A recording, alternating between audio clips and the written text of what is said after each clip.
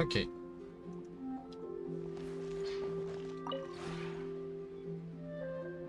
Uh...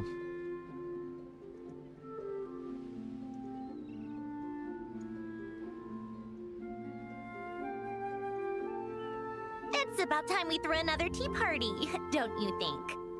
I wonder who else is free.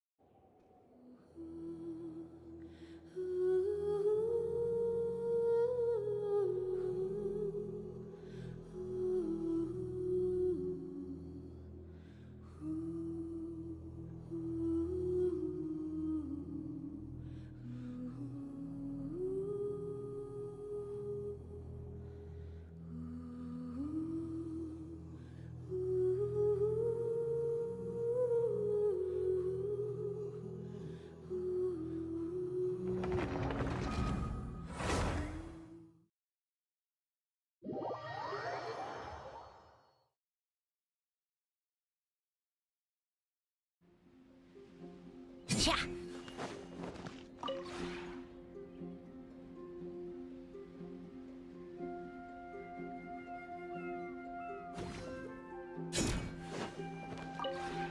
This realm...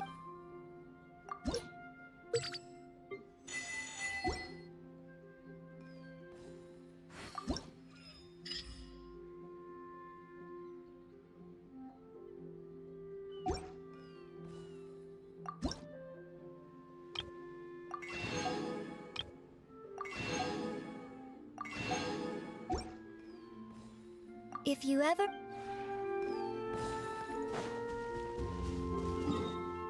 Okay. Unfortunate.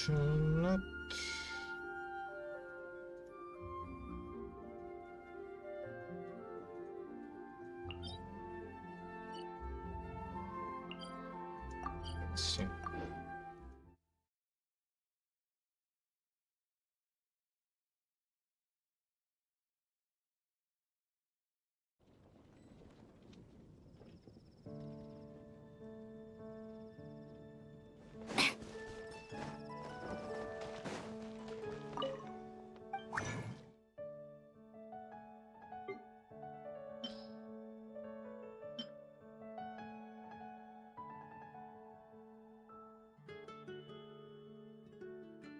Yeah, so apparently I don't need that, right? Because I have something that's way better. Right.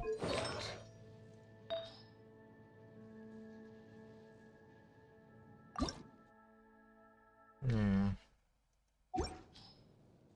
Well, it's not way better, but it is better.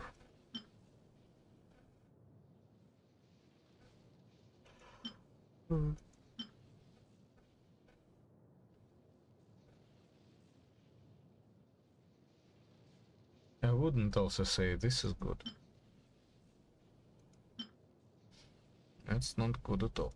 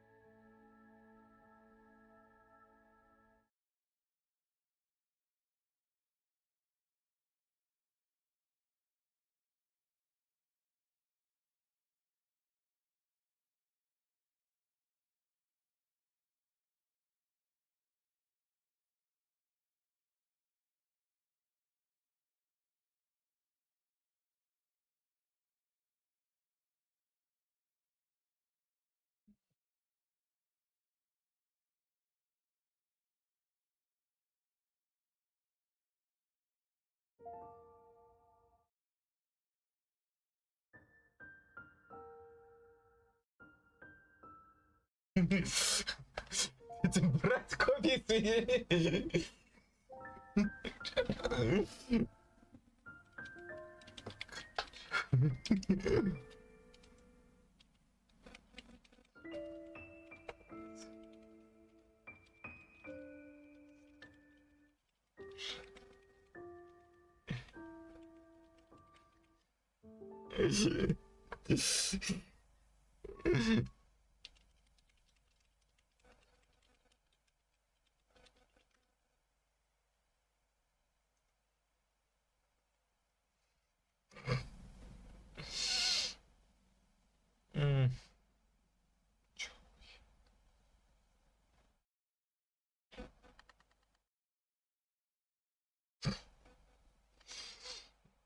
Да.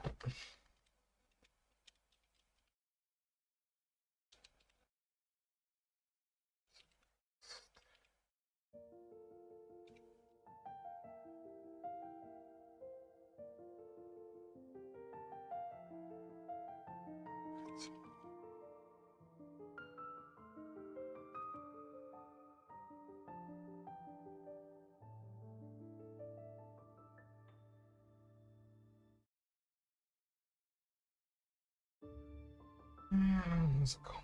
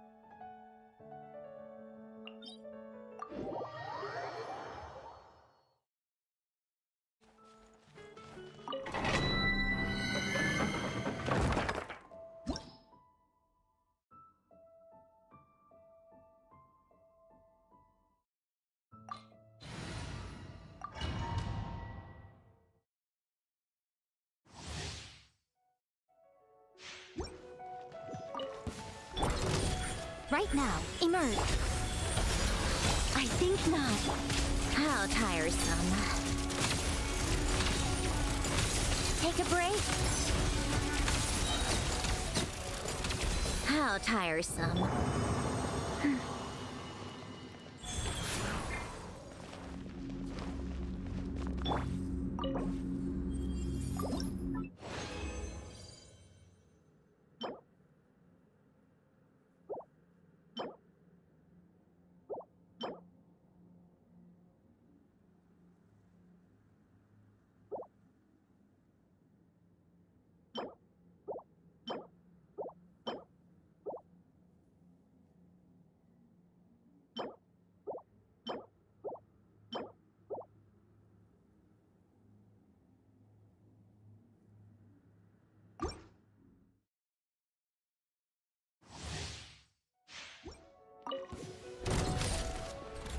Come on, keep up. Ah! Right here, emerge. Go. Such defiance. Take a break. Ha!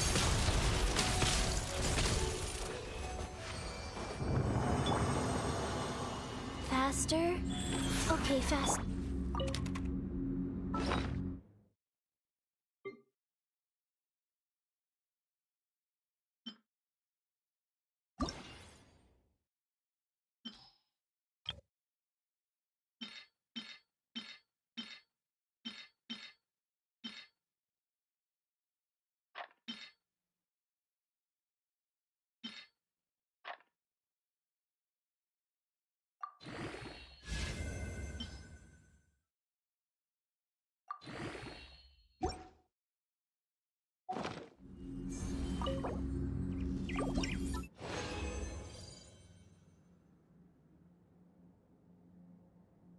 Mom!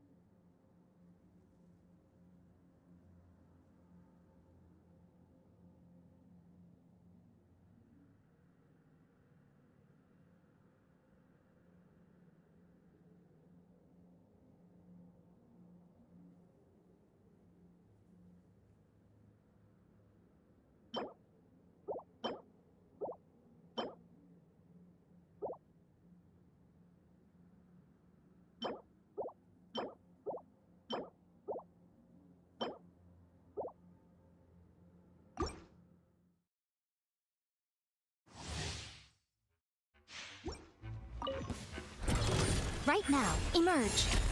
Life goes on. I think not. Come on, keep up. Ha! How tiresome. Rise.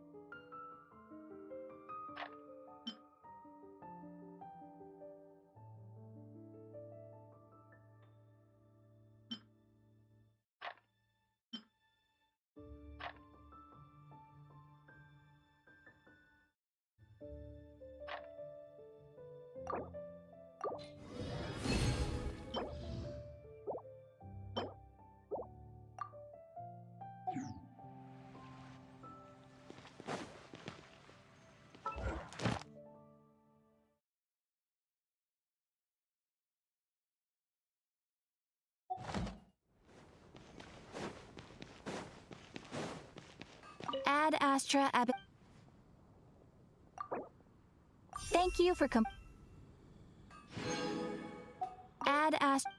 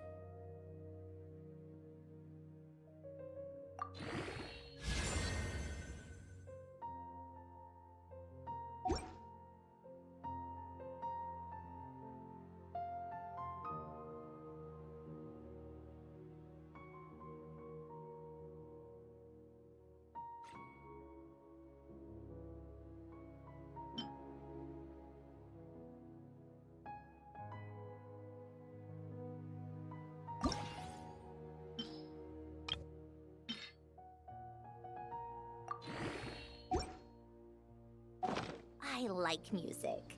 In fact, I've taught myself to play many different instruments. Take a break, pick up the pace. Come on, keep up.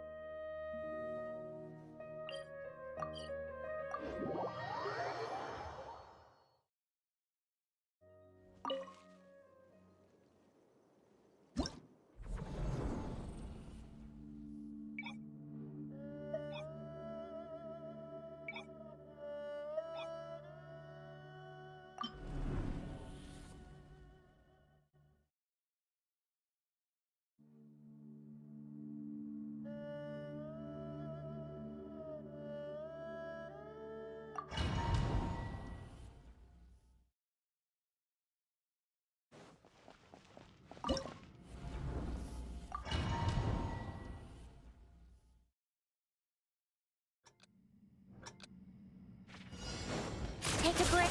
Show them. Right here. Emerge. A little of this.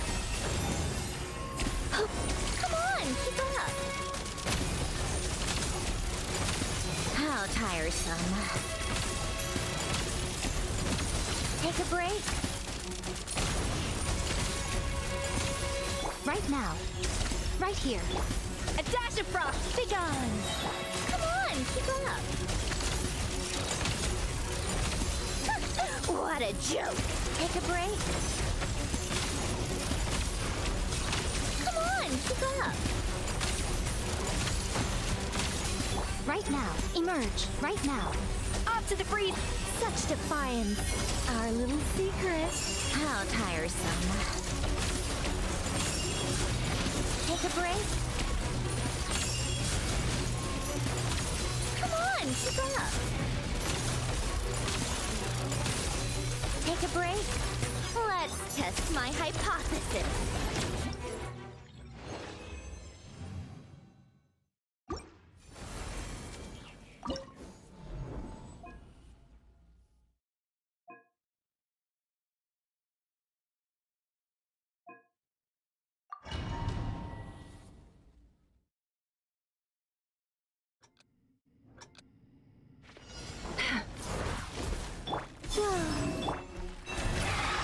Cleanup sequence initiated. It all falls into place. Can't hide the truth. Let's see what you're made of. Time to come clean. The deception ends here.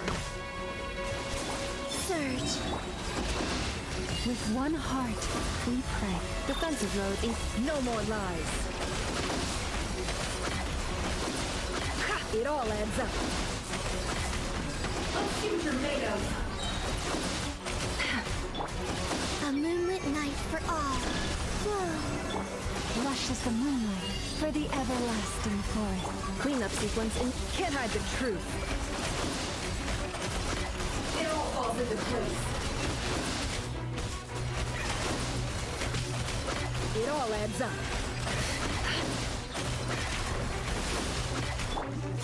a new moon rises. Receive my blessing by the frost moon of old. Insulation chain. Can't hide the truth. Let's see what you're made of. It all adds up.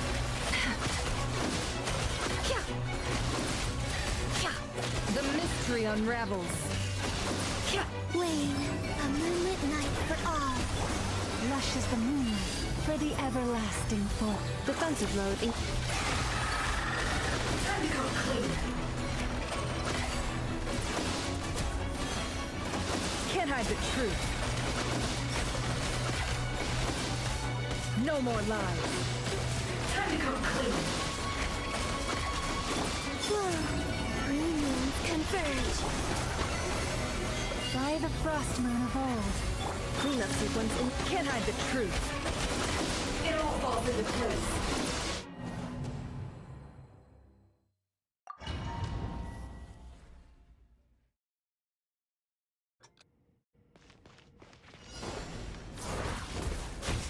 Wayne. You can't. Insulation chamber. No more lies. Time to come clean.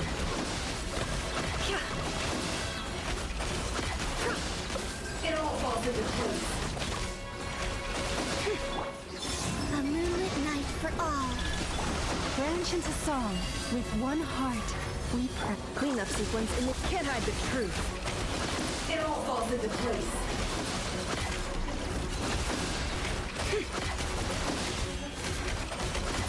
No more lies. Time to come clean. Three moons converge. For the everlasting forest. Insulation chamber. It all adds up. Time to come clean. Can't hide the truth. The deception ends here. Surge. A new moon rises. Receive my blessing. By the frost moon of old. Defensive mode in... No more lies. It all falls into place.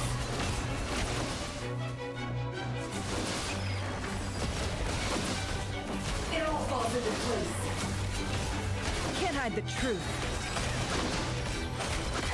The mystery unravels.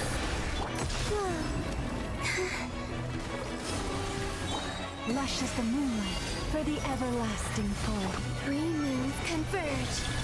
Insulation chamber. No more lies. It all falls into place. Can't hide the truth. The deception ends.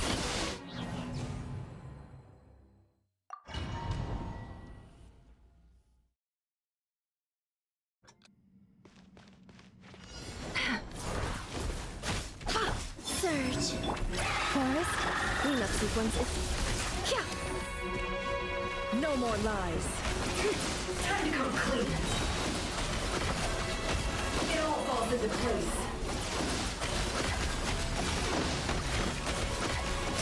Whoa. A new moon rises. By the frost moon of old. Insulation chamber. It all adds up. No more lies. Can't hide the truth. Surge. A moonlit night for all. Branch into song. For the everlasting forest. Cleanup sequence in...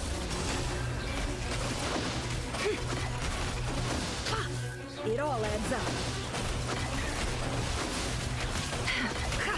The mystery unravels. Whoa. A new moon rises.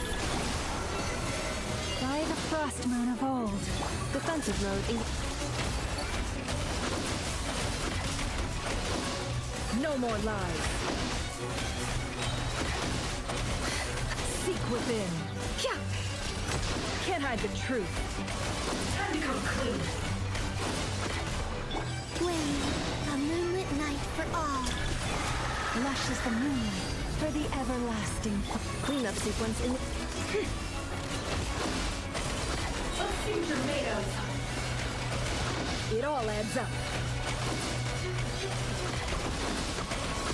The mystery unravels. Three moons converge. Receive my blessing. With one heart. Defensive mode in... Can't hide the truth. Time to come.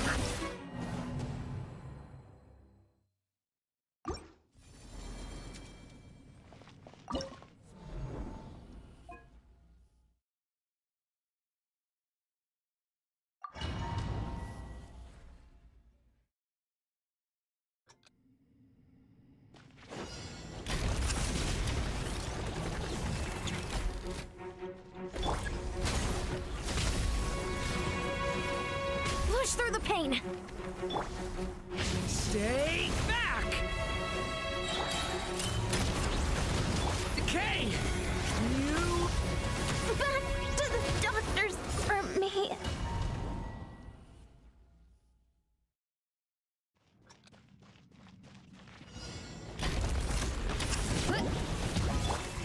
Watch out! A turning point? Final warning! That's more like it.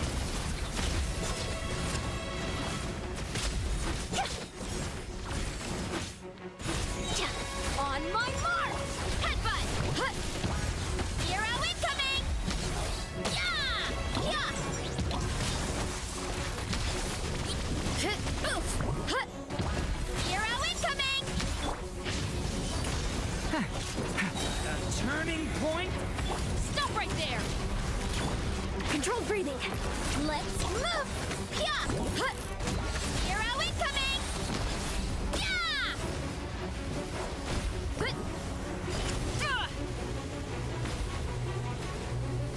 Look out below! Leave it to me! A turning point? Drop your weapons! Quick as a flash! On my mark! Look out below! Charge! Oof! Hi! Hero incoming! That was a cheap shot! Leave it to me! The story has only just... You asked for it! Let's move! Yeah! My strength is gone.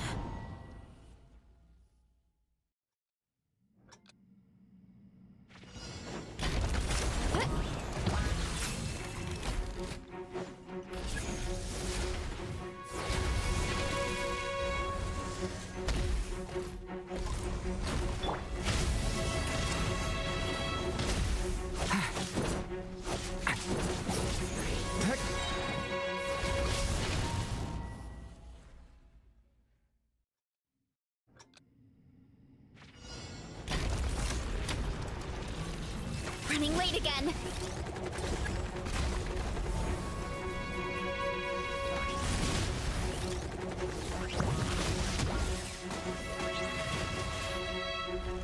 Faster! Stronger!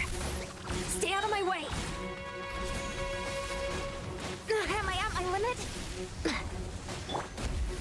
Running late again! Leave it to me! Does this make a good ending?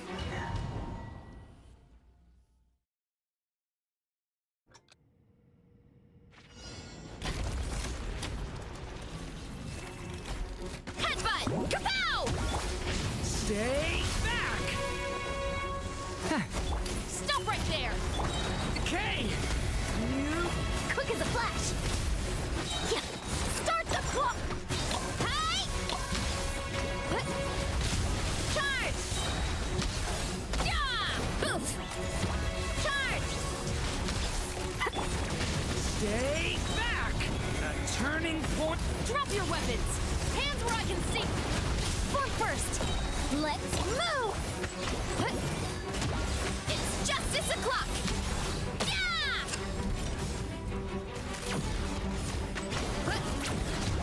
Hero incoming! Watch out!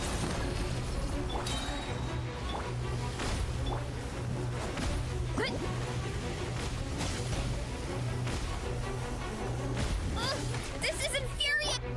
Stay back! A turning... Final warning! Step aside! Start the... Yeah! Hi! Headbutt! Look out below! It's justice o'clock! Yeah! Oof! Hero incoming! Yeah! The story has only just... Stop right there!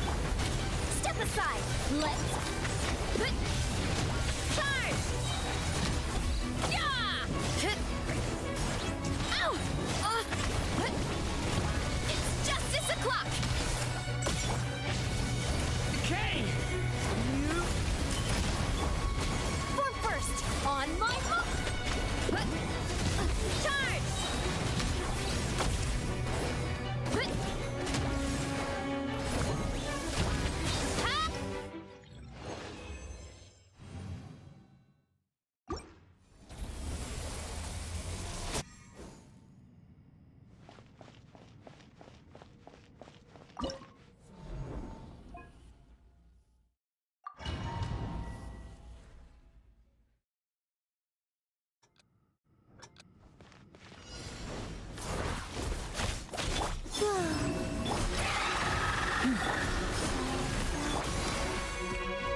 Insulation chamber deployed. It all adds up. Can't hide the truth. It all falls into place.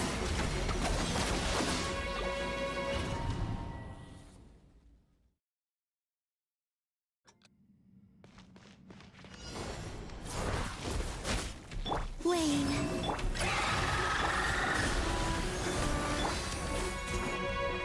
Cleanup sequence initiated. Let's see what you're made of. No more lies. Surge. A new moon rises. Branch into song by the frost moon of old. Insulation chamber. Let's see what you're made of. Time to come clean. The deception ends here. Wayne. A moonlit night for all. Receive my blessing for the everlasting. Defensive mode engaged.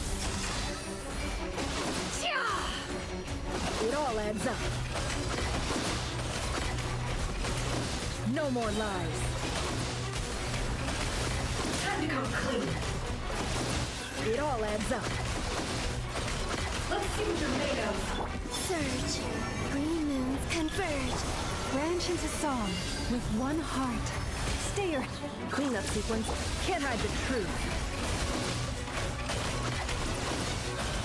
It all adds up. The mystery unravels. leave this place A new moon rises. for the everlasting forest. Can't hide the truth. Time to come clean. No more lies. The deception ends here. Time to come clean. Three moons converge. Lush as the moonlight by the frost moon of old. Defensive mode engaged. Can't hide the truth.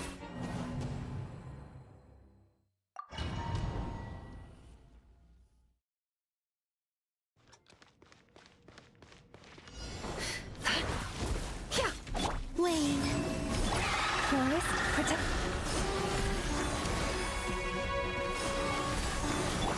It all adds up. No more lies. Let's see what you're made of. It all adds up. It all falls into place. Surge. A new moon rises. With one heart, we pray. Cleanup sequence in. Can't hide the truth. No more lies.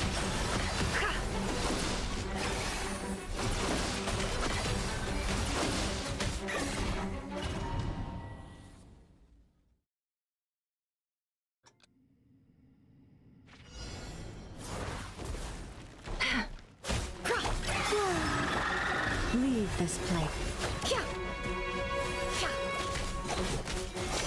It all adds up. Can't hide the truth.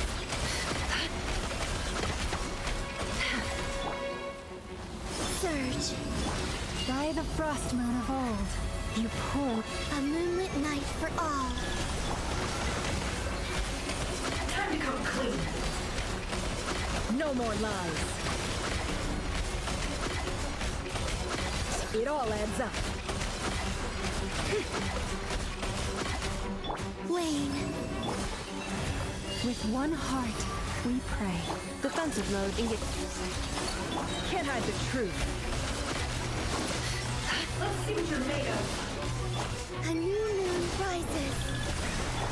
Forest, Yeah. No more lies. Time to come clean. It all adds up. Let's see what you're made of. Seek within. leave this place. By the frost moon. Can't hide the truth. No more lies. It all falls into place. The mystery unravels. A moonlit night for all. You poor lost lamb. For the everlasting forest. It all adds up. Can't hide the truth. Time to come clean. The deception ends here. No more lies. Let's see what you're made.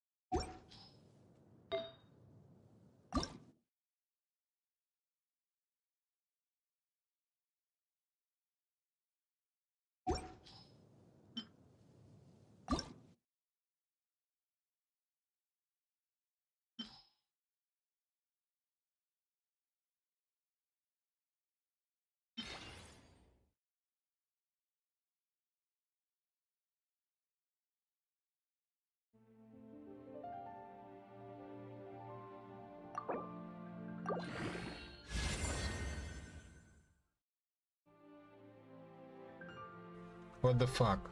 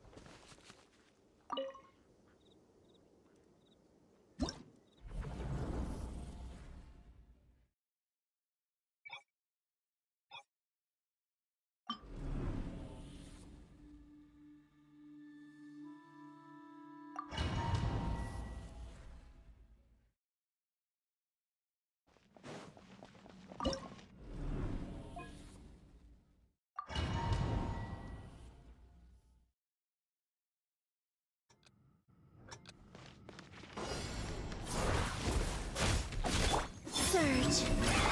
Leave this place. Cleanup sequence in. Can't hide the truth. Let's see what you're made of. It all adds up. Seek within. Whoa. A new moon rises. Forest, protect us with one heart. Insulation chain. No more lies. It all falls into place. It all adds up.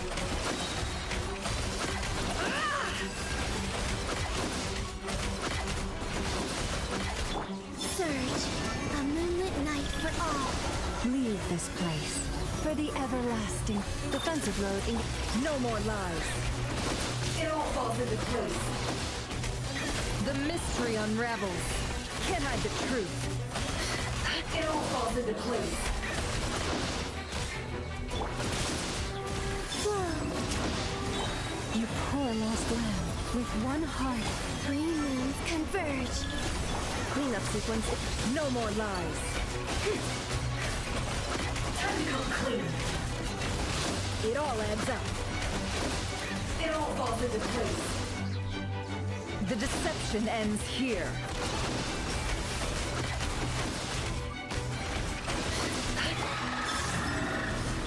Leave this place by the frost moon of old. Defensive mode engaged.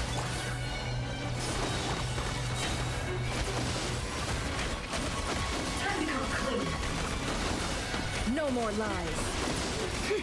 Time to come clean. Surge. A moonlit night for all. Forest, protect us for the everlasting.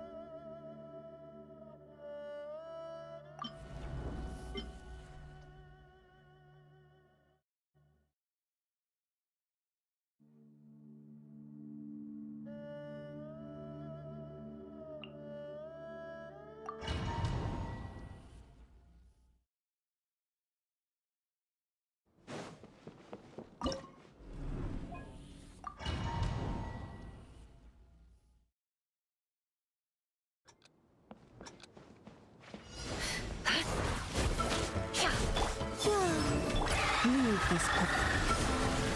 This might hurt a little. It all adds up. Time to come clean. No more lies.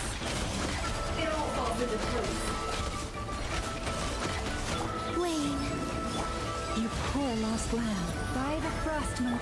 Grow, grow, grow. Sharing my knowledge. 3 moons converge. Let's see what you're made of. Can't hide the truth. No more lies.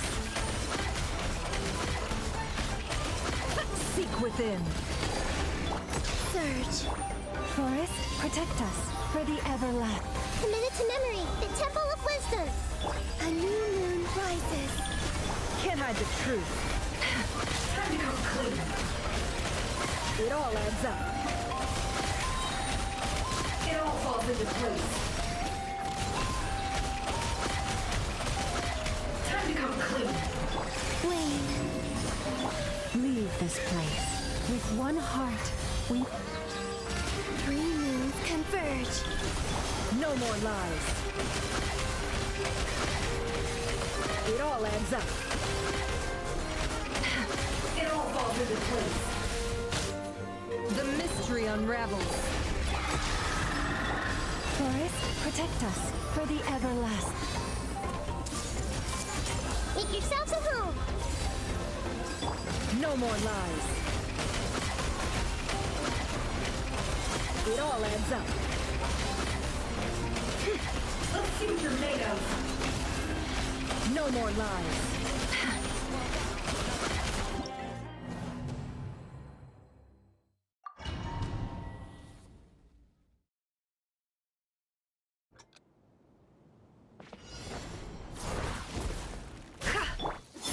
it.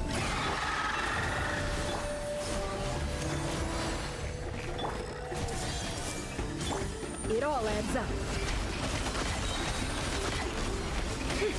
No more lies. It all falls into place. Can't hide the truth.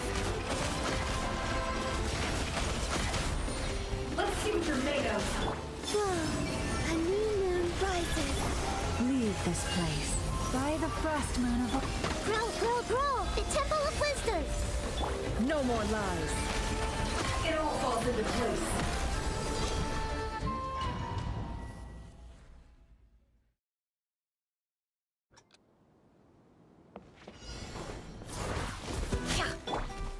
Wayne, You poor lost lamb. committed to Can't hide the truth. It all adds up. Surge, a moonlit night for all. Forest, protect us with one heart. Grow, grow, grow! Sharing my knowledge! Let's see what you're made of. Time to come clean. Seek within. A new moon rises. Leave this place. By the frost moon. Committed to memory. Make yourselves at home. No more lies. It all falls into place. It all adds up. Time to come clean. The deception ends here. Three moons converge. You poor lost lamb. For the everlasting. This may hurt a little. Sharing my knowledge. Can't hide the truth. Time to come clean. No more lies. The mystery unravels. A new moon rises. Forest, protect us. By the frost moon of old. Make yourselves at home.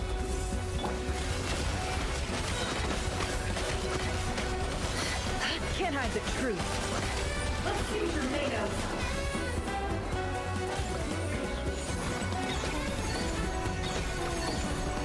Wayne.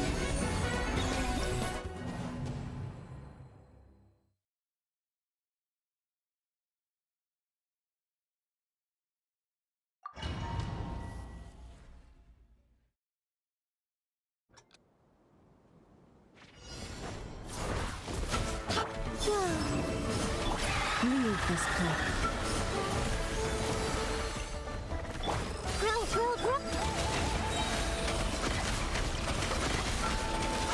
No more lies.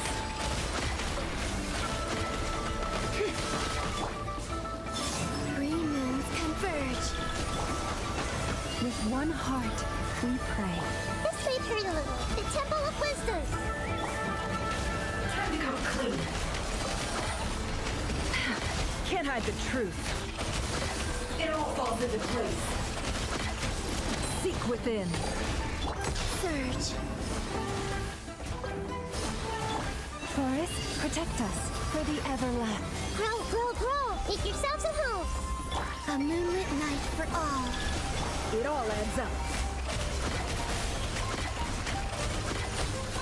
Let's see what you're made of. The mystery unravels. You poor lost lamb. With one heart. This was earlier the Temple of Wisdom. Three moons converge. No more lies.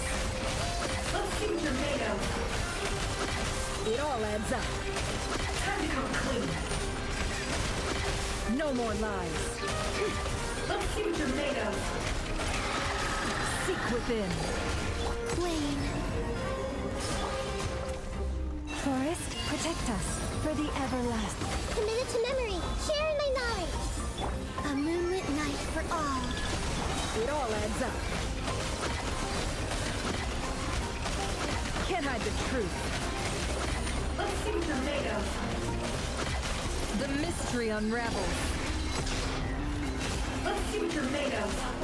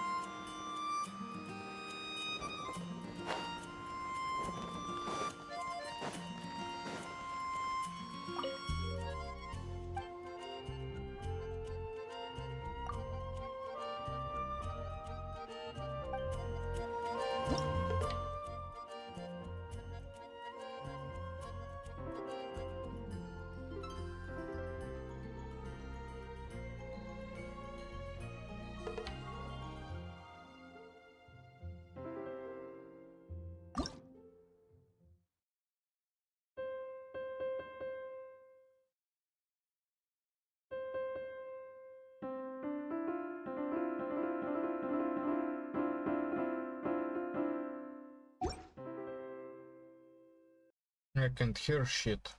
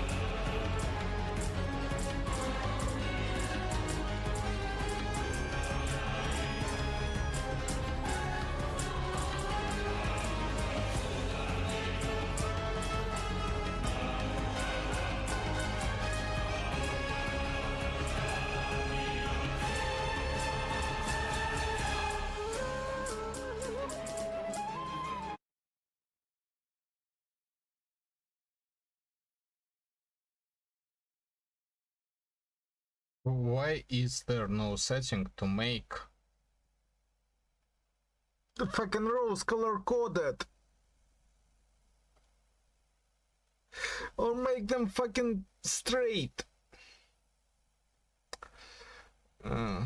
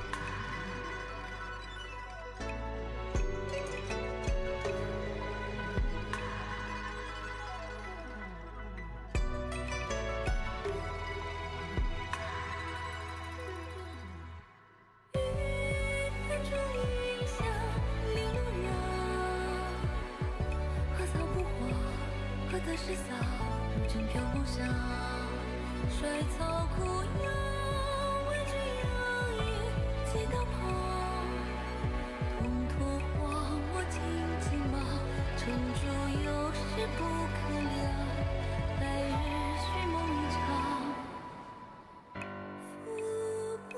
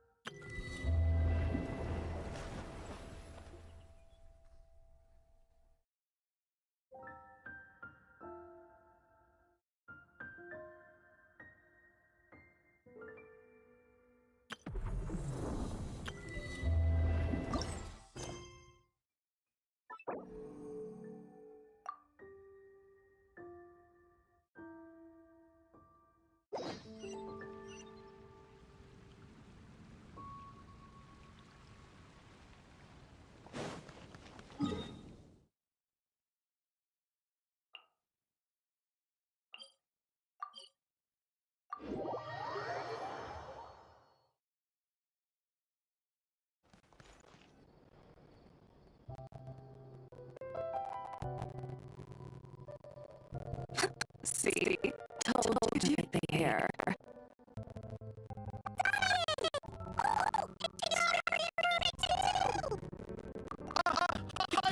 Archon above.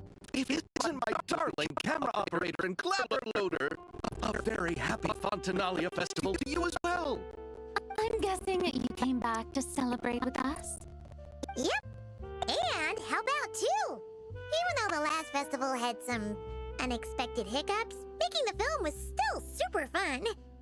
Since you're all here together like this, you must be planning on entering the competition, right? Of course! A celebration of the entertainment industry. No one who's anyone would choose to sit this one out. It only happens once a year, after all. Fontaine Fashion Week might be more my speed, but the film festival brings in a lot of orders and boosts brand recognition, so I wasn't going to miss out either. A few new awards have been added this year, too. Best Director, Best Costume Design, oh, and Best Camera Operation. Ooh, sounds like we've got work to do. Come on, tell us! What's Musketeer Pictures film gonna be about? Oh, about that. What's wrong, Xavier? What's with that look? Oh, man, you weren't scammed by some shady investor again, were you? No. Even I'm not naive enough to fall for something like that again. Besides, thanks to the fine people here, Musketeer Pictures has more than enough funds to shoot without investors. And yet problems persist. Huh? What do you mean? Well, we were planning to replicate our past success and shoot a film based on a popular novel. But as we were holding auditions for the female lead earlier today, a striking young mademoiselle wandered in by accident. Her disposition was simply ethereal, the look in her eyes somewhat melancholic. Oh, I wish you could have been there. The awe I felt can scarcely be put to words.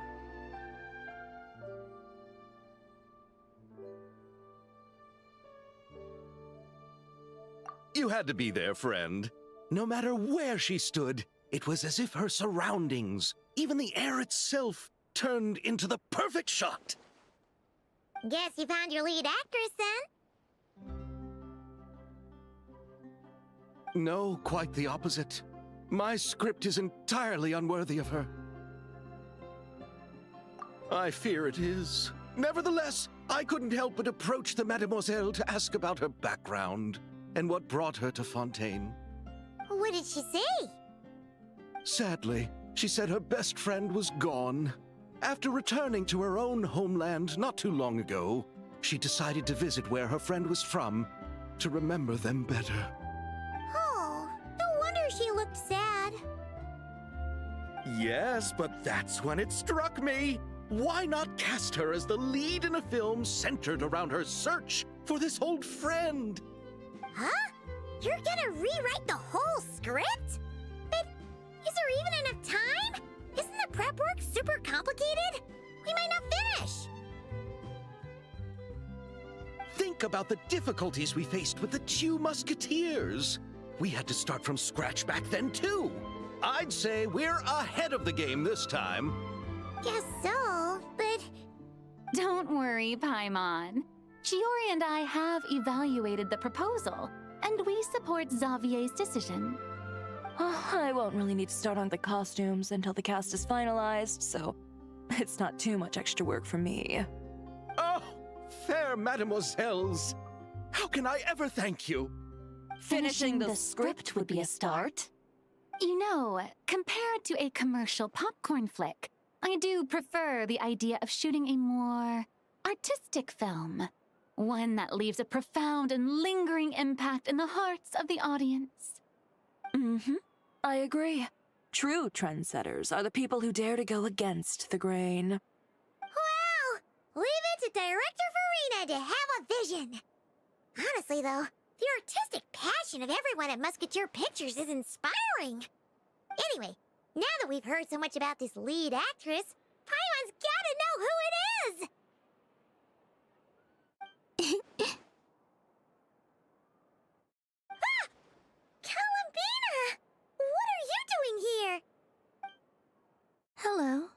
was just walking past when I heard you talking about me, so I came over. Huh? You know Miss Columbina? Of course! Wait a second. Does this mean Columbina is the actress who inspired the whole rewrite?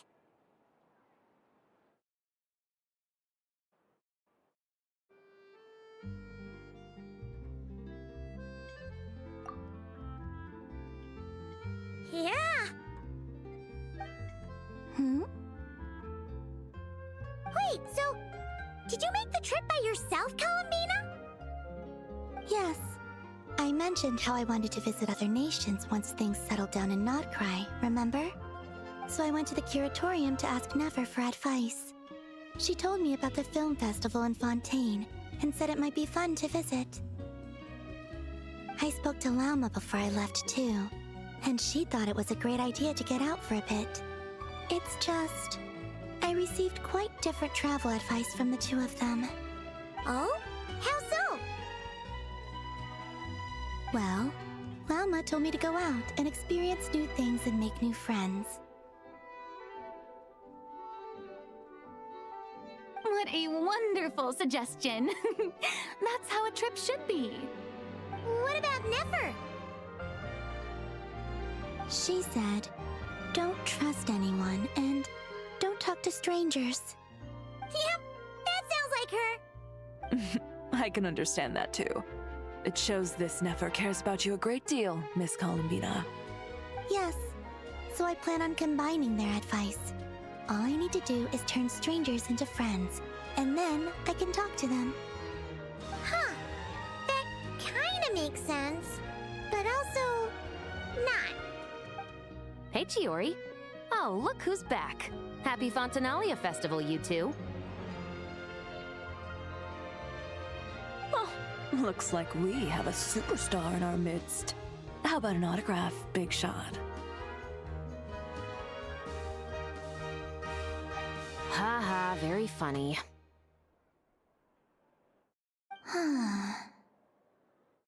All settled then? Yep, the Duke gave his blessing, and I cleared it with the Udex. During the festival, inmates with good behavior will get a chance to spend some time on the outside. Under the stringent supervision of the Special Patrol, of course. Risley! It's been a while! Happy Fontanalia Festival! Does that mean Veronique and her brother will be at the festival? During a specific window of time, sure. Doesn't hurt to give the inmates something to look forward to. A little sun'll do them some good, I think. This is a friend from your travels, I'm guessing. Thought I heard something along those lines. Right! We should make some introductions, huh? Chevros, Risley, this is Columbina, a friend we met in Notcry. Welcome to Fontaine, Miss Columbina. I bet the weather's been quite an adjustment. Yeah.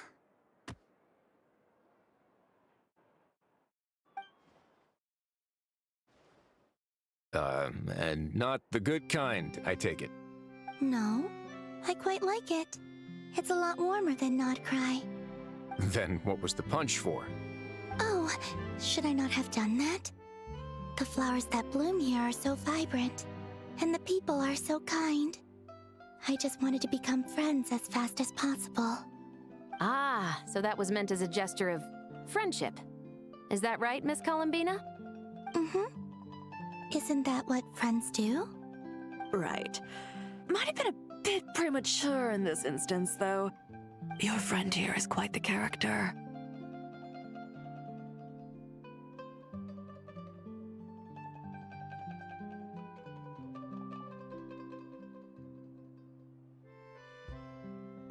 Good thing we said something. You weren't seriously gonna go around punching every single person in Fontaine, were you? No, just the ones I wanted to be friends with. That's not...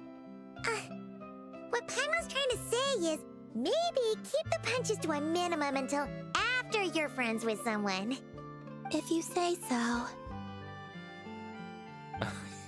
You're quite the character, Miss Columbina. So, are we friends? Of course. Any friend of the Traveler is a friend of mine. Yeah.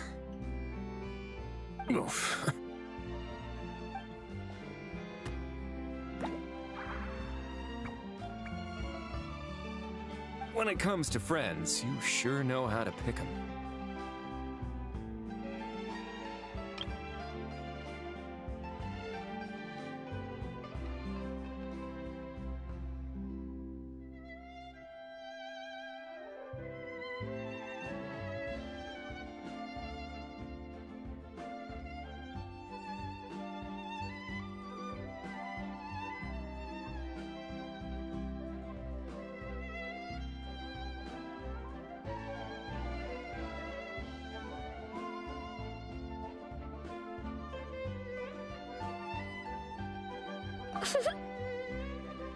So Miss Columbina is the lead actress I've been hearing so much about.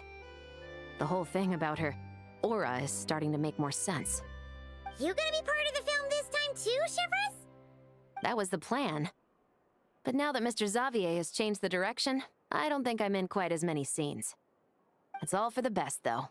A different crew asked me to help consult on some of their musket work. Oh, sounds like our trusty musketeer is as popular as ever. I'm just going where I'm needed. I'm more than willing to help with whatever this production needs as well. Ah, well, speaking of, would you happen to know if there are scenic locations around the court of Fontaine that other crews haven't booked? The festival's pretty popular this year, so there's not a lot left. You might just have to talk it over with the other productions and see if they'll let you squeeze in here and there. I see. Having trouble finding a filming location? Yes, we made a last-minute decision to go down a different route, so the indoor locations we reserved are no longer a good fit. And it looks like all of the best outdoor spots have been taken. You know, I might know a place. Good views, good atmosphere, and no production team has snatched it up.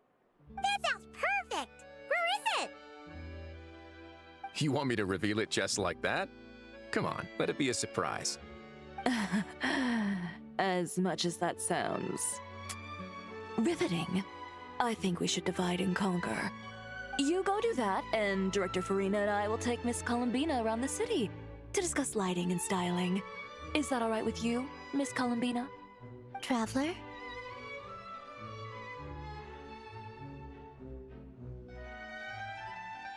Yeah! Everyone here is our friend! So don't worry about a thing and just focus on enjoying your trip. Okay. All right, then the Traveler and I will go check out this potential filming location. It might even give me some inspiration for the new script. I'll leave this to the Duke then. Until later, everyone. Maybe we'll run into each other on set. Okay then. Lead the way, Risley! Paimon's not built for suspense. Let's get this show on the road! Who said anything about roads? Huh?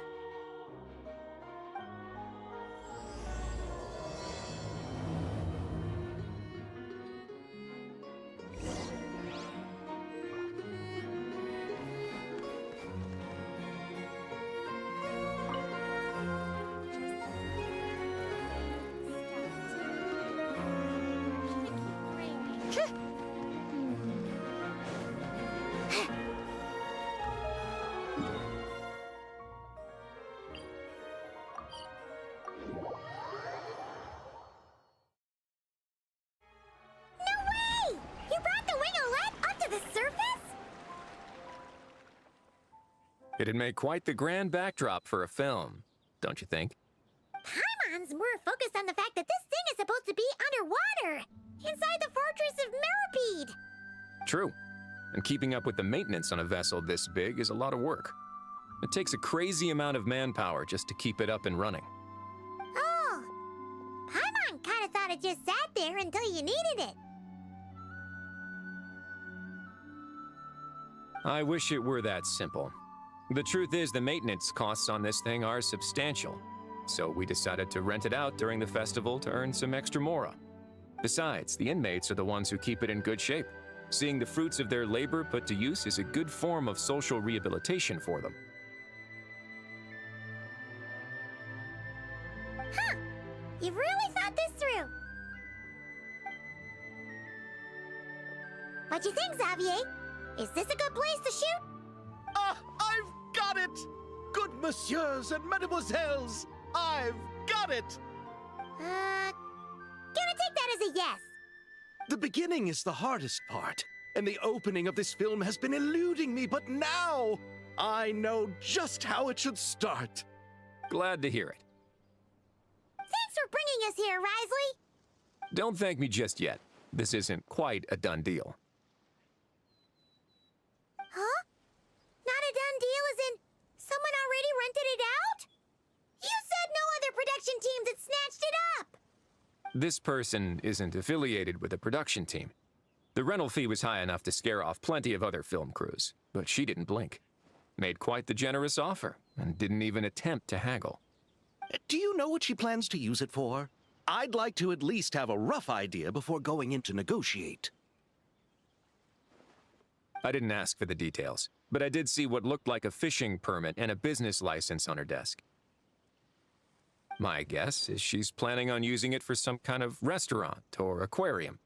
A floating restaurant is sure to attract people, but an aquarium sounds cool too. The views from the ship make it a great spot for a date. The winglet might not be under my command right now, but it's always nice to see her admired. A film is sure to drum up some good publicity as well. I do hope we can work something out with the current captain. Well, guess we should head over and talk things out then. Best of luck.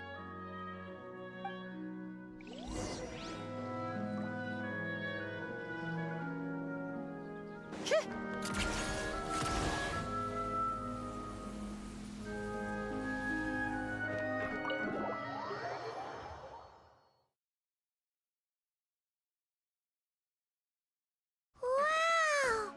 The winglet seems even bigger up close. The rooms are so spacious. Wonder who rented it out. Hello? Anyone there?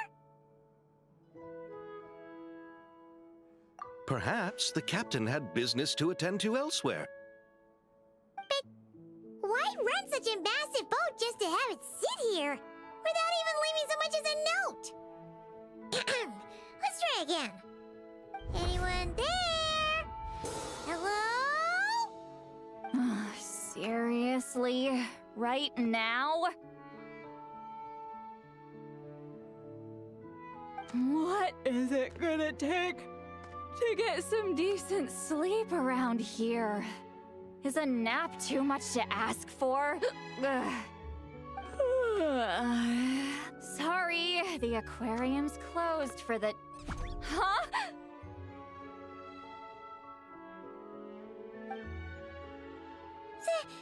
See Lolly? Traveler! Paimon! Hold on.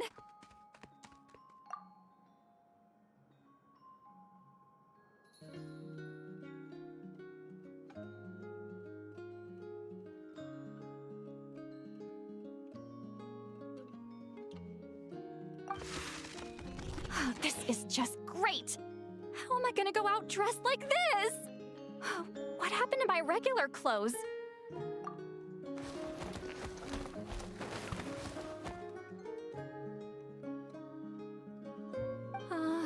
The wash! I put them in the wash after I drank too much and fell into the fountain.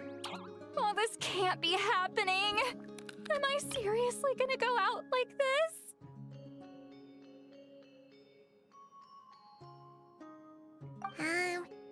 Think we might have caught her at a bad time.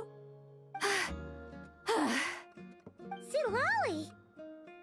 I don't want to hear it. Hear what? A single word about what I'm wearing. No comments, none. Is that clear?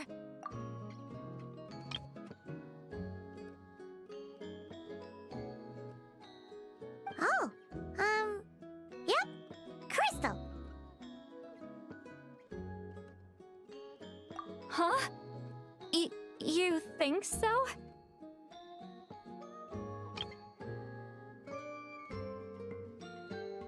No, wait, I told you not to say anything!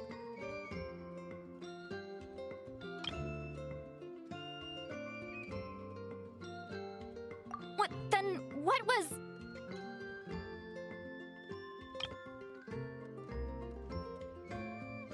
Her thoughts. I heard her thoughts.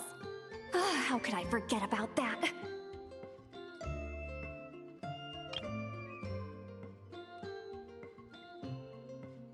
Oh, this is so embarrassing. I seemed a little too pleased to get that compliment, didn't I?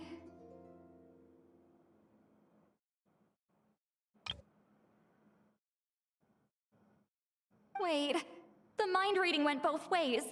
Does that mean the traveler's hearing all this too?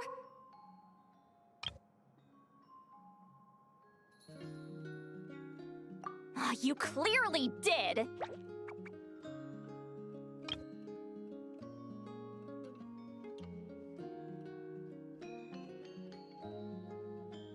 Huh? What did we do?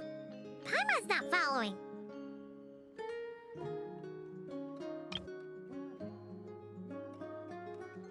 Nothing. It's nothing. Let's just move on. Did you need something?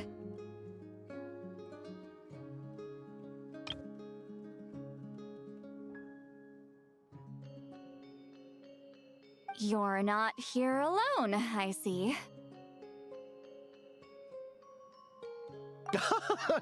Hello, I'm Xavier, a film director and producer from Fontaine.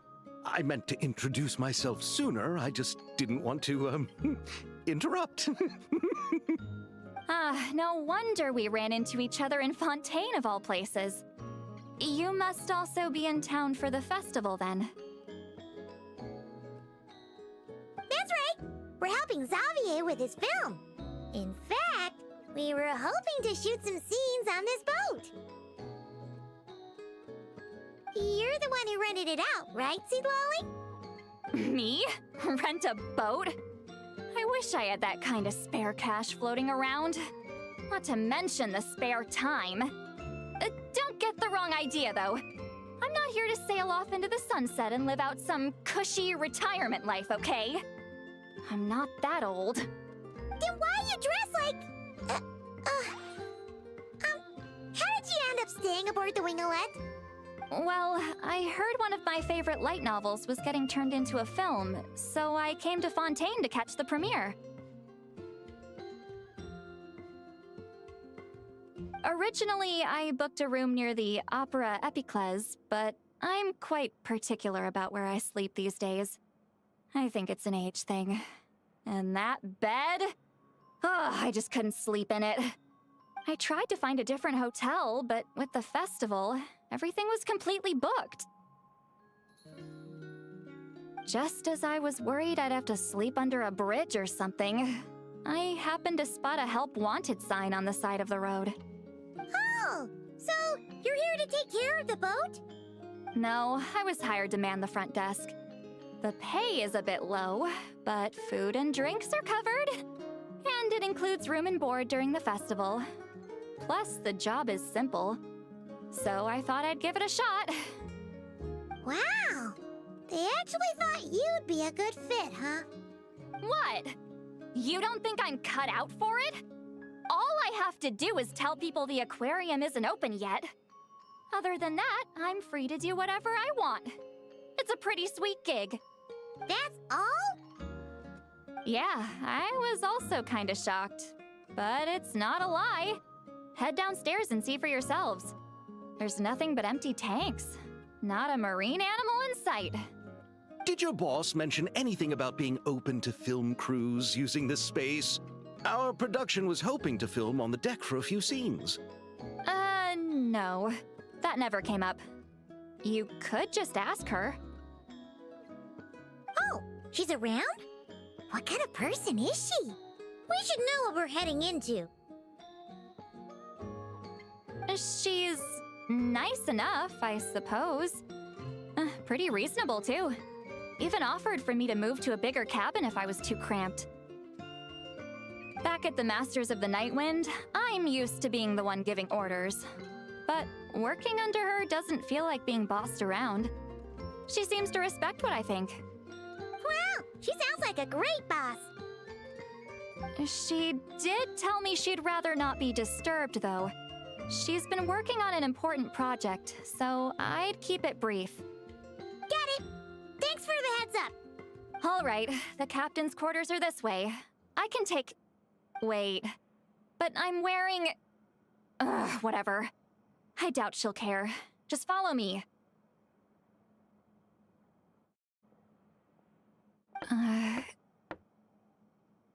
Miss Guillotin? These visitors were hoping to ask you about something.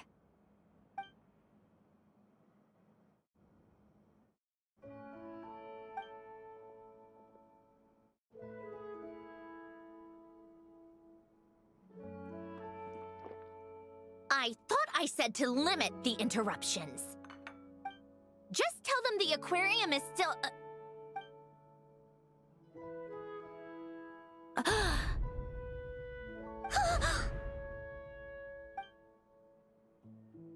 Sandrone, you're here?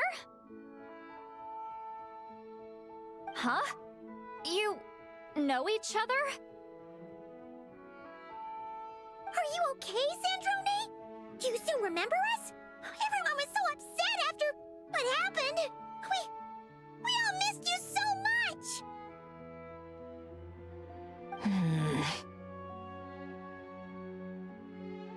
Miss Seat Lolly, why don't you escort this gentleman to the reception area for a cup of tea?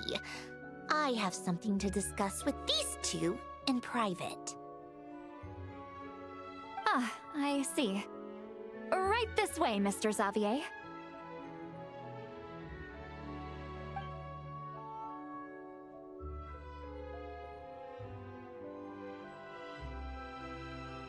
Sandrone?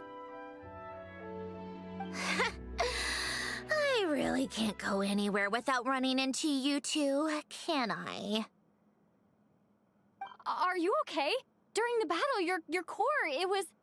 Destroyed by that bastard Dottore. That's right. But as you can see, I'm fine now. No major issues. Or at least, there shouldn't be. Oh, what a relief! Why didn't you tell us sooner? Or come back to see your friends? Now that I have the chance, I just want to say... Thank you for saving me. Huh? Don't get the wrong idea. I only saved you so we could complete that formula and defeat Dottore once and for all. Even if he did crawl back from the grave to make us all miserable again. That doesn't matter. You're still a hero. All right. But it wasn't just me. All I did was lend my brilliant mind to the cause and take care of one part of the plan. Although, I'm not denying it would have fallen apart without me. You got that right. You're amazing. But how did you go from from a lifeless pile of scrap to looking like this? Well, my mom was trying to put it a bit more gently, but yeah. Where do I even start?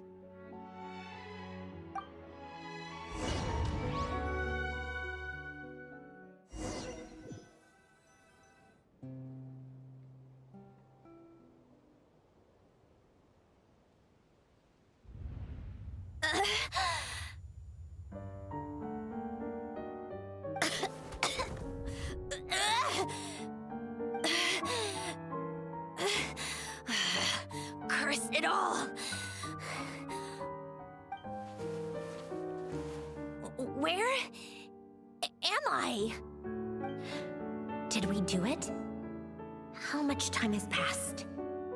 I'm not in one of that lunatic's experimental labs, am I? Wait, Fontanian decor. Books from the Research Institute. Phew. One thing at a time.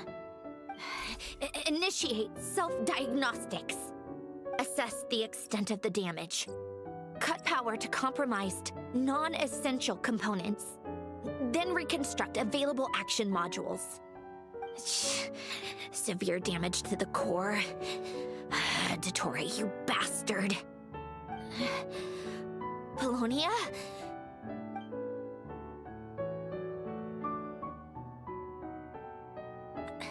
Polonia, wake up! Activate!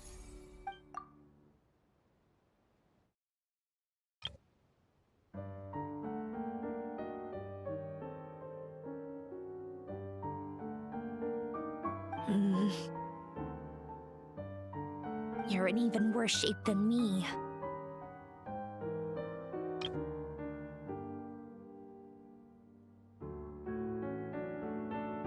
Internal gears and energy circuits are barely intact. Extreme damage to the core, just like me. Rebooting is off the table. Even if I could repair the damage, I don't know if... You used up all your critical energy in those final moments, didn't you? To protect the core of that guy in the hat, and the numerological array. Wait, the array. Yes!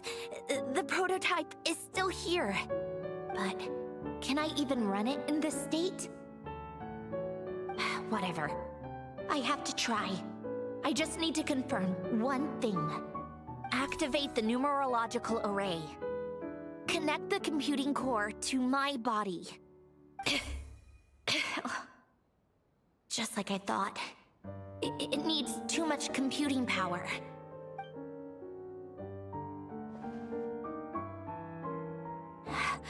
Cut off power supply to all functions except the thinking module. Please. I just need to ask one question. Initiate query regarding the 3 moon sisters. How many living moon goddesses are there in possession of the Trilunar Authority? 1. It worked. You did it, Columbina. You made it back. But how did I survive? The self-diagnostics showed damage severe enough to shut me down for good. What triggered the reboot? A built-in message?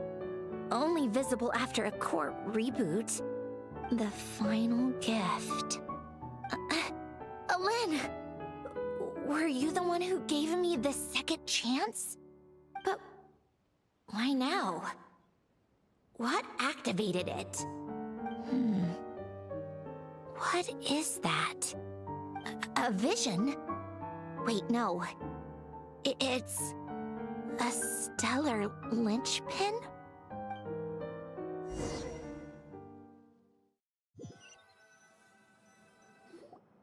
A stellar linchpin? What's that? You can think of it as a rare kind of vision. As for what causes one to manifest, well... that's still unknown. But in Snezhnaya, or in Afatui's research at least, it's believed to have some connection to the third descender. The third descender? We knew his remains were used to create the Gnosis, but this is the first we're hearing about a stellar linchpin. You knew about the remains? Right, of course. Look who I'm talking to. Yes. The heavenly principles used the remains of the third descender to create the 7 Gnosis as a means to consolidate the Archon system. Visions result from that same system, so extrapolating from there, it's clear that the manifestation of a vision is also, to some extent, related to the third descender. Still following? For those that wield them, visions serve as a means to channel elemental power. The same is true of stellar linchpins. The difference is that, when wielding elemental energy, stellar linchpin users often exhibit a unique kind of power that seems to come from beyond to that. It's believed that, when a stellar linchpin manifests, impurities from the remains of the third descender get fixed in place. Hence, the name. That's also believed to be the source of the strange power I just mentioned. We've heard that visions can appear when someone has a really strong wish or desire. Stellar linchpins sound kind of similar, so does that mean... Huh? Oh, don't look at me like that. I've never had any grand wishes or aspirations. Just a list of things that drive me up the wall. So if you're asking why this thing appeared, I have no clue. All I know is that without it, the gift Alen left me, this built-in second chance, never would have triggered. The damage to my core was too severe. But thanks to the Stellar Linchpin's manifestation, it did trigger. And after my core rebooted, I was able to repair the damage to my body. I also managed to import the numerological array, along with some of Polonia's surviving algorithms, into this form. Wait, does that mean Polonia is... Yes. Unfortunately, Polonia is... beyond repair. Oh, we're so sorry to hear that.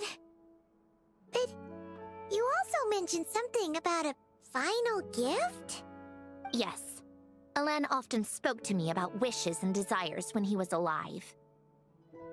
I suppose he thought there might come a day when I wished for something, and was willing to sacrifice my own life to fulfill it. So he left me a chance to start over. No, never.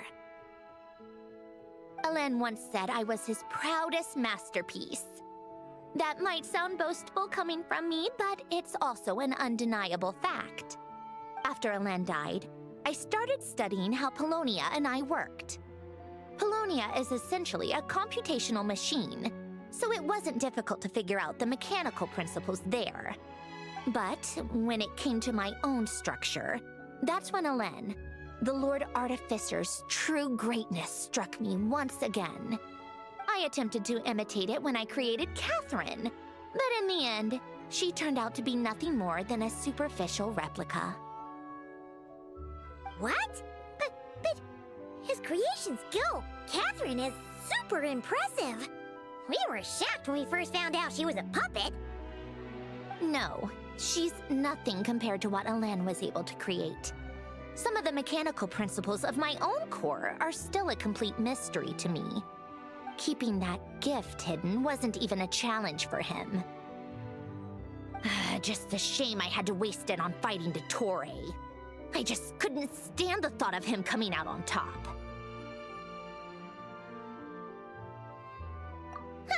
If you put it that way, the world owes me a whole lot then, doesn't it? Wait, but all this still doesn't explain what you're doing here. Risley said you rented the ship and even had some kind of fishing permit? That's because I'm trying to go back to the place Alen and I lived when he was alive.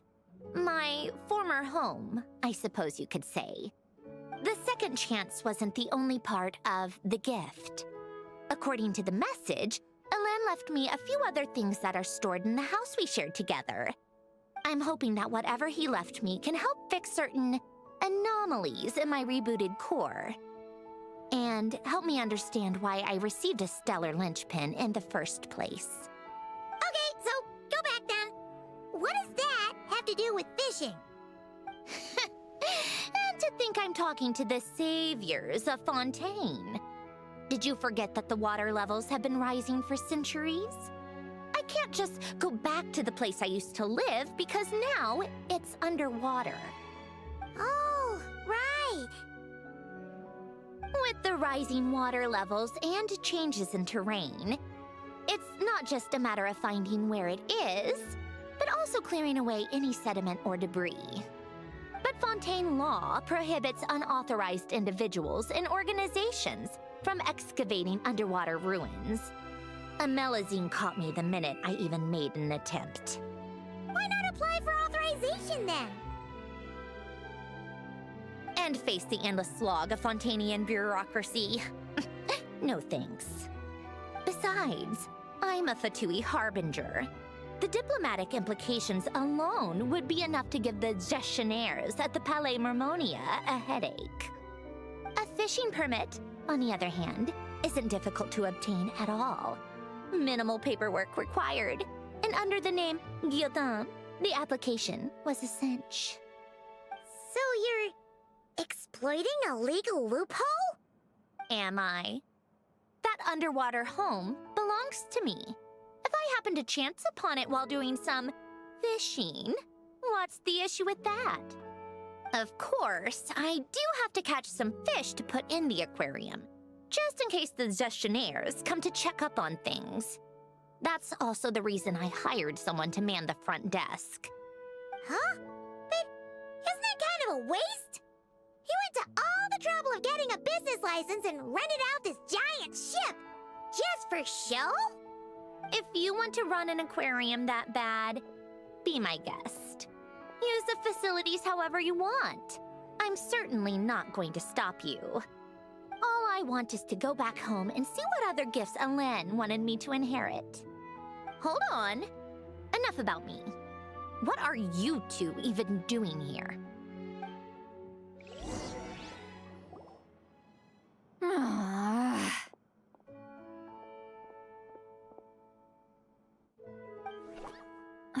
Seriously?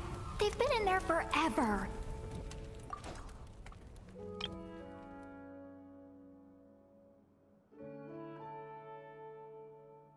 The reaction when they saw each other was strange, to say the least. You're lucky I was nice enough to leave the room and give them some space. Back in the Masters of the Nightwind, I'm the one who gets to kick people out.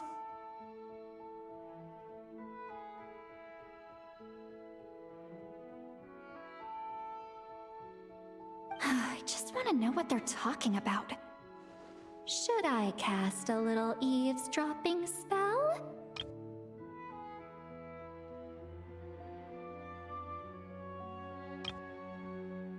I just want to know what they're talking about.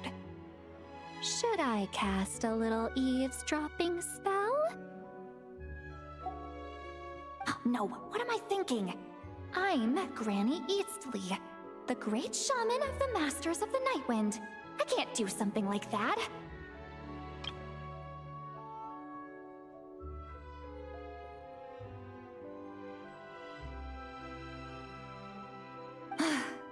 This is just ridiculous. Making me wait out here for so long? Where's their respect for their elders?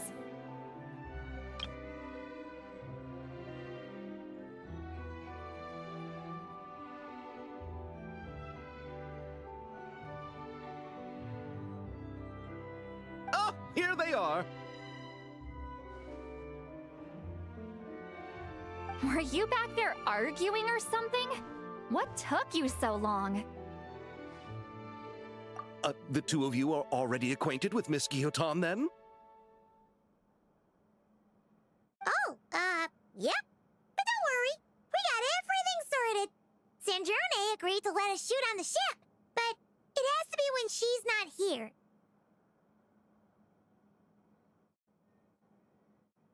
When she's not here? That's right.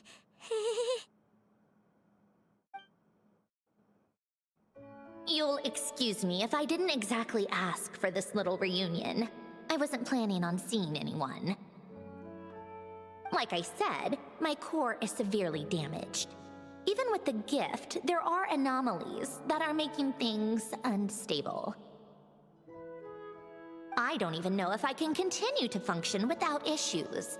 So the priority is to fix these anomalies and get answers to my own questions. Then, I can see the people that need seeing. Anyway, just let Sandrone know when you plan to film Xavier, and she'll, steer clear. I do hope I'm not causing Miss Guillotin too much trouble.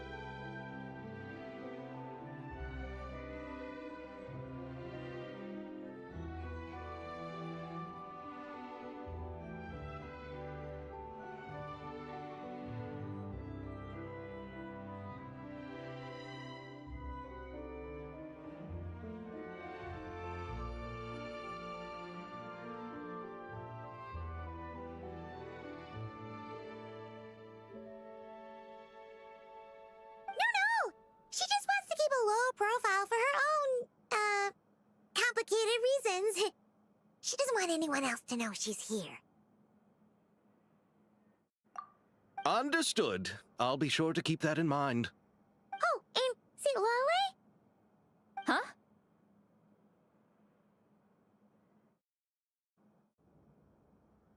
You mean Miss Gyotan? What does she want? Oh, please don't let it be about the pajamas. What? The 7th of the Fatui Harbingers? Why are you telling me all this?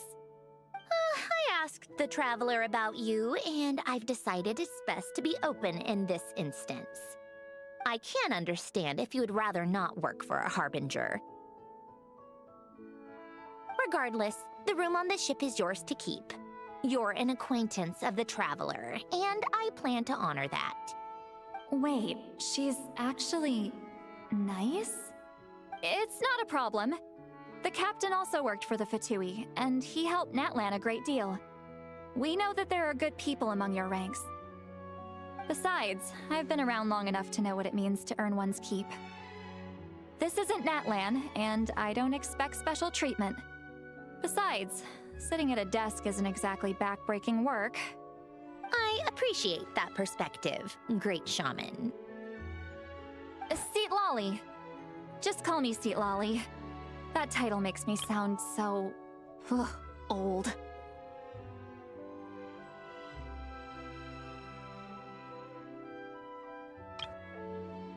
Seat Lolly. Just call me Seat Lolly. That title makes me sound so... old. Well, Seat Lolly, the Traveler and I are looking for something, so we'll be heading underwater together soon. I'll leave the ship in your care while we're gone.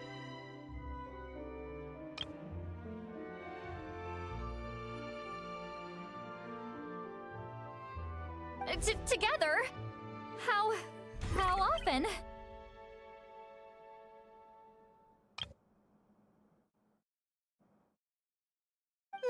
Not too often. We're heading out in a bit, but I'll be available if you need something. You couldn't, go alone?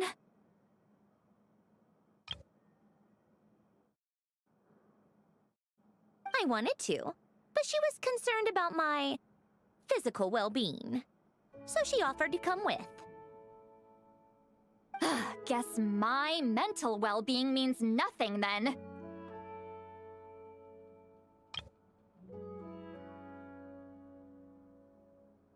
Huh?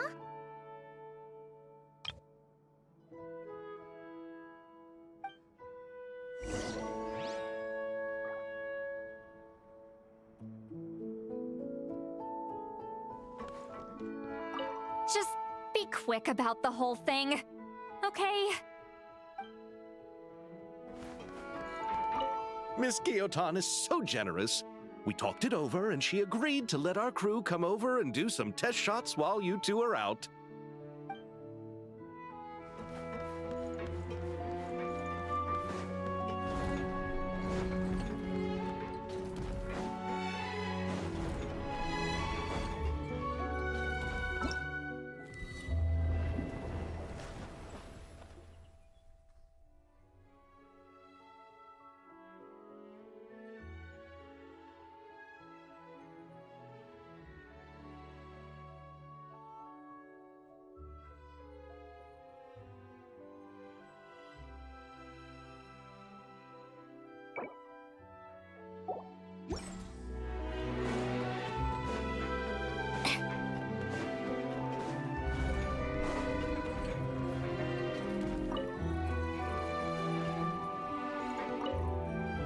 All right. Our first stop is the Barrel region. After Alain left the Fontaine Research Institute, he lived in seclusion somewhere around there.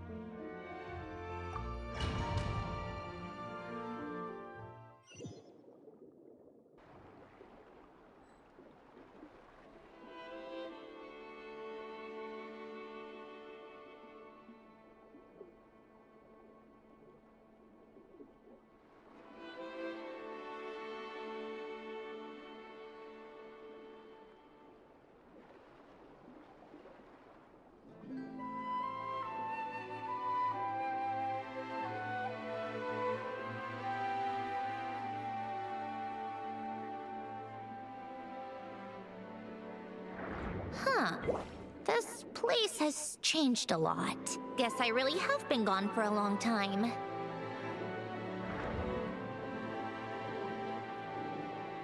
Let's look around and see what we can learn.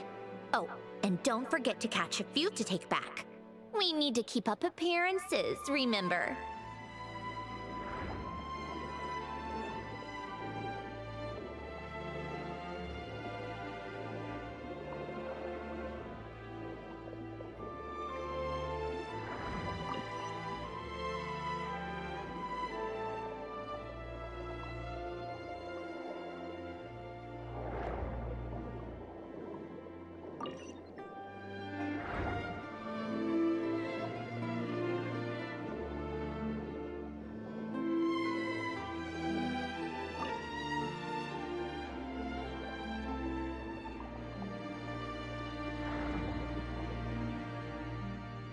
Poisson isn't too far from here, right?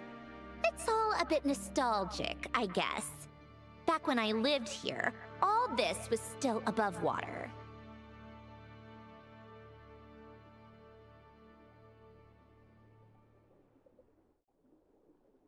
All right. I have a general understanding of the terrain changes and sediment accumulation. We can stop here for now.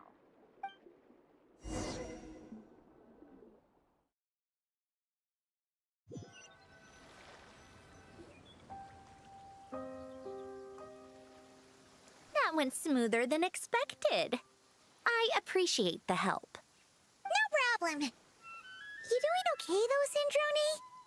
Seeing your home look nothing like you remember, that can't be easy. I'm fine. Times change. People change. That's the one thing you can actually count on. I made peace with that a long time ago. You should head back and put them in the aquarium tanks. We finished ahead of schedule, so your crew is probably still on the ship. I'll follow in a bit. Right. Xavier said he was gonna test out a couple of shots. I'm sure. I want to take another look around on my own. Okay then. Want us to let you know when the filming is done?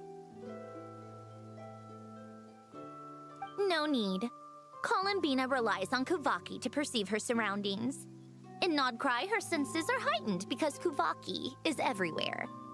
But here, as long as she doesn't activate her abilities, her range of perception should be equivalent to an average person's line of sight.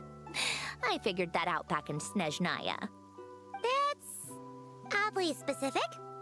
I have hiding from her down to a science. So, what?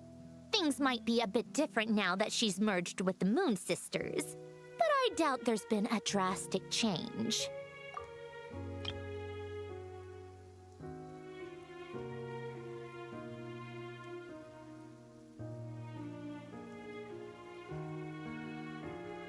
The point is, you two can head back.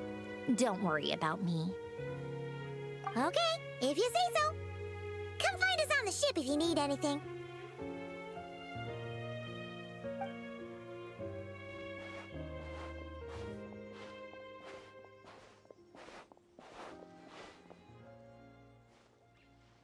What did you leave for me, Alen? Did you know I would come back? Or did you make it so I would have to?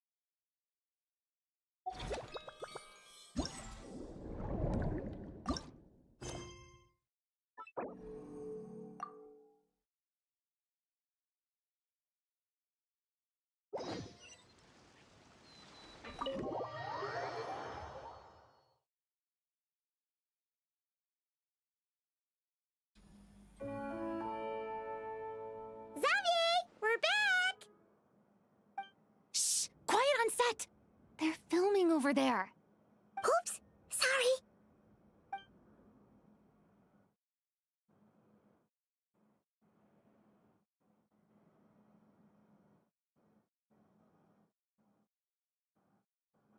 What's your take, Detective?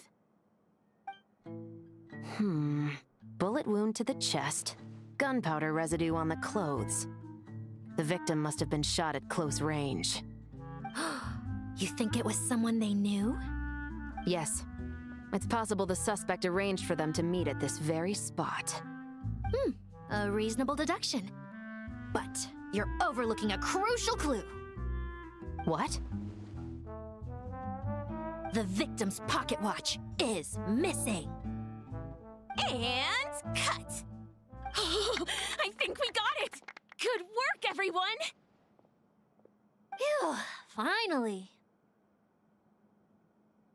Acting was nerve-wracking for me when I first tried it too. Just loosen up, and you'll get used to it in no time.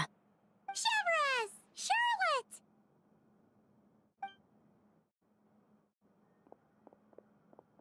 Oh, hello there, you two. You're filming here too? Oh, so Charlotte's crew must have been the one that asked you to help out, huh, Severus? Yep. They heard about a potential filming location and wanted to come check it out. But when we got here, your crew had already beaten us to it. Luckily, Xavier and our director, Lapine Pauline, go way back. In the end, we agreed to just share each other's filming locations. Considering all the last-minute changes, that's just what Musketeer Pictures needed. For sure! Based off the scene just now, you must be the star of the film, Charlotte! You bet! This detective costume really suits me, don't you think? Oh, for sure. You're already right at home lurking in the shadows taking pictures of this and that. Add a notepad and you're practically method. Thanks, Miss Chiori. I appreciate the compliment. That didn't sound much like a compliment to Paimon. So this is a film set? It looks like a very happy place. This must all be quite new to you, Miss Columbina. Yes. I watched a few films with a friend once, but she thought there was no point if I wouldn't open my eyes. So she stopped inviting me. Looks like I missed out on a lot. True, but being an actor seems like a tough job. Huh? Most people would swap lives with an actor in a heartbeat. The lifestyle is so glamorous, and the pay is more than generous. But they have to act out lives that aren't their own, with the whole world watching on in judgment. If they don't do it justice, it must feel like they're letting people down. That's exactly how it feels. This young lady has quite the unique perspective. Well, that's true. But these actors are here because they want to be and they think it's fun. Most of them, at least. Not to mention, the film we're shooting is based entirely on you, Miss Columbina. You just need to be true to yourself. I don't have to pretend to be someone I'm not? Not at all. Authenticity is what we're after. For example, this first scene opens with you on the boat, sailing to your friend's homeland. You just need to think about that moment in the story and picture how you would feel. Oh, okay. We're all here? Wonderful! Let's head to the deck and get shooting. Oh, and this is for you, dear Paimon. Your clapperboard. Whoa! Is this the same one Paimon used for the Two Musketeers? The very same. I saved it just for you. Thanks, Xavier! Feels like being reunited with an old friend. Of course! That said, I have a different job in mind for you this time, traveler.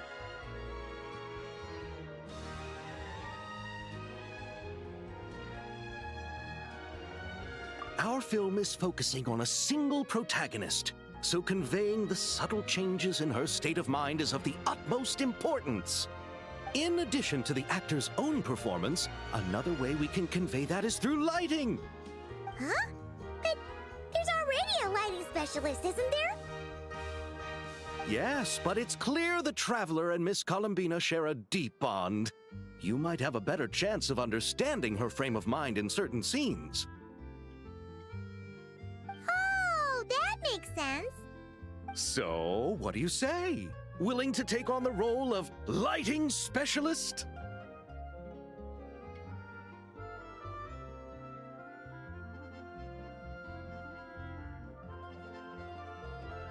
Then we'll combine them! You can be the chief lighting and camera specialist! Ha! It's settled! I leave the job of translating our leading lady's inner thoughts in your capable hands.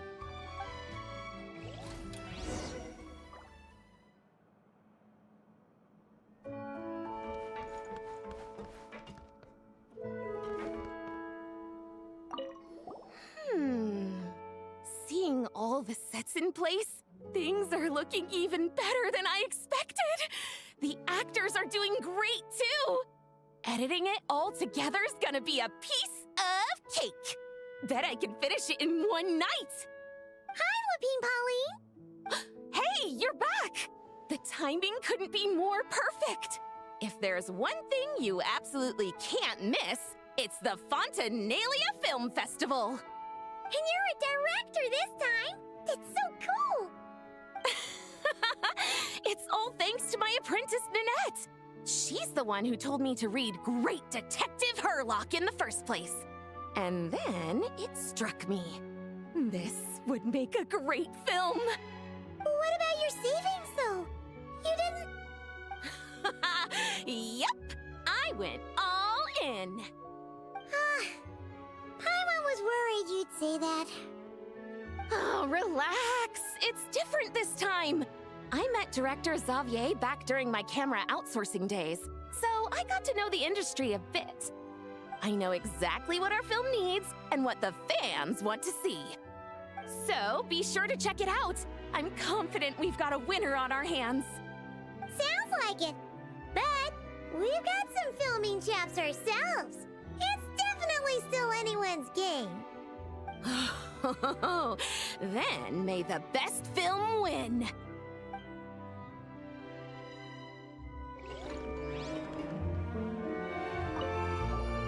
Oh, I didn't expect to run into you two on set. Happy Fontanalia Festival. Nice acting back there, Charlotte. Thanks. I'm, usually the one behind the camera, so it's actually pretty nerve-wracking being the center of all that attention. But I've known Miss Lapine Pauline for quite some time, so we work really well together. Miss Lapine Pauline prefers to assign roles based on our own personalities. She'll even adjust the script to make it a better fit. The scene from earlier was just me and Chevres, but Navia and Emily are also going to be taking part. Ooh, that's quite the lineup. Your film's leading lady also seems like quite the score. Just on first impressions alone, it's clear she's someone special. Guess we'll just have to wait and see who wins Best Picture and gets to go home with the Farina Award.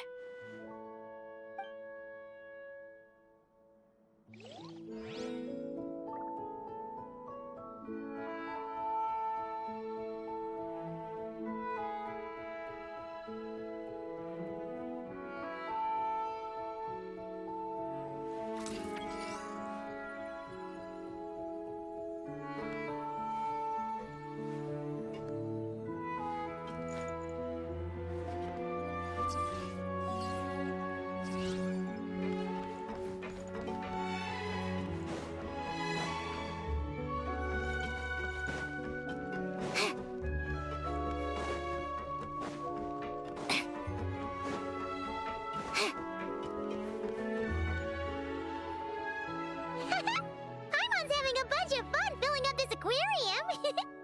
Since Sandroni doesn't mind, we should definitely catch some more fishies and make this place extra beautiful. Hey, you two. Come over here. Huh? Is everything all right? Here, this is for you.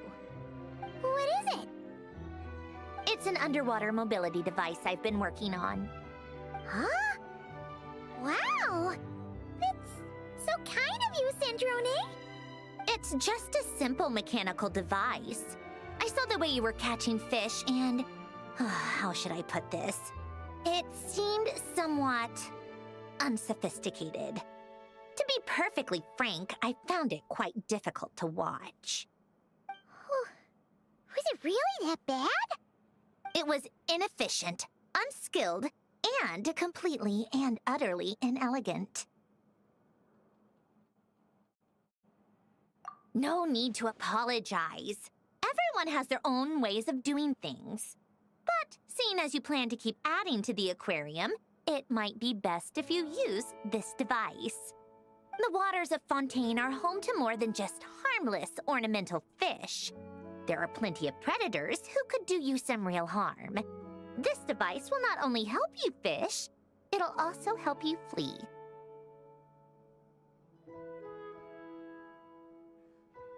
All right. Oh, and if you're going for a swim, go now.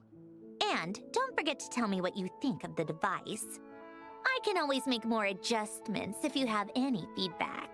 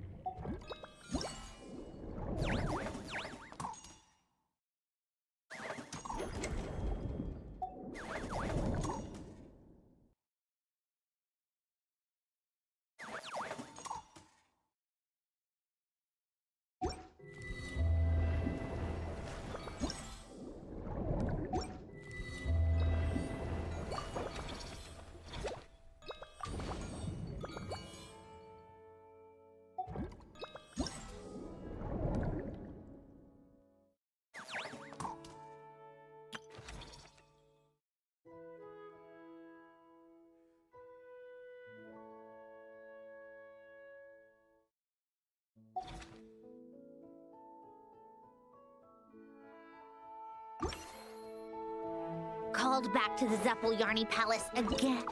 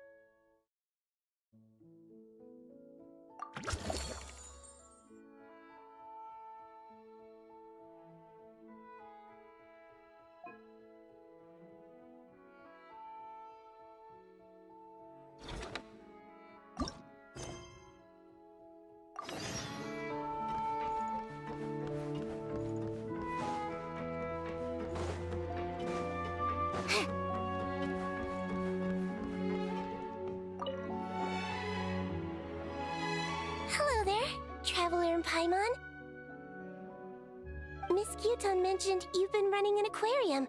Naturally, I accepted her invitation to come serve as a marine consultant. Great! With head nurse Siegeween around, we won't have to worry about the little fishies getting sick. Since you asked me to look after the animals at the Chevalmoran Film Fantasyland, I've picked up a few tricks of the trade. It turns out looking after animals isn't all that different from caring for patients. Well, the well-behaved ones at least. But that's the thing. Not all fish are well-behaved. So on top of looking after the ones you already have, I have a few ideas for inpatient therapy that I'd like to discuss. The word from Officer Seaseth is that certain wild fish have been getting unusually aggressive lately. Apparently, they're attacking other creatures, as well as divers and even small boats. I was wondering if we could invite them to the aquarium for some rest and relaxation. At the very least, it'll keep them from causing any more trouble. Once they're here, I can look for a way to cure their sudden bad temper. That way, we can help the fish and the waters return to normal. And you can add some unique guest performers to your aquarium. What a wonderful idea!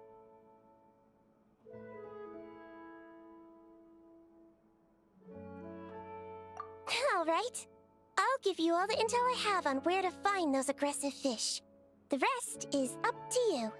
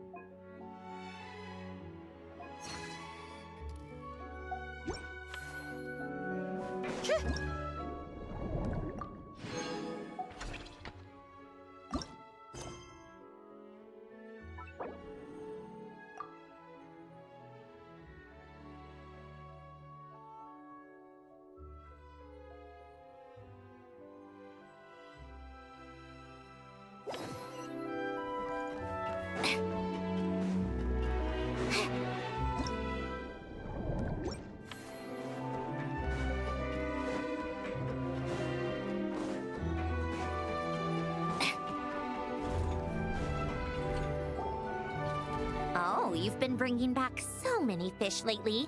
The aquarium is starting to look like a real ocean habitat. We're practically pro fishy fetchers already. You appear to take great pride in your work. You betcha! But behind the sense of accomplishment, there's something else. Something more like... Yeah, that's it. That's how Paimon's feeling underneath. Why's that? Paimon's not sure. It just feels like something's missing. Oh, that's it. We're missing visitors to come and admire our amazing handiwork. You're saying you want to open the aquarium to visitors? Would that not be okay? If that's the case, just leave everything to us. We'll take care of advertising and all the day-to-day stuff. You just focus on your own work. If that's what you want.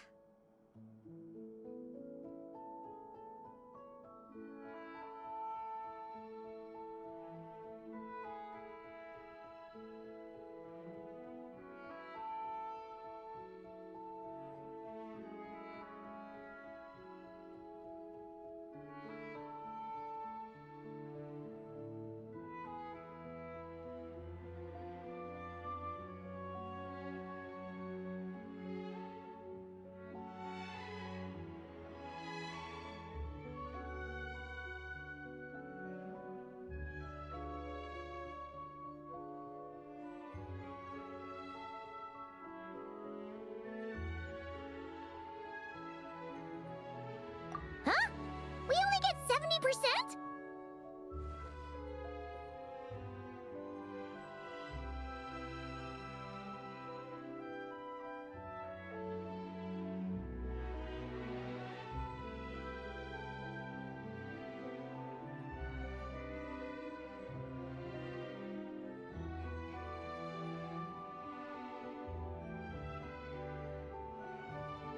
Oh, right.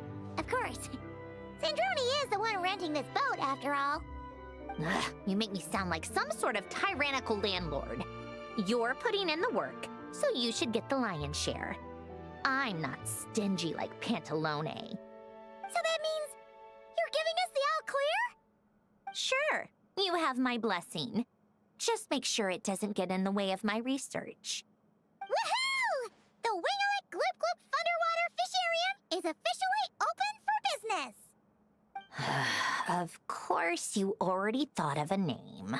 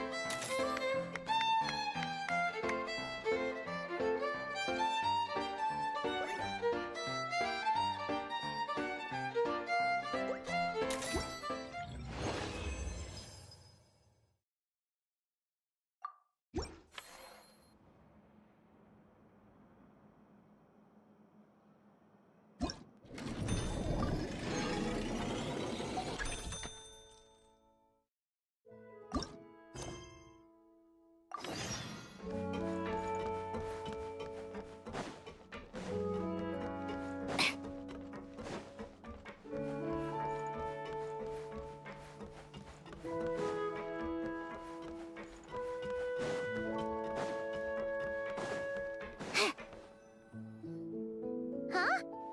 Why does Paimon feel like there's an extra pool here all of a sudden? What does that sign say? Danger! Keep away! Oh, what does that mean? It means exactly what it says. Ah! Cendrone! You made Paimon jump! Did you put this sign here?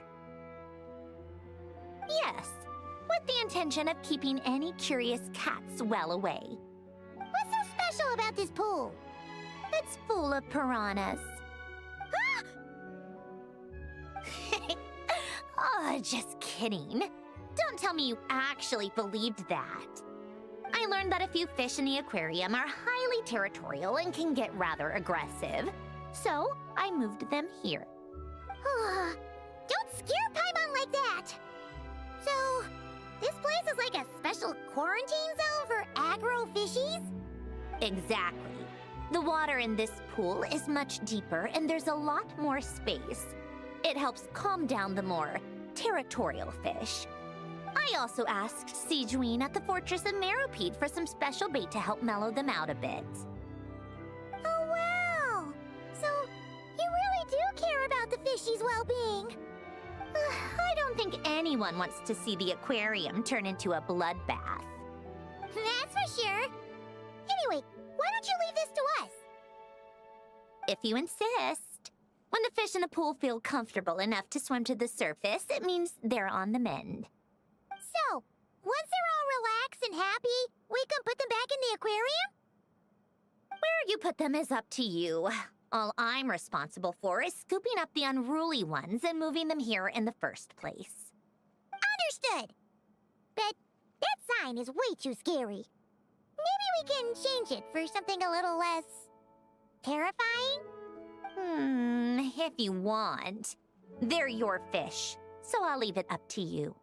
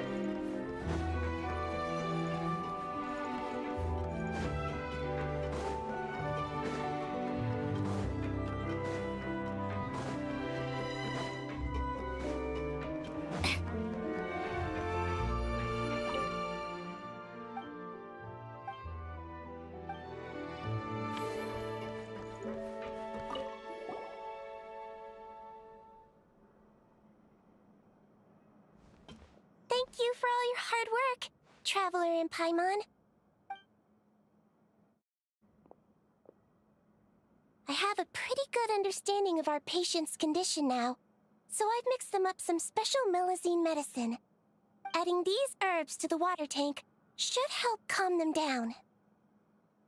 So, you're basically turning the whole tank into a giant health spa? Huh. That really is a plan that only you could pull off, Siegeween.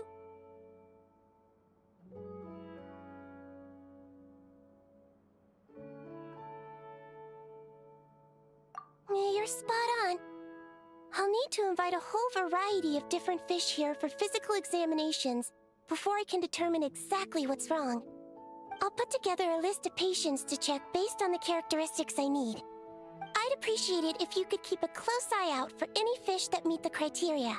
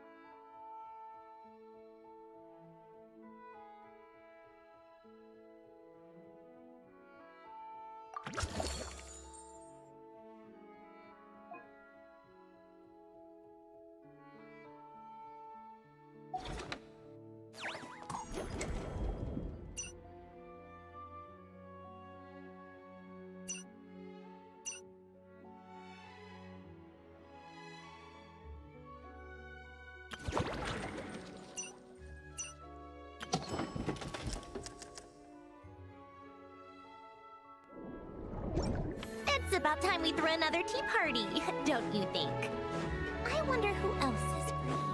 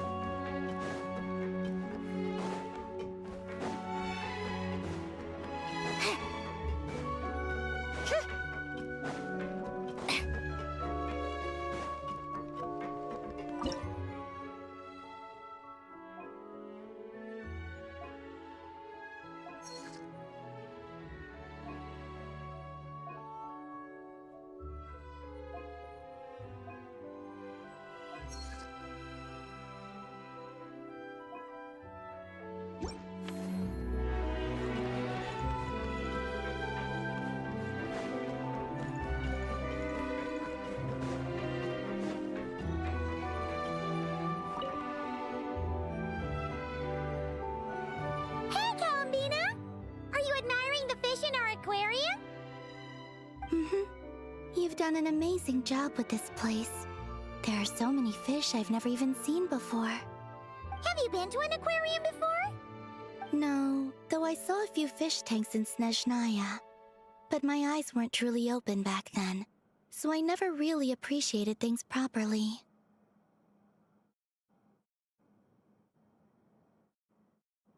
It's beautiful. I never knew the underwater world was so vibrant and colorful. It's like living in eternal springtime. Oh, look at that fish. Don't you think it looks just like Sandrone? And those two over there, one following behind the other. They're like the two of you. Hey, you're right! Now that you mention it, they really do look like us! That busy-looking one over there reminds me of Lauma. And that one in the coral seems to be quietly observing everything, just like Lady Nefer. Paimon gets the feeling you like matching all your friends to fish. Not exactly. I like my friends, so I naturally find myself thinking about them, even when I'm looking at fish. Wow! Paimon's really happy to hear you say that! So, are there any other fish that remind you of someone? I've made a lot of new friends lately. I'm afraid I can't find a fish to match every single one of them. That makes sense. Anyway, we'll keep adding more fishies to the aquarium. You should come back from time to time. Maybe you'll be able to find even more of your friends next time you're here. You're going to put my friends in the aquarium? Of course not! Paimon's talking about fishy look-alike friends, you big silly.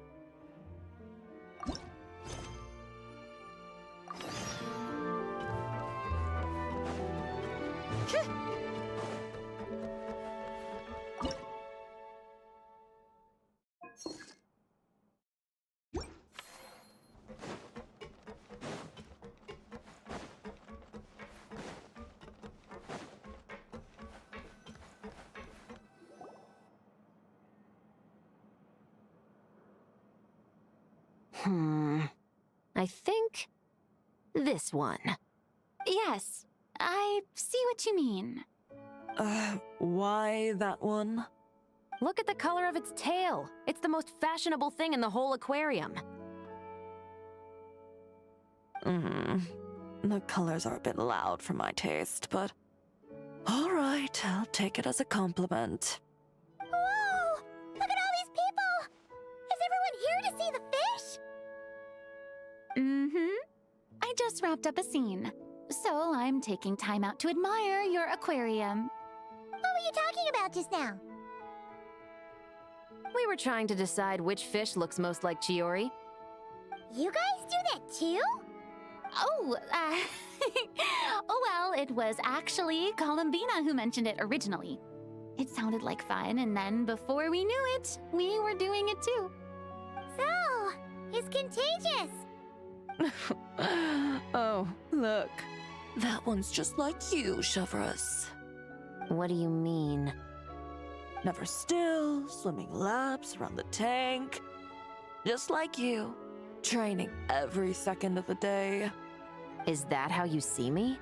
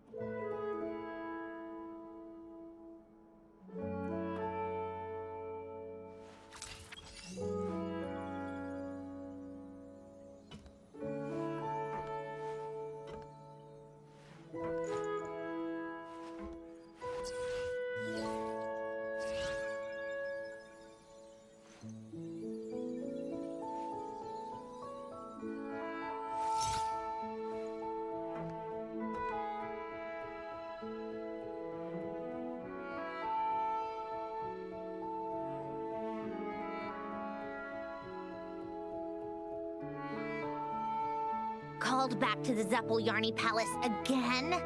Ugh.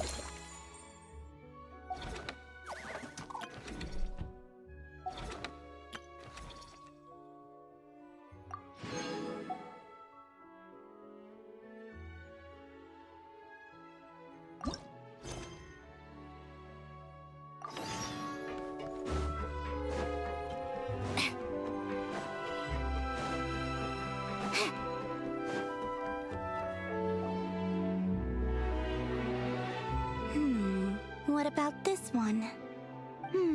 I still feel like it's missing something. Calamina! Farina! What are you guys up to? Director Farina and I are... casting? What a wonderful way to put it. But the actors we're looking for just so happen to be fish. Fish could be... actors? Animal actors are hardly a rarity these days. We're looking to cast a charismatic little fishy with just the right attitude to shoot some B-roll. It's essential for setting the mood. But I feel like we've seen every fish in the whole aquarium, and none of them quite fit the bill. Should we try asking the Traveler and Paimon for help? They have a knack for solving tricky problems. Paimon's happy you have so much faith in us, but when it comes to casting fish...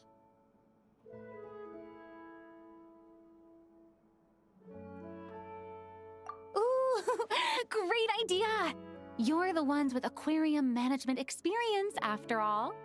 So you're saying we should be on the lookout for talent whenever we go swimming? Paimon doesn't see why not. Then it's settled.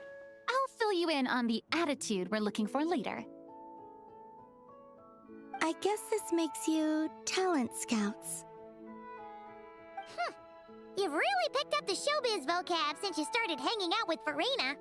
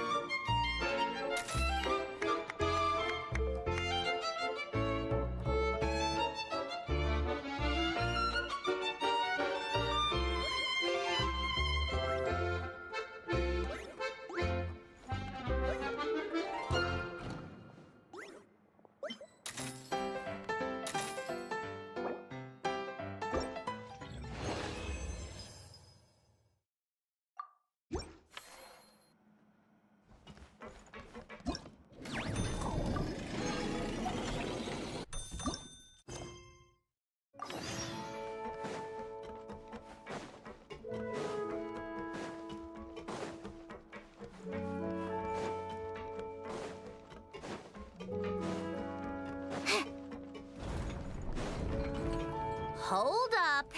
These accounts. Are you sure you haven't miscalculated? Huh? Is something wrong? Have you really made this much profit?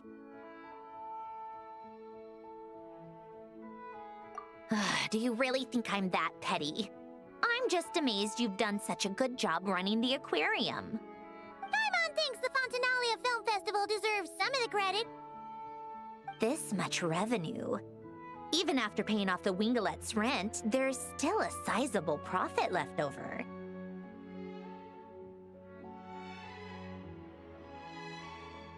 Not in the least. I have no delusions regarding my business acumen. Constructing machines and studying formulas is where my passions lie. That said, seeing this place transform from a fishless room into what it is now really has felt like a miracle. Well, we owe you credit for lending us the space. It's so rewarding to see all our work bring so many people joy. Don't you think, Sandrone? Maybe a little. Only a little? I told you, I don't care about that.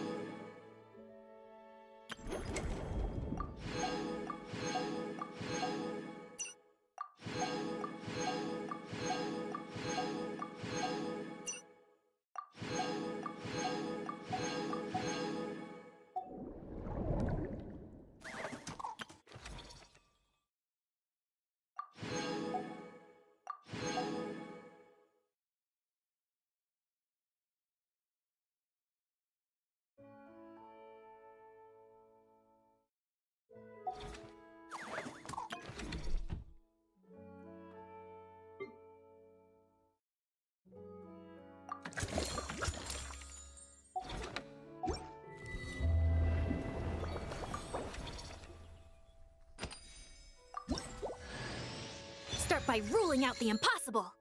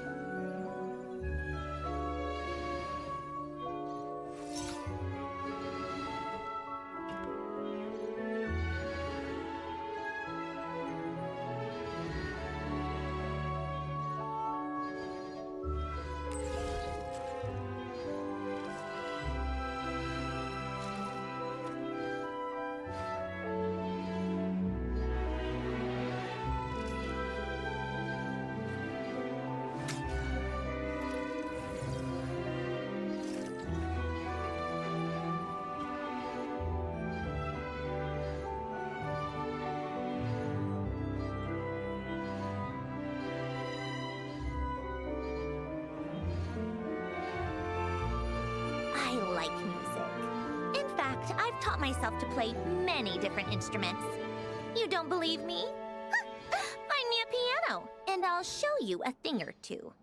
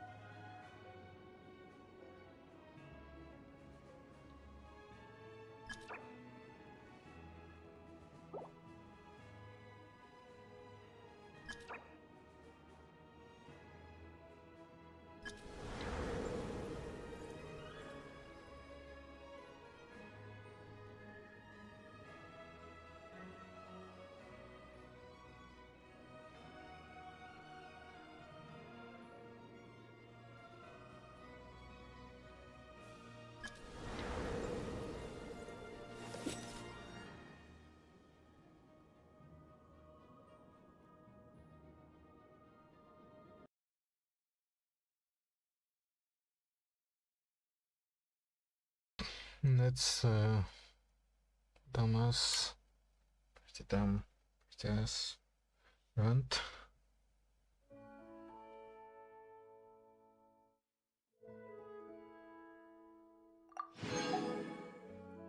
Satisfaction survey. Not necessary.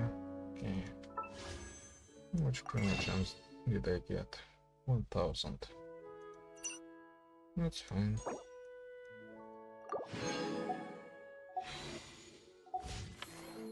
It's about time we threw another tea party, don't you think?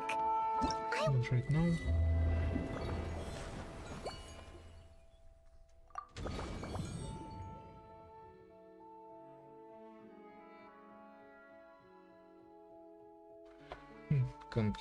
Complete the quest series during the event, obtain the rewards. I don't want to.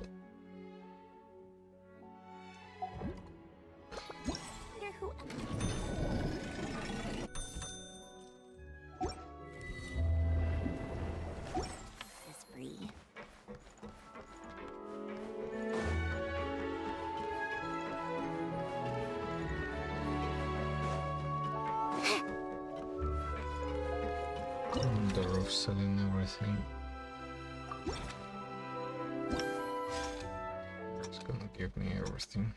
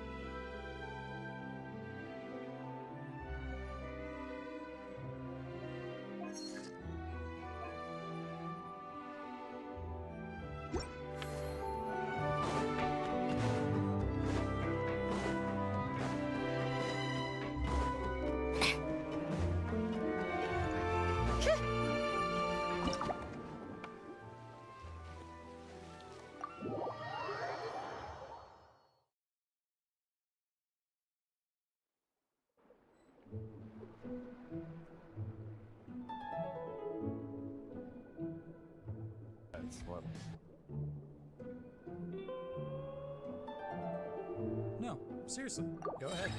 There certainly won't be any disastrous repercussions at all. You can trust me. I'm a stranger on the internet. The sun, with all those planets revolving around it, can still ripen a bunch of grapes as it's light up in us years together. It's not my writing. It's the writing of Galileo, the famous Italian astronomer who went blind staring into the sun. How painfully ironic is that? The guy who we attribute one of humanity's largest scientific revolutions to because he was so obsessed with looking out into the great beyond, became blind from it. Victim to his own hubris. An allegorical lesson. Which makes you wonder, what on earth would drive a man to the point of going blind simply What? You looking at me as if I know? Or are you still wondering why I'm telling you to go stare into the sun? Fine, here, I'll give you a hint. It was the church. The changing of the 16th to 17th centuries in human history was a really annoying time for the church. The Black Death had basically eradicated her off the face of the planet, to the point where now people were seriously starting to question if humanity itself was just a silly project God worked on during his weekends. People needed someone to blame. The church kind of ended up as the target, and it's up to you to decide if it was just or not. But all of a sudden, it was harder to believe that the divine and the structure of the system was so horrifying, destroys everything and everyone we love. So the people who rebelled, philosophers and scientists at the time, start looking even deeper into the universe around us. The church gets pissed off. They interrogate the best of the best, Galileo himself, to prove that the earth is the center of the universe. God's creation is what the rest of the existence is. His magnum opus, the blue marble.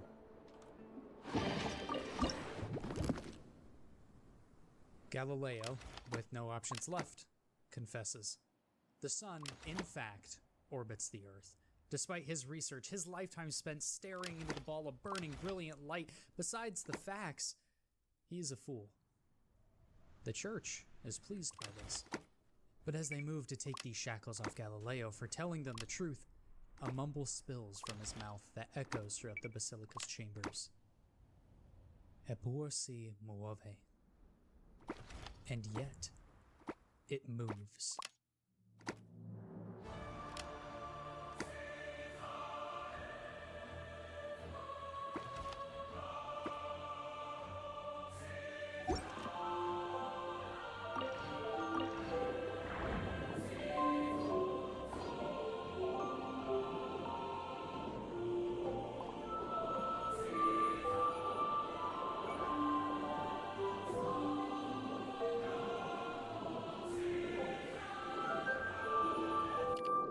Why does this apply to you? What does this story have anything to do with standing out in your yard and staring into a fire hanging above our heads?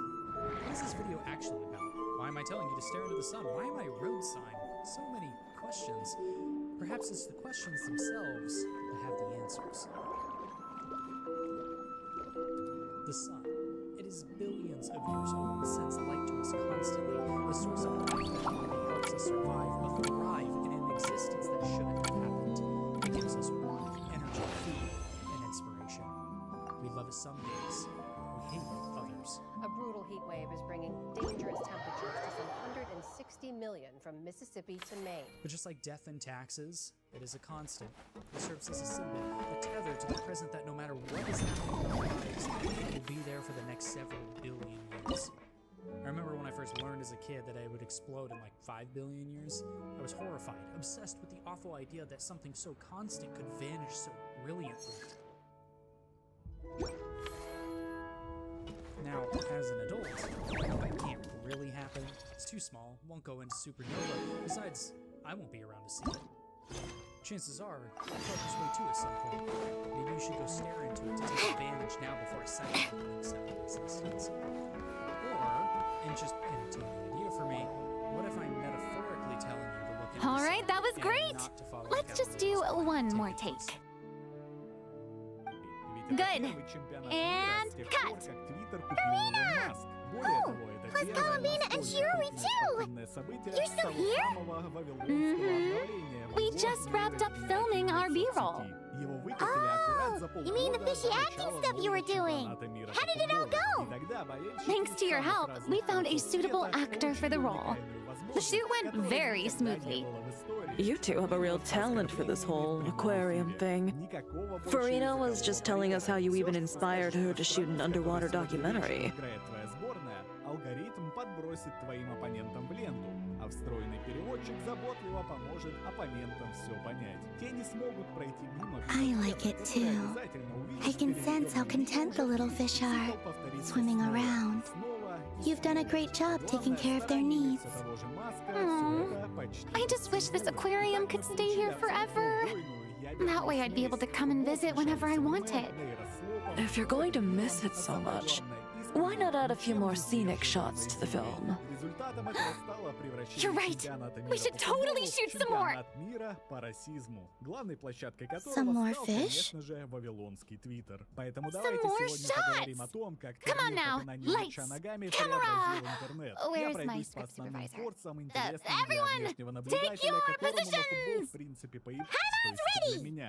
But calling out takes for fish actors is definitely a new experience, that's for sure. Целых стран пытаются выяснить, кто из их кумиров больше похож на Гитлера. И это не шутка.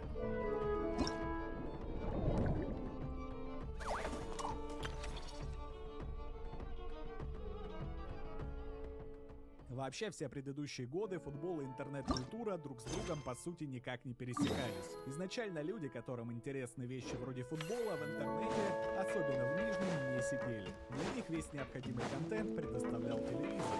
Ну там какие-то головастики, пинают мяч, который даже плохо видно, ну, собственно, что смотреть. Поэтому подавляющее большинство поклонников футбола из нулевых и десятых сидели напротив ящика. Пока в соседних комнатах интернет-аутисты вроде меня проводили свободное время на дваче, где фанатов многомяча записывали в нормалфаге и было. Сборище этих ультраменьших родитых шлюх. Один я. И единственное, что роднит интернет-аутистов с оффлайновыми глубинариями, это возможность бесплатно поиграть в 6-й GTA, ремастер Black Flag и World. Для этого надо просто поучаствовать в розыгрыше Multimarket, подписавшись на клиент по ссылке в описании и нажав «Участвовать». Больше ничего делать не нужно. Всего разыгранных 10 а 13 августа подведут итоги. Ну а если в этот раз не повезет, Влади проводит розыгрыши каждый месяц. Недавно вот раздавали прагмату, нового резидента и экспедицию 33. Надо участвовать. Multimarket — это один из самых старых цифровых маркетплейсов, который работает уже 78 лет. Там выставляют товары более 1000 продавцов. Вы сами знаете, что чем выше конкуренция, тем ниже цены. У каждого свой рейтинг, отзывы и количество сделок, так что сразу видно, кому больше доверяют. Можно отфильтровать продавцов по рейтингу, чтобы выбрать самых надежных. Кроме того, можно прикупить подписанные сервисы, софт, различных аппаратов и пополнить баланс в игровых магазинах, вроде Steam, Xbox и оплата гибкая со всего, чего хочешь. Карты, электронные кошельки, криптовалюты. Плюс продавцы проходят верификацию, даже видеоидентификацию, то есть это реальные люди. Продавец получает деньги только после того, как вы получите товар. На случай каких-то проблем есть функция оспаривания. А техподдержка работает круглые сутки. Так что давайте, набегаем по ссылке в описании, участвуем в розыгрыше и закупаемся на винтер на Multimarket. А я набегу обратно. Как я уже сказал, он очень долгое время существовал параллельно глобальной сети. Взаимного более того, использование мышки и клавиатуры все равно не соприкасались с внешним интернетом и сидели в загонщиках типа sports.ru. Чтобы вы понимали, это сайт, который в течение 7 лет возглавлял криминальный как сказали в автодоре,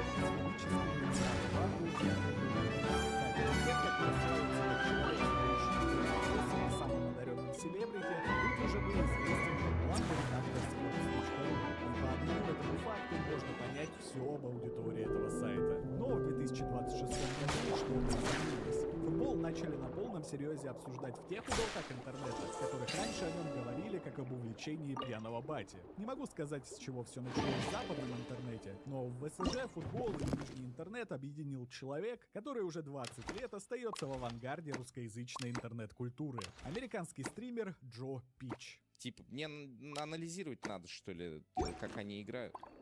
Это бермудский треугольник смерти любой футбольной команды.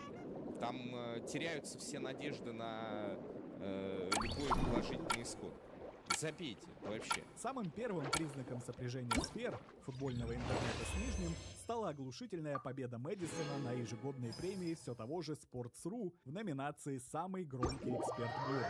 Конечно, стоит отметить, что победитель выбирался голосованием в интернете, так что результат был, в общем-то, предопределен с момента, как Жопич попал в список кандидатов. И все же любовь спортивного сайта интернета заслуживает внимания. Она простирается настолько далеко, что даже новость об увольнении тренера из московского «Динамо» в их телеграм-канале выглядит вот так.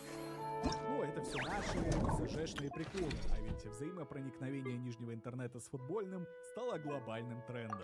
Поэтому разговор о том, как первенство по футболу преобразило мировую сеть, стоит начать с одной из моих давних тем на этом канале, за которой я слежу уже не первый год. Это нейропокалипсис в современном интернете. То, что началось с индусов, форсящих всратые картинки с Иисусом креветкой ради монетизации в Фейсбуке, сейчас превратилось в засилие нейрослопа абсолютно на любую тематику. И это не так уж и плохо. Ведь в руках человека с достаточным чувством юмора нейронки способны творить настоящие ИИ-гемы, которые пару лет назад было невозможно представить.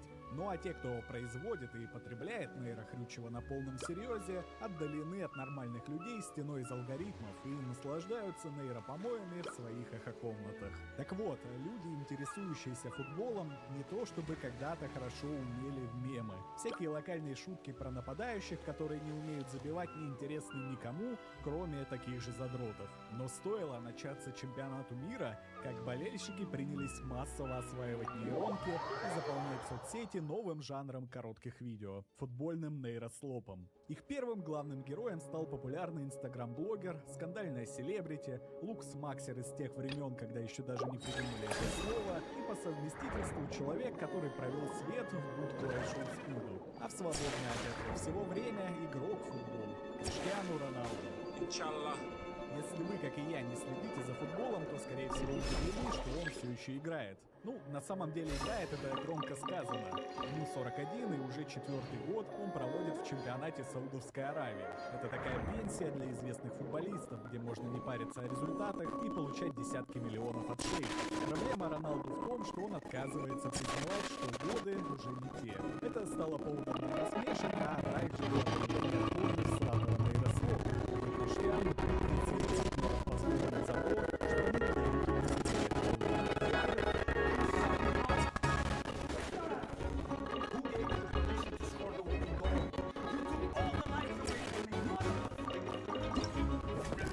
Впрочем, футбольный нейрослоп не может крутиться вокруг одного Роналду, и со временем акцент сместился на другую тему — обвинение в том, что судьи на всех матчах специально помогают Аргентине.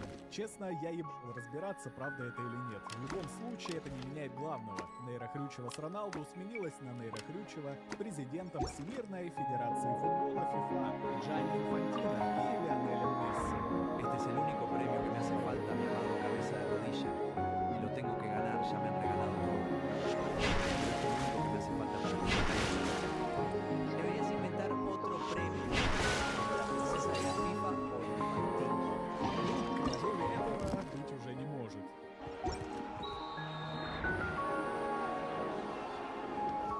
Вставай! Он тебя даже не трогает!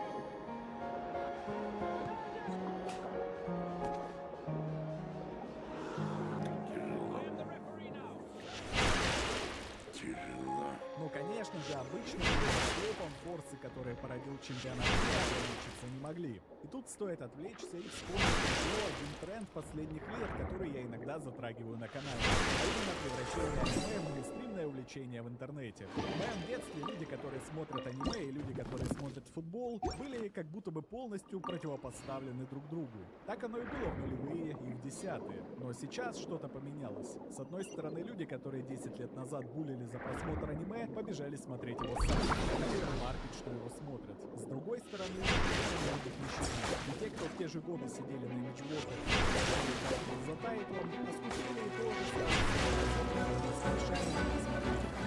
Эти два процесса привели к тому, что среди футбольных фанатов стало много поклонников аниме. В основном самых попсовых сёнэнов. И вы уже догадались, с каким аниме больше всего стали сравнивать все происходящее на футбольном турнире. Разумеется, с магической битвой. Нам еще предстоит оценить весь ущерб, который этот тайтл нанес аниме-сообществу. В течение всего чемпионата мира, Твиттер, а заодно и ТикТок, засирали люди, которые любое событие на турнире сравнивали с сюжетными поворотами из Жужутсу Кайзен. Вот Лионель Месси принес победу своей команде. Он же лидер или Сатору Годжа. А вот 3 самых известных футболиста на турнире забили в первом туре по несколько голов. Это же буквально как тройное расширение территории. Или вот 2 каких-то футболиста наконец-то сыграют друг с другом. Это же ну 1 в 1, как Годжа против Сакуны. Мы без конца ругаем фанатов Гарри Поттера за то, что они сравнивают все на свете с книгами Джоан Роулинг. И, разумеется, за дело. И все же я хочу спросить вас, кто все эти люди, для которых любое событие — это прямо как водичка? Сначала мне хотелось сказать, посмотрите другое аниме, но потом я вспомнил, что имею дело с людьми, которые из всех возможных увлечений выбрали смотреть футбол. И все это осуждали. Ну так вот, а теперь давайте совместим все то, о чем мы говорили. Тогда мы получим новый жанр — футбольный аниме нейрослом. Началось все с той же магической битвы. Фанаты начали использовать нейронки для того, чтобы представлять местных персонажей футболистов. Но там была мемная составляющая, а вскоре не осталось и ее. Нейроаниме про футболистов начали делать на полном серьезе. Абсолютно каждый матч приводил к генерации полной аниме нейрослома. Нано-банана перерисовывает кожаного футболиста как аниме-персонажа. ChatGPT или код пишет сценарий. А Ситенс превращает все это в анимацию. Остается только склеить куски видео в целый ролик, и можно постить в Твиттер. Главное не забыть подпись с духом «Смотрите, это же не отличить от настоящего». Как пройдет матч Англии и Норвегии. Эта анимация просто безумна. Эта анимация просто безумна. Я не знаю, что Чемпионата мира хватило на то, чтобы окончательно оформился новый жанр — футбольный аниме нейрослом, который полностью заставил соцсети. Конечно, есть вероятность, что с окончанием турнира болельщики наконец-то угомонятся и отложат нейронки в сторону. Но верится в это с трудом. Ведь в реальности, скорее всего, жанр приживется в Твиттере и в ТикТоке. Новые дропы качественного контента будут сопровождать каждый значимый матч уже других турниров. И его продолжат смотреть люди, готовые на полном серьезе потреблять нейрохрючево. Хотя, наверное, оно и к лучшему. Пусть люди, которым такое неиронично нравится, сидят в своих эхо-комнатах, отделенные алгоритмами, и не пересекаются с нормальными людьми. Так будет лучше и для них, и для нас. Футбольный нейрослоп — это далеко не единственное, чем отметился прошедший мундиаль. Все мы знаем, что один из столпов нынешнего интернета — это Black Pill. А что может быть лучшим топливом для черной таблетки, чем мероприятие, во время которого в страну приезжают десятки тысяч иностранных туристов? Мало того, что они сами по себе выделяются на фоне местных мужчин. Ну типа вау, латинос, черный, азиат, подставьте нужное. Это так необычно. Поэтому вы наверняка помните все эти разговоры про Наташек во время чемпионата мира 2018, когда он проходил у нас в России, которых проклинали за, скажем так, слишком веселое времяпрепровождение с туристами из стран Европы, Африки и Латинской Америки. Хотя само по себе явление не новое. В стране, в которой не было секса, тем не менее 70 лет назад появилось словосочетание «дети фестиваля». Так, в 1957 году в Москве прошел 6-й фестиваль молодежи и студентов, и в столицу впервые в истории СССР приехали тысячи иностранцев. А поскольку обычной коммуникации мешал языковой барьер, некоторые комсомолки прибегали, и если можно так выразиться, к более универсальным средствам общения, которые 9 месяцев спустя приводили к всплеску рождаемости. И да, дети смешанной расы тоже среди них появлялись. Спустя 23 года в Москве прошли Олимпийские игры. И так появилось еще одно выражение — «дети Олимпиады». В реальности масштаб проблемы обычно преувеличивается, а число таких межрасовых контактов исчисляется максимум десятками. Тем не менее, именно они становились причинами самых громких обсуждений что полвека назад, что в наши дни. Только есть одно «но». Раньше такие обсуждения всегда оставались внутренними. Ну то есть невозможно было себе представить, скажем, футбольных болельщиков из Германии и Греции, которые на просторе какой-то соцсети обсуждают русских девушек в 2018 году или бразильских 4 годами ранее. Но этот мундиаль стал особенным, ведь Quickstart из чемпионата мира принялся весь Твиттер. И спасибо за это надо сказать все тому же вавилонскому обновлению Илона Маска. Так вот, в этом году турнир проходил сразу в 3 странах — в США, Канаде и Мексике. Первых 2 это не привело ни к каким примечательным случаям, так сказать, взаимодействия. В этих странах и так хватает иностранцев японцев на любой вкус и цвет, причем в прямом смысле слова. А потому туристами, прилетевшими поболеть за свою сборную, там никого не удивить. Но мексиканки отыгрались за всех. И дело не только в том, что это менее интернациональное общество, но и в банальной разнице жизни между США и Мексикой. Для обитательниц стран третьего мира, прилетевших на чемпионат мира, это еще и шанс на билет в лучшую жизнь. Ну, знаете, воплощение той самой мечты о богатом иностранце, который влюбляется в простую местную девушку и забирает ее из родного щитхола к себе. В общем, вы уже догадались, что произошло. Турнир только-только начался, а Твиттер заполонили видео с мексиканками, которые очень активно веселятся с иностранными. Добавлял перца в ситуацию, что играли сборные стран, которые с отрывом лидируют по числу людей, испытывающих трудности с поиском отношений. Речь, конечно же, про Южную Корею и Японию. Так что очень скоро туристы из стран Восточной Азии впервые в жизни наконец-то получили женское тепло. А все благодаря горячих мексиканских женщин. Что творится между корейцами и мексиканками уже зашло слишком далеко. Через 9 месяцев увидим, что из этого выйдет. Возможно, корейские мужчины нашли решение проблемы 4B. Исходный язык. Японский. Легкая пощечина. А потом вдруг поцелуй. Мексиканка слишком уж страстная. Латиноамериканская жизнерадостность и спокойствие японского мужчины. Такое сочетание вполне себе удачное. Исходный язык японский. Японские футбольные фанаты в Мексике целуются без остановки. Впрочем, дальше ситуация стала значительно хуже. Как оказалось, у мексиканок нет какого-то фетиша непосредственно на азиатов. Они готовы броситься на кого угодно. Какое же отвращение у меня вызывают эти шлюхи. Как раз вчера видел это, но с другой камеры, в одном сабреддите. Прикол в том, что этот гринго у меня вызывает ощущение, что он конченый педофил. Мексиканские мужчины по природе куколды, но они умны. Они поощряют своих женщин открыто вести себя как шлюх, чтобы каждый парень получил свой шанс, даже те, кто ниже в иерархии привлекательности.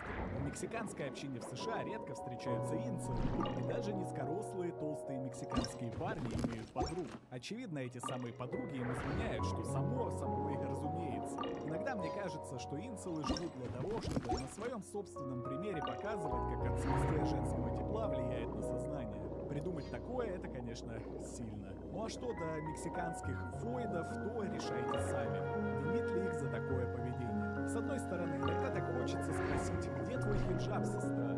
А с другой, ради надежды на то, что богатый иностранец увезет тебя из страны с разборками наркокартелей, можно и потерпеть осуждающих инцелов в соцсетях. Так что оставим мексиканских женщин, чтобы поговорить о еще более заметных инфоповодах, которые сгенерировал чемпионат мира. И прежде чем переходить к главной теме, к расизму, нельзя не упомянуть камео брейнрот президента США Дональда Фредовича Трампыни. Для политиков пиариться на спортивных ивентах — это, в принципе, частая практика. Никаких усилий это не требует. Приходишь на турнир и торгуешь языком на правах лидера организатора. Опционально еще и своей команды. Во-первых, он любит по-настоящему экстравагантные спортивные мероприятия. Как вам, например, турнир UFC в Белом доме, посвященный дню рождения президента? Звучит как сон при температуре 40, да?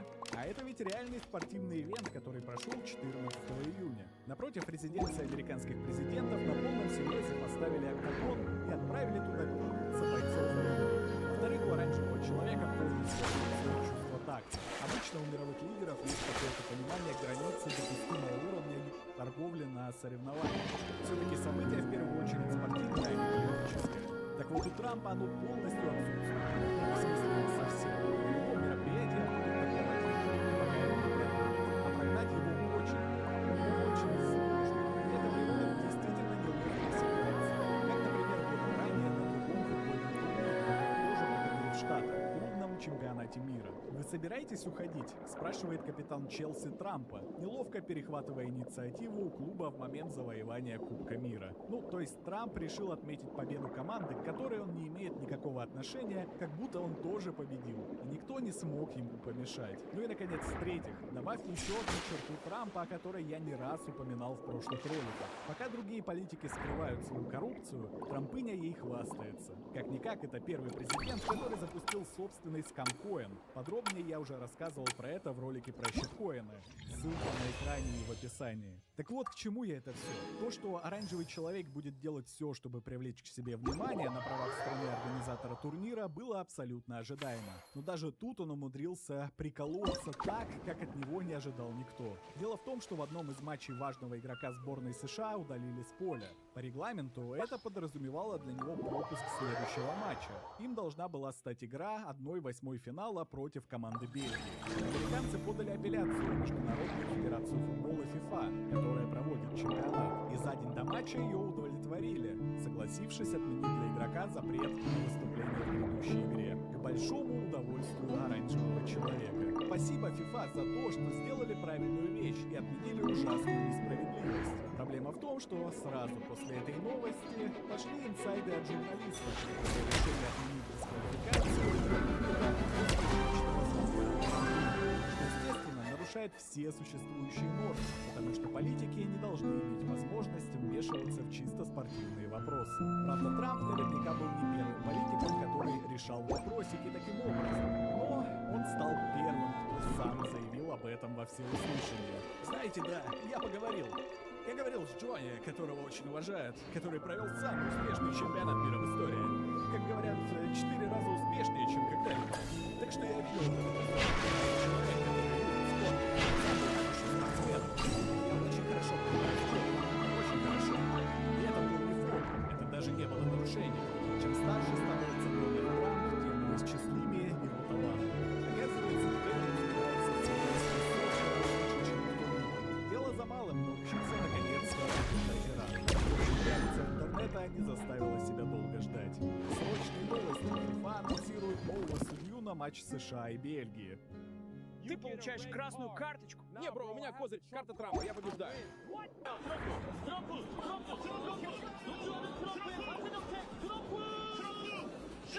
Там факер говорит, что я не могу быть боковым арбитром, а я хочу быть боковым Нельзя, арбитром. нет, мне и так просят тебя выкинуть. Сколько донат поставить на то, чтобы тебя выкинуть из этого дискорда? Я с тобой поделюсь, чтобы это все по-честному было. Ты меня и так можешь выкинуть. Ну Илья, я не буду этого делать, потому что мы друзья, я не могу так поступить. Но я не понимаю, почему я не могу быть? Я могу быть символическим арбитром. Арбитром со стороны какого-то другого этого, как международным наблюдателем, например. Который ни на что не влияет, как бы он, но может и имеет право голоса. Я просто, типа, короче, ты боковой арбитр, все, если тебя это устроит, но у тебя нет никаких вообще прав, то есть ты просто, как вот примерно говорят, ты молодец. Надо ли говорить, что одним этим заявлением президент США заставил буквально весь мир болеть в будущем матче против своей страны, потому что настолько открытое и охуевшее вмешательство политики в спорт не нравится вообще никому. Бельгийцы в итоге оправдали ожидания фанатов и выиграли матч. Причем последний гол они отпраздновали, спародировав танец Трампа. Видео, к сожалению, я не могу показать из-за копирайта. Сразу после матча в Твиттере даже всерьез заволновались за будущее Бельгии. Трамп реагирует на поражение США от Бельгии. Бельгия в 2 неделях от создания ядерной бомбы. А что если мы вторгнемся в Бельгию? Реально, подумай об этом, это ведь делает нас победителями. Я даже не уверен, что у них есть армия. К счастью, Бельгия не пострадала. Скорее всего, президент Соединенных Штатов просто вновь отвлекся на войну с Ираном. Так закончилась еще одна армия, в которой Дональд Веступиня опозорился. Что такое? Так, а теперь к тому, как чемпионат мира превратился в международное соревнование по расизму. И перед тем, как мы перейдем к этому подробно, хочется поговорить о том, почему это действительно настолько важное событие. Вы наверняка можете думать о том, что фанаты — это люди достаточно агрессивные. И во многом это так. Даже если вы не пересекались с футбольными болельщиками вживую, то смотрели фильмы типа «Хулиганы зеленой улицы» или «Около футбола». Откуда и узнали, что фанаты — это люди, которые любят собираться на каком-нибудь полигоне, чтобы покрыть друга арматурой, а потом вместе убегать от мусоров. Это во многом так, но есть нюанс. Такое описание подходит к болельщикам именно футбольных клубов. У каждого более-менее крупного клуба есть свои фанатские группировки, ультрасы, а также исторический биф с каким-нибудь другим клубом, скажем, из соседнего района или города, но всегда из чемпионата той же самой страны. Но если говорить про сборные, то стоит все иначе. Они, в отличие от клубов, собираются поиграть только несколько раз в году, а крупные турниры вообще проходят раз в пару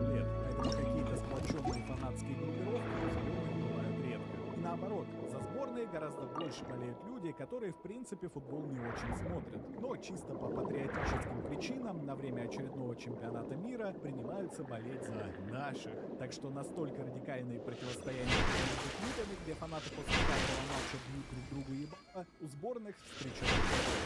Есть, конечно, исключения. Чаще всего вызваны не спортивными конфликтами, а политическими. Но международные федерации всячески стараются не допускать прямых матчей между сборными стран, которые друг с другом не в ладах. То есть, например, Сербию на всех турнирах старательно разводят с Косово, чтобы снизить вероятность их очной встречи. Аналогично поступают с Арменией и Азербайджаном. И до недавних пор также делали с В общем, организаторы турниров сборных делают все, чтобы минимизировать риск потасовок между фанатами. Добавьте к этому еще один важный факт. Чемпионат мира – это дорогое мероприятие для болельщика. Цены на авиабилеты и отели на время турнира подскакивают в несколько раз. Да и билеты на матчи тоже стоят дорого. Так что никому не хочется словить депортацию и вследствие этого проявить ощутимую сумму денег. Поэтому в ИРЛ реальной жизни болельщики разных стран обычно сохраняют друг к другу доброжелательные отношения. В конце концов, такие турниры – это в первую очередь праздник, и атмосфера настраивает людей на позитив. Ну а что до подавляющего большинства простых болельщиков-кузьмичей, которые не едут на турнир вживую,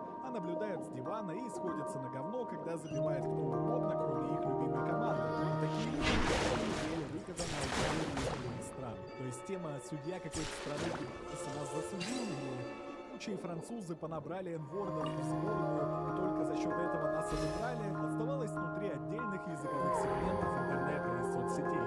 Немецкие болельщики хостили своих оппонентов на немецком, английские на английском, а бразильские на португальском. И все это не выходило за рамки какого-то одной страны или максимум нескольких говорящих на одном языке. Так было всегда, и в интернетную эпоху, когда трэш-ток в адрес оппонентов ограничивался комнатой в квартире, где классов забралась посмотреть очередной матч своей сборной. И в эпоху интернета, когда все те же папуасы, уже успевшие научиться пользоваться мышью и клавиатурой, занимались тем же самым на спортивных сайтах популярных Quickstart, либо в своих пузырях в соцсетях типа Facebook и Twitter. Но в этот раз, как я уже говорил в начале ролика, все изменилось.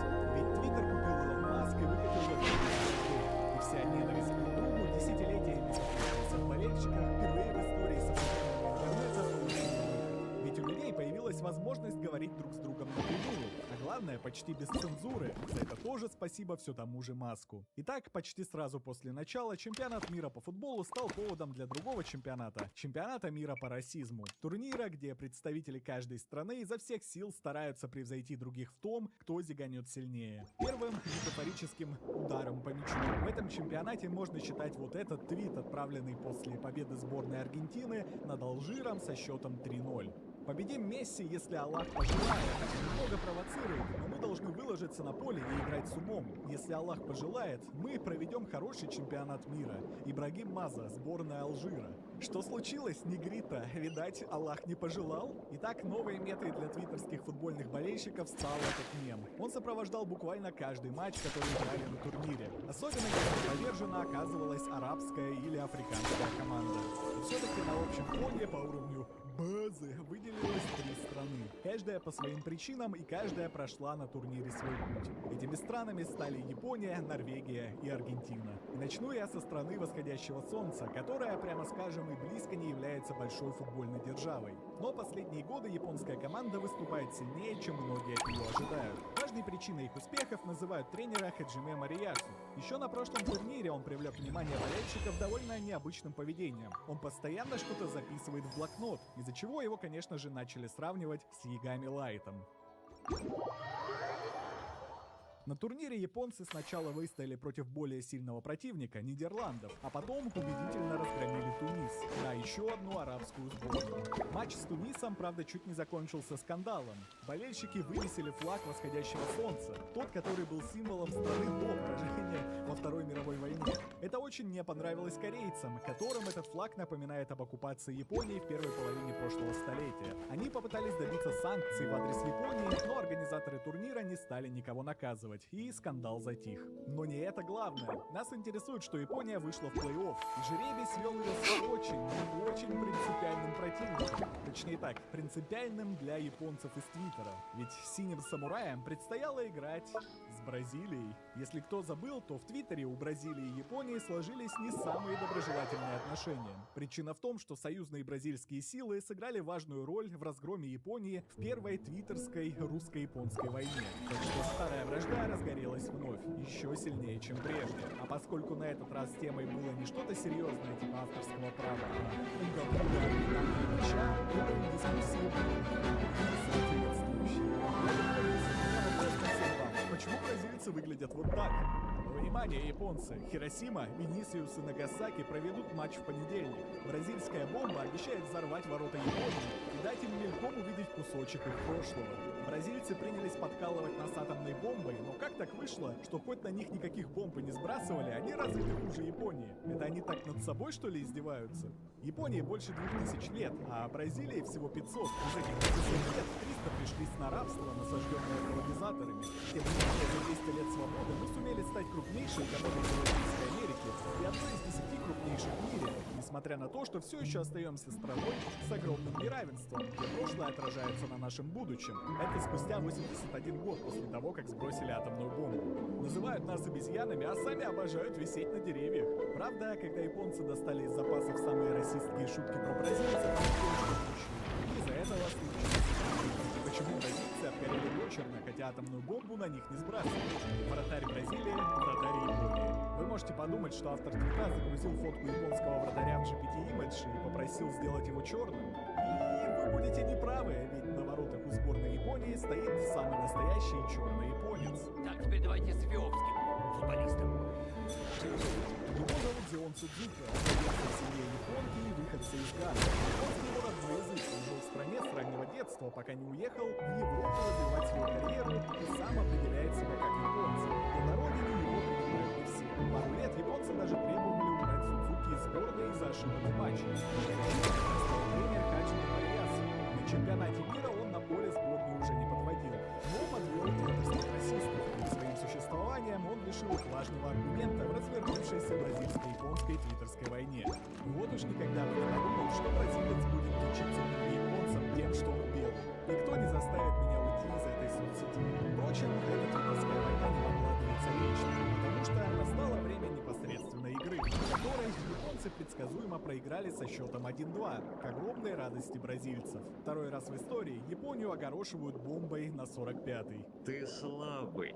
Тебе не хватает кубка. Сегодня лес самоубийц в Японии взорвется. Но если у кого-то из вас возникли опасения, что твиттерская война привела к стычкам между фанатами в реальной жизни, то спешу вас успокоить. В Штатах, где проходил матч между болельщиками двух стран, наоборот сложились замечательные отношения. На видео даже попали кадры, как бразильские фанаты успокаивают плачущего после поражения японца. Что еще раз подтверждает, конфликты в Твиттере не имеют никакого отношения к настоящей жизни. И слава богу. На этом путь первой сборной участницы чемпионата мира по расизму был завершен. Спасибо, Япония, за столько расистских мемов. Вылетели слишком рано. Однако в игре оставалось два более сильных челленджера. Еще одной выделившейся на турнире страной стала Норвегия. Команда, которая раньше очень редко проходила отборный турнир, но в этот раз выступила довольно успешно. Главной причиной побед стал звездный нападающий Эрлинг Холланд. Или Халланд. Я так и не разобрался, как произносить его фамилию, пусть будет Холланд. В общем, человек, который выглядит так, будто еще вчера он грабил английские деревни, а сегодня его оторвали от любимого занятия и заставили играть в футбол. Почему же базовичкам так полюбилась именно Норвегия? Дело в том, что в этой сборной очень низкая концентрация, скажем так, альтернативно белых футболистов. Это сильно отличает ее от других команд вроде соседней Швеции, а также Англии, Франции или Германии. А потому каждую победу сборной Норвегии в Твиттере воспринимали как еще одно подтверждение силы белого единства. Что интересно, сами норвежцы на эту тему ничего не говорили. В мире всего 5 миллионов носителей норвежского языка, а твиттером из них пользуются вообще 3,5 человека. Нет, норвежское превосходство отстаивали болельщики из других стран. Великое замещение никогда не было мифом. Этот парень отправил обратно в Африку больше африканцев, чем когда-либо отправляло правительство США. А больше всего внимания привлекло то, как норвежские болельщики отмечали победу. У них было особое празднование. Они вместе начинали ларпить викингов, которые гребут на весельном дракаре. И знаете, выглядят вайбово.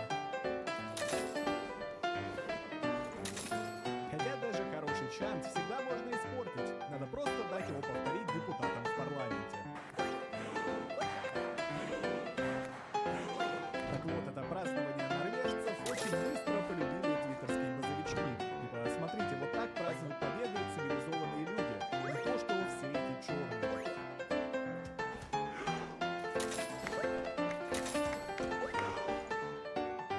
Ирония в том, что африканские фанаты сами с удовольствием присоединялись к празднованию. Как, например, фанаты Сенегала, которые просили научить их тоже ларпить гребню. Да и левые насчет этого празднования не высказывались. Контринтуитивно, но тем не менее.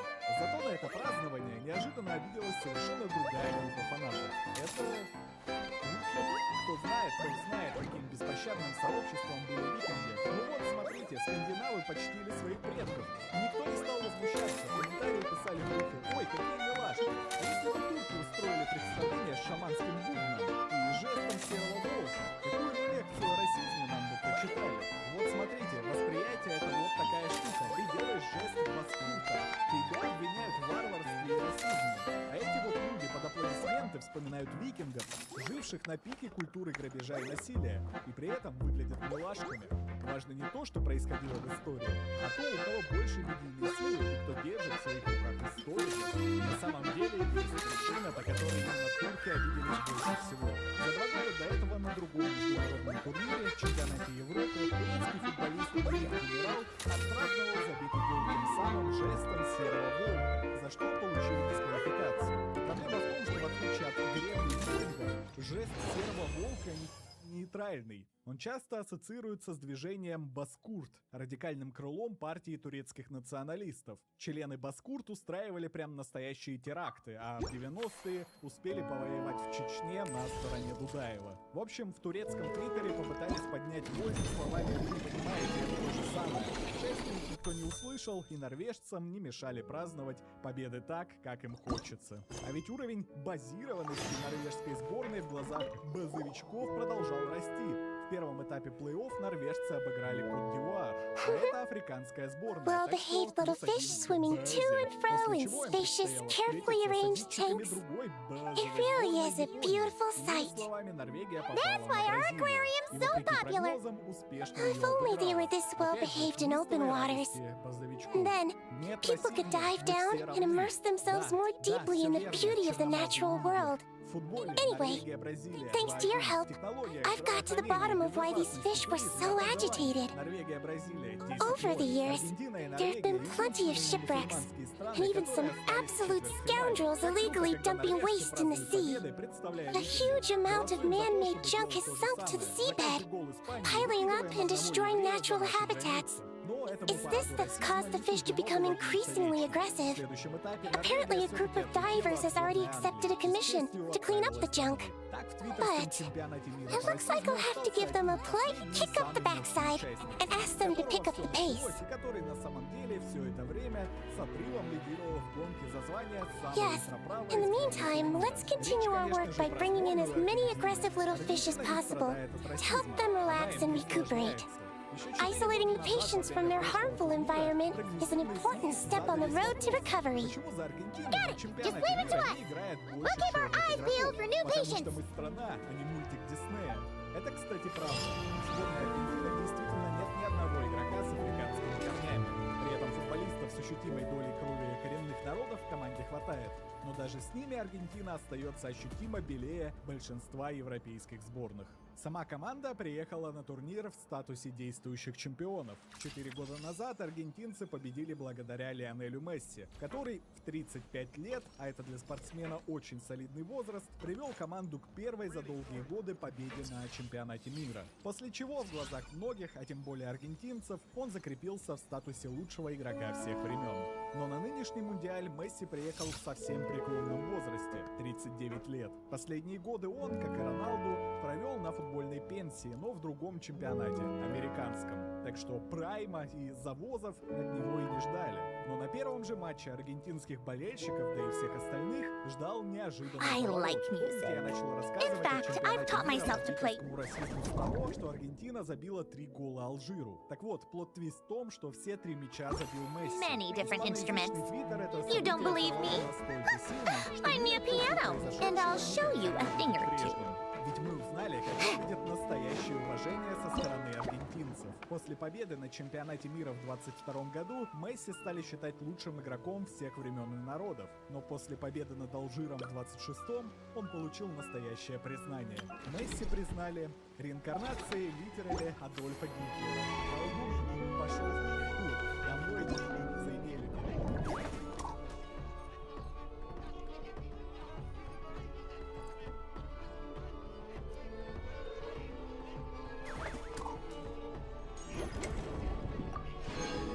В блоке про нейрослоп я специально не показал некоторую часть контента, которая постилась в Твиттере во время чемпионата мира. Все-таки желание хорошенько зигануть иногда подталкивает людей делать не слоп, а самые настоящие гены. И что тут сказать? В 1519 году мир обнаружил, что Латинская Америка — это место с невообразимыми запасами золота. 500 лет спустя, в 2026 мир обнаружил, что Латинская Америка — это место с невообразимыми запасами еще и платины. Твиттерской платины. Такое, что англоязычным базовичкам у своих аргентинских коллег еще учиться и учиться. Никто не был готов к тому, насколько аргентинский твиттер ультраправый. Не знал, насколько расистами, исламофобами и неуважительными бывают аргентинцы, пока не начался этот чемпионат мира. Одна вещь, в которой мы можем быть все согласны, это нахуй Аргентину. Все мои хоуми ненавидят Аргентину. Так что с ними так? Стоит отметить еще я рассказывал о фанатах других, я отмечал, что твиттерские войны возникали в Австралии с истории где все болельщики вели себя недружелюбно. Такой самый не стеснялись провокаций и вживую. Причина стычки между болельщиками Аргентины и Алжира. Аргентинские болельщики стали брызгать алкогольными напитками на алжирских болельщиков, что вызвало гнев воинов в пустыне. Аргентинский зачинщик, устроивший это, был задержан. Любой, кто болеет за Аргентину против Алжира, отступник от арабов и ислама. Аргентина — грязная страна. Самый ненавидящий ислам и мусульман народ. Да, очень-очень грязная страна и очень-очень ненавидим ислам.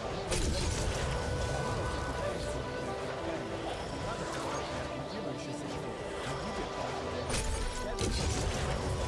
Дискуссии в Восточной Европе окончательно перестали иметь отношение к реальности.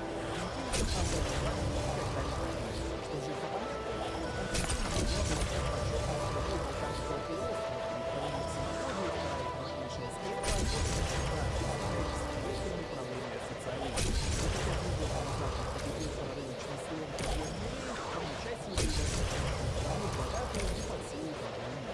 Что Аргентина точно остается потому говорить о аргентинской жизни, основа шуток аргентинцы продолжают называть меня толстым как оскорбление, потому что они сами не могут растолстеть, у них нет денег на еду. Терпеть не могу видеть, как аргентинцы расистничают в ленте. Шлюха, да я тебя с потрохами купить могу, нищета ты убогая. V-баксы в Фортнайте и то стоят больше одного аргентинского песа. Но вам почему-то приспичило быть расистами, лол. Но, конечно, никакие насмешки над уровнем жизни в Аргентине не могли остановить самых главных твиттерских расистов от того, чтобы, дальше быть расистами. Второй матч на турнире Аргентине предстоял с Австрией. И, вы понимаете, что это моментально стало поводом для шуток. Завтра Аргентина против Австрии. Это будет так круто. Просто родина Гитлера и страна, куда Гитлер бежался и You might find that useful. Но этот матч Аргентина заслуживает больше всего внимания. По-настоящему ставки расизма повысились, когда в 1/8 финала аргентинцам в качестве противника досталась еще одна арабская команда — Египет. Фанаты абсолютно всех арабских стран мечтали о месте за Алжир, и потому страсти в Твиттере накалились еще сильнее. Таково это быть европейцем и надеяться, что Аргентина победит Египет. Аргентина в итоге действительно победила. После матча арабские болельщики очень много жаловались на судьи. Если действовать по правилам,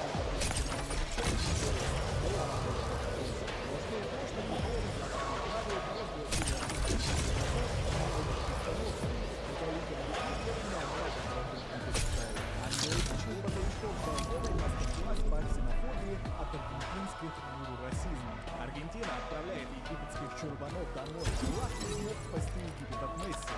Покорены белым превосходством. Снова. Библиотека Александрии сосет мой Аллах подумал, что матч уже завершен и пошел подрочить в детский сад. Господи, это настоящее произведение искусства. Аргентинцы выставляют нас полными дилетантами здесь. Аргентинец читал Библию, чтобы противостоять всей черной исламской магии Египта, и как раз в этот момент Аргентина перевернула ход матча. Мусульмане были побеждены. Так Аргентина еще сильнее упрочила свое лидерство в международном соревновании по расизму. А заодно ее сборная прошла дальше по турниру, что, конечно же, сулило еще больше решений. А после следующего этапа, 1/4 финала, в котором Норвегия выбыла из числа участников, Аргентина превратилась в единственный оставшийся на турнире. Причем оператор предстоял не с кем-то, а с принципиальным противником — Англией. Матчи против англичан имеют для аргентинцев особое значение. Причина в Фолклендской войне, когда Аргентина попыталась завоевать находящиеся в подчинении Великобритании Фолклендские или Мальдивские острова. Войну Аргентина предсказуемо проиграла, но территориальные претензии сохраняет до сих пор. Добавьте к этому то, что в турниру Аргентину уже набралась армия фейков. Отчасти из-за судейских скандалов, отчасти просто из-за обиды на поражение. Но в первую очередь причиной стало поведение аргентинских болельщиков. В основном в онлайне. Это приводило к действительно причудливым союзам.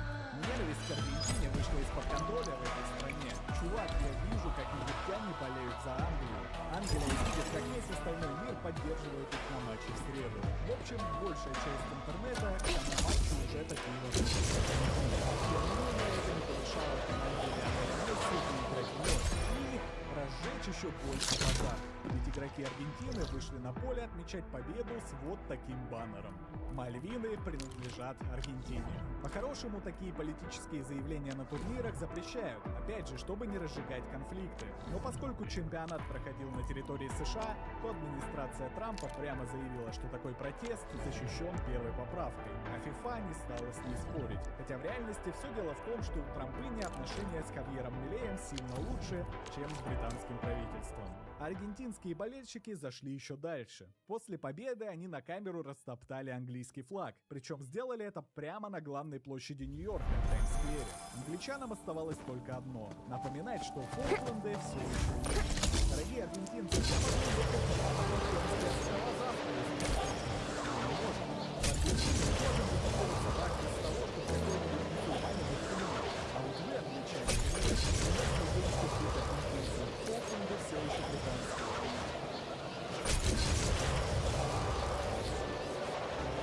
Пока англичане полпили, приближался финал. Казалось бы, поединок за обладание титулом должен был стать в глазах интернета главной битвой правых против левых, расизма против инклюзивности, белого превосходства против черного атлетизма. Но что-то пошло не так. Многие ждали, что оппонентом аргентинцев в финале окажется Франция. Прямо скажем, полностью альтернативно белая сборная. The blood of the back is boiling! Let's go. I have total faith in you all.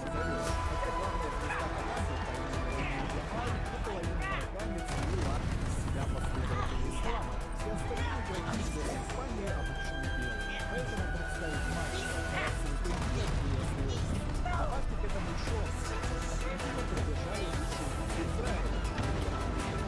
Понятно, ради министров национальной безопасности Амар и честь тому, кто честь не стоит,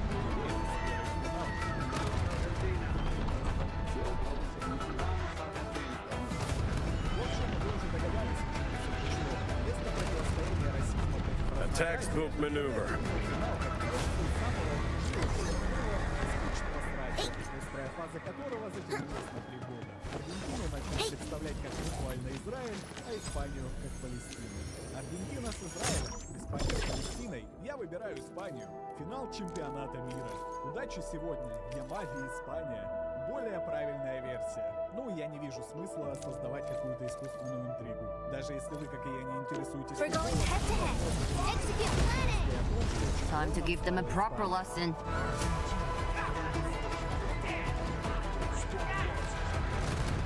A brilliant strategy. Just what I like.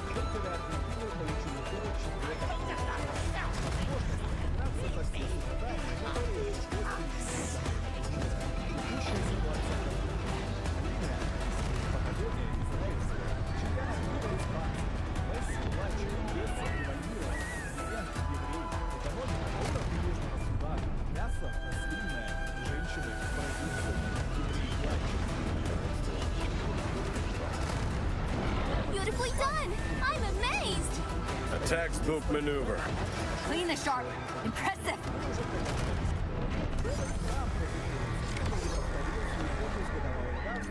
И снова влез к победившей команде, чтобы разделить успех.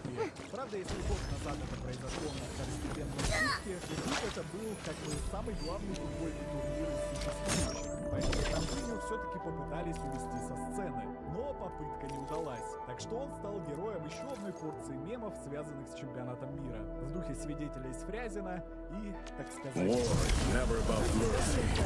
Wouldn't want to miss out on this hunt. Если вам хочется узнать какие-то тактические тренды, давайте в интернет вверх, мне интересно. Мне интересна интернет-культура, и с ее точки зрения, эта культура был совсем не очередной, а очень даже исключительный. На мою память никогда ничего не превращался в слово «сражение». Что еще важнее, говорить мяча раньше никогда так сильно не мимизировалось. Я ведь еще не рассказал про многие другие сюжетные ветки, начиная с арки Хатсуми Мику и попыток айшоу-спидов с завозиком, и заканчивая тем, как Лудик из полимаркета рассматривали каждый кадр с мечтами Рай и естественно его лицо. Нападающего Киля Марко решил боксер. Если бы я начал подробно рассказать эти темы, то не прошло, как бы высокий. Beautifully done! Впервые оброс город, который вызывает хоть какой-то интерес. Но в большей степени это заслуга зеленщиков, аргентинцев и французов. Не переживая, сам российский чемпионат стал историей. Недооценивая, как повезло, что на маске все эти полтора часов около веселистов.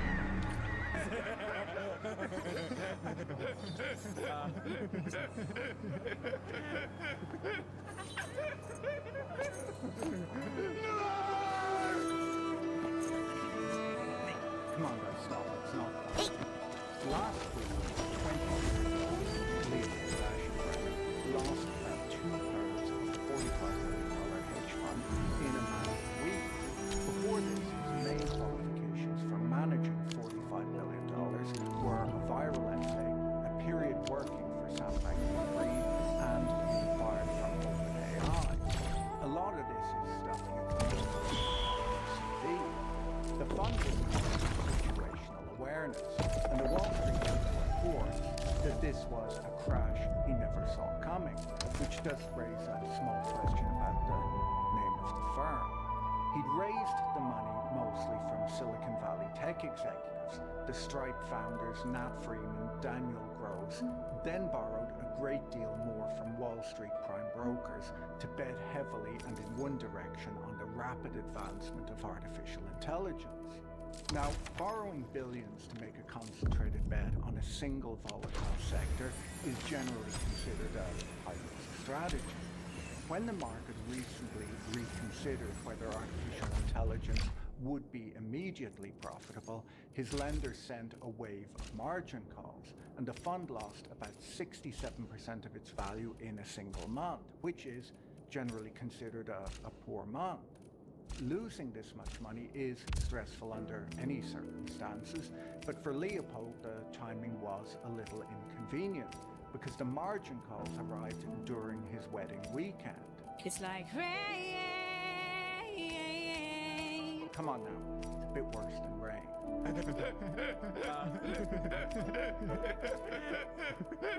The wedding has been described as a multi-day celebration in Carmel, California, with the ceremony at a Tuscan-style villa and the send-off at a spa in the forest.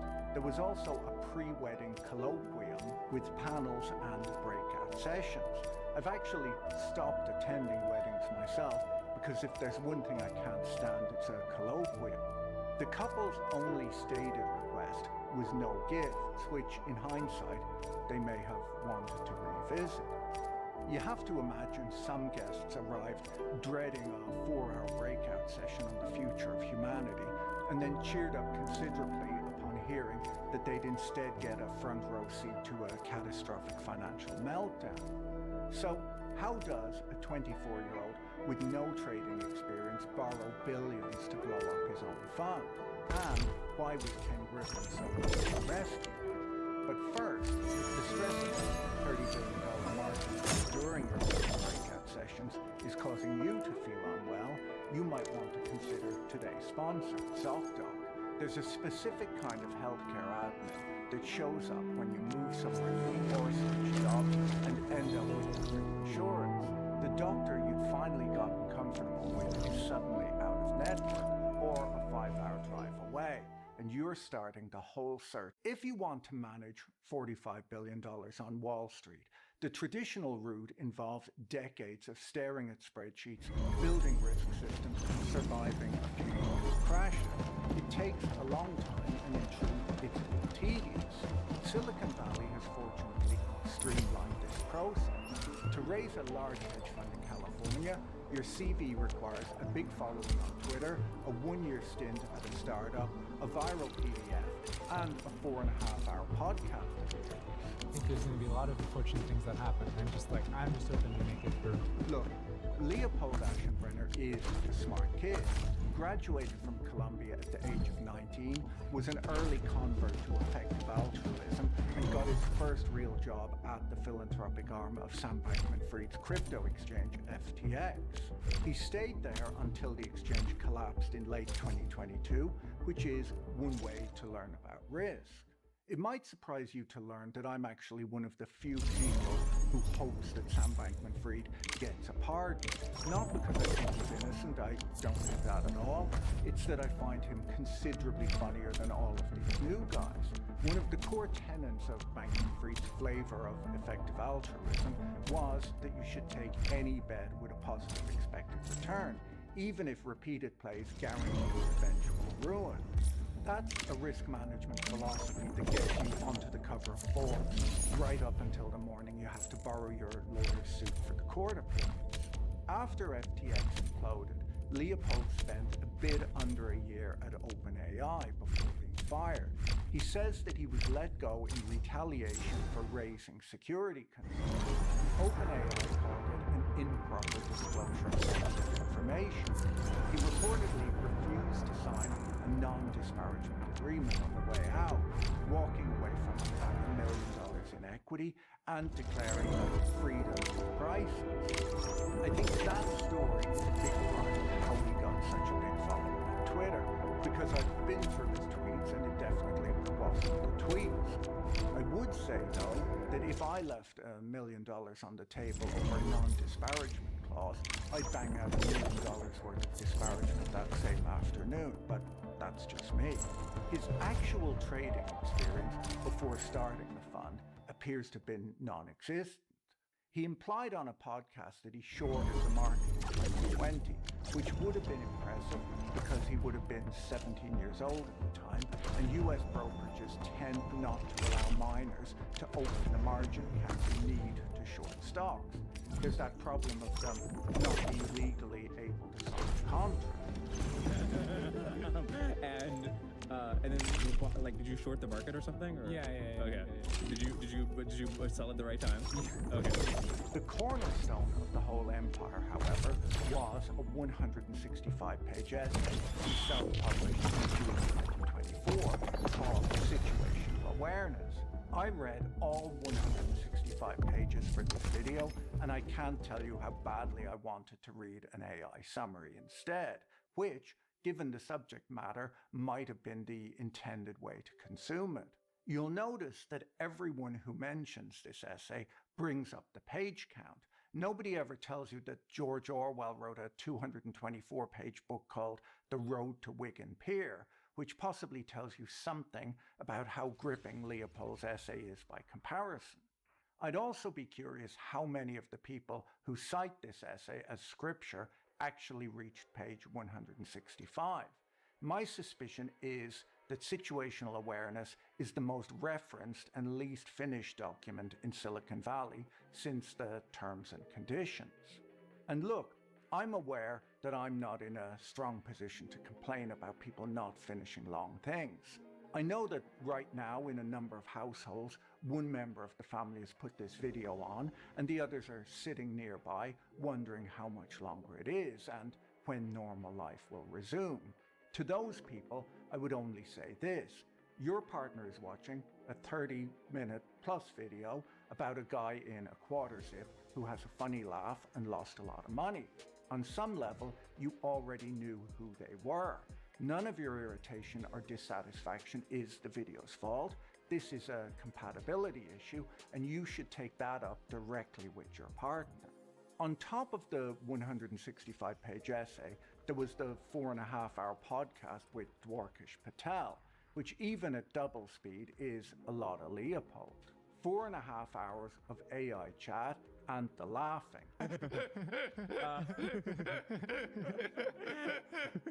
For scale, Watson and Crick's paper setting out the double helix structure of DNA, arguably the most important scientific paper of the last 100 years, was 2 pages long. Now, having read the whole thing, I can report that it is less of a prophecy and more of a very long summary of what everyone in San Francisco had already been saying at dinner for about 3 years. He says AGI arrives in 2027, that the world will change faster than anyone believes because of recursive self-improvement, that the free world survival is at stake, and there's a great deal about China and robots, that sort of thing. There's nothing about the essay that struck me as innovative or even interesting. It's just that describing the tech industry's group chat back to itself in 165 pages is not usually what we mean by seeing the future. It also contradicts itself in ways that are more entertaining than any of the predictions. In one passage, he describes himself as a firm believer in the American private sector, who would almost never support government involvement in industry. A few pages later, he calls for the US government to nationalize the AI labs and run them as a wartime project, which would be one of the largest peacetime nationalizations imaginable, proposed by a man who has just told you he opposes government involvement in business. He believes both of these things apparently at the same time. It opens, by the way, with the line, "You can see the future first in San Francisco," which struck me as a slightly alarming thing to promise, because it implies that in the near future, most of us will be homeless and on drugs.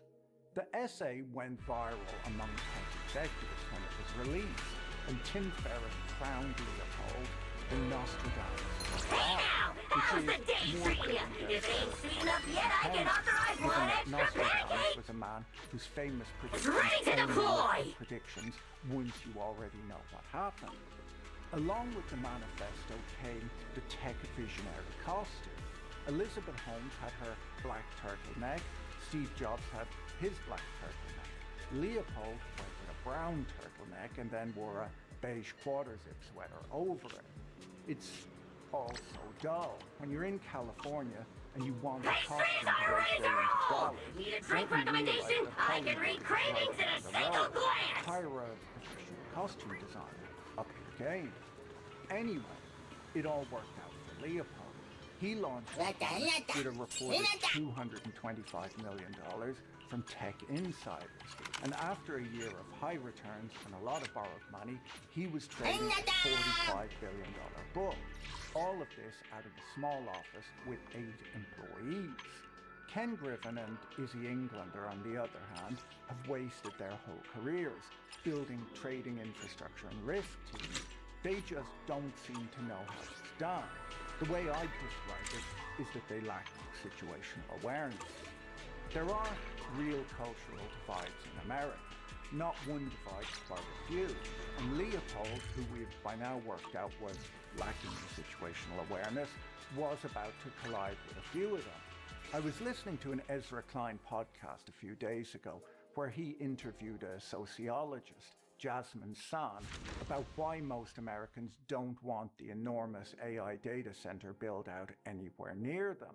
And Klein made a really interesting point that struck me.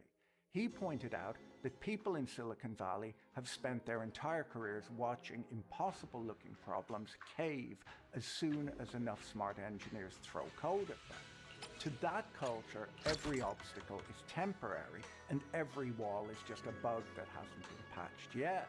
Washington, he explained, runs on the opposite energy. In Washington, things that ought to be simple to fix become permanently impossible because everyone involved wants a different outcome and nobody will budge. And the one thing Silicon Valley desperately wants to build right now, gigawatt power plants and vast data centers out in rural counties, turns out to be a Washington problem, not a coding problem. Building data centers is all about permits, land rights, utility boards, and angry local residents. You can't resolve a room full of people who want opposite things by writing better code. Leopold's 165-page essay was, to a large extent, about this infrastructure build-out, and Silicon Valley loved it. Because in California, if you write a science fiction manifesto about how the world is going to change, someone will hand you a $25 million check over coffee. Tech investors who understood software were perfectly happy to back a 24-year-old whose portfolio was, when you closely looked at it, a Wall Street Bets account explained using longer words. It's the same credulity that let Elizabeth Holmes raise hundreds of millions for Theranos on the strength of a board of distinguished elderly statesmen, none of whom knew anything about blood work. But California money has a ceiling. The really large pools of institutional cash, the pension funds, the big allocators, the people who write 9-figure checks without checking with the group chat first, mostly sit on the East Coast. So, with billions already under management and an appetite for a great deal more, Leopold packed up his quarters and took the fundraising tour to New York. And New York is the third culture, the one Leopold hadn't gotten involved with yet. Silicon Valley asks whether a thing can be built. Washington asks whose permission you need. Wall Street asks a cold question. What happens when you're wrong? In New York, investors are less interested in your Twitter following, your podcast appearances, and your feelings about the future. They want to know whether you have a sensible portfolio and a understanding of risk. According to Rob Copeland's reporting in the New York Times, downtown Manhattan looked at Leopold and saw a liveway, a one-hit wonder. Blackstone, the largest investor in hedge funds on the planet, took the meeting in hand.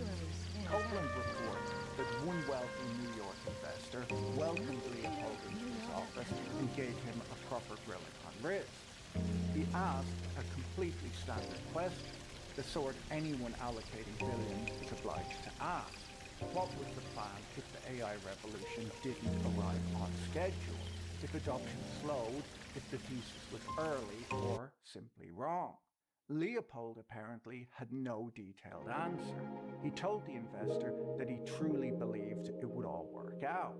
Now that is a lovely way to go through life. It's not, however, a risk management framework.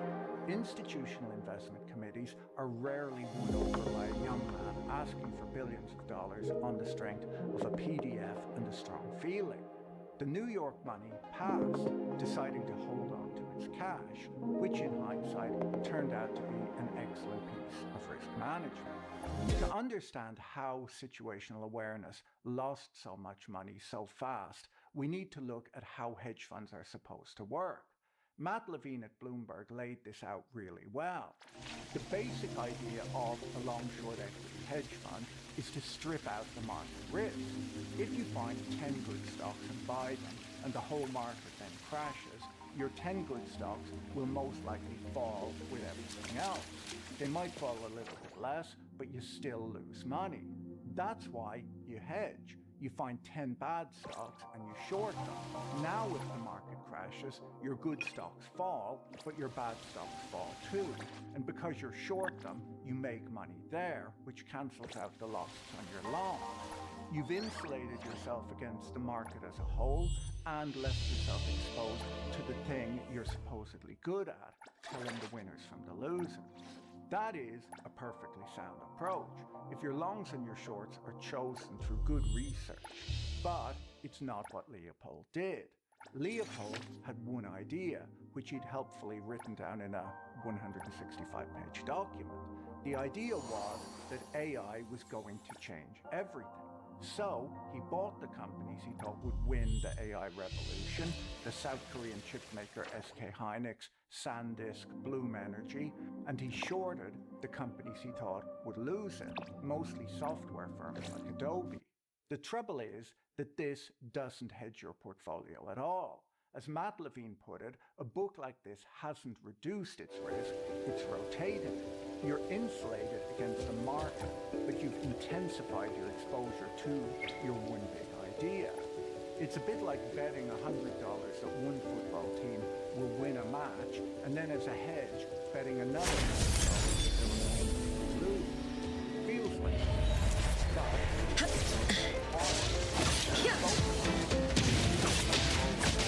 Let me take a break. Pretty lively. I don't know. Stay back.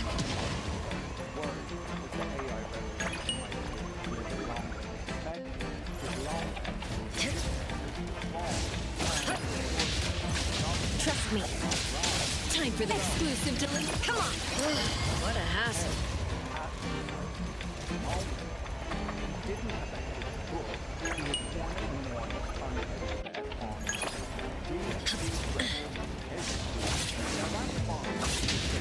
Intel confirmed. I'll deliver the mission. All right, take it over.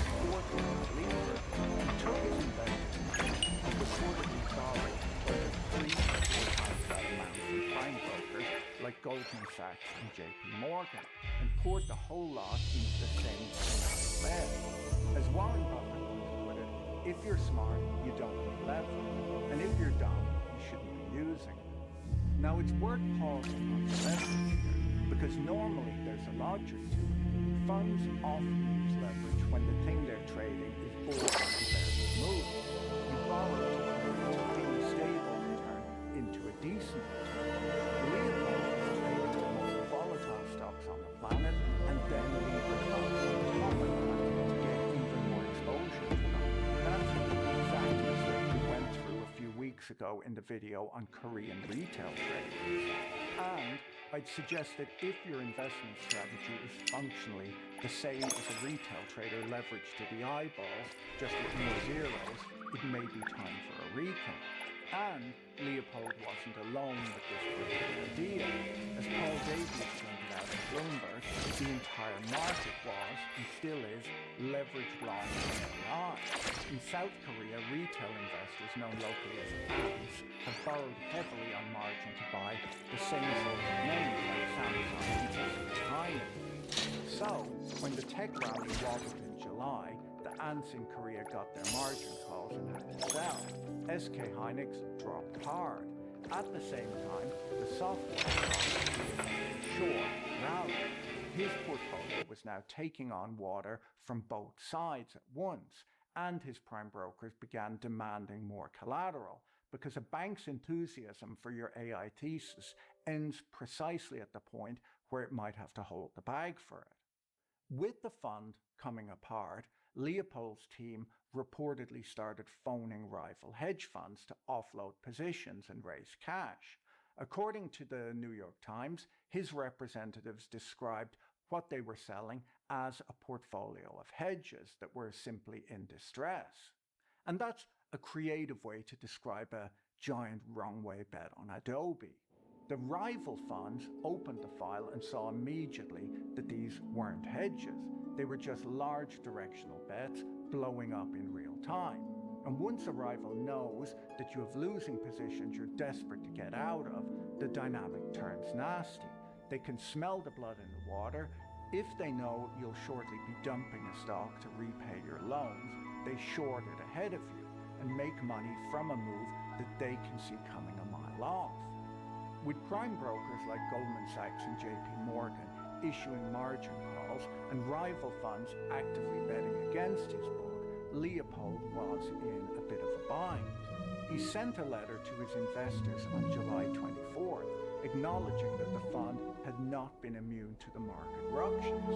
Now, that's a remarkable amount of freight for the word ructions to carry. A ruction is the kind of thing you have with your neighbor about how they never clean up after their dog. It's not traditionally the word used for losing $30 billion during your own wedding. Though, to be fair, a letter about ructions is a step up from fleeing to the Bahamas and leaving a post-it note on your desk that says, "I'm sorry."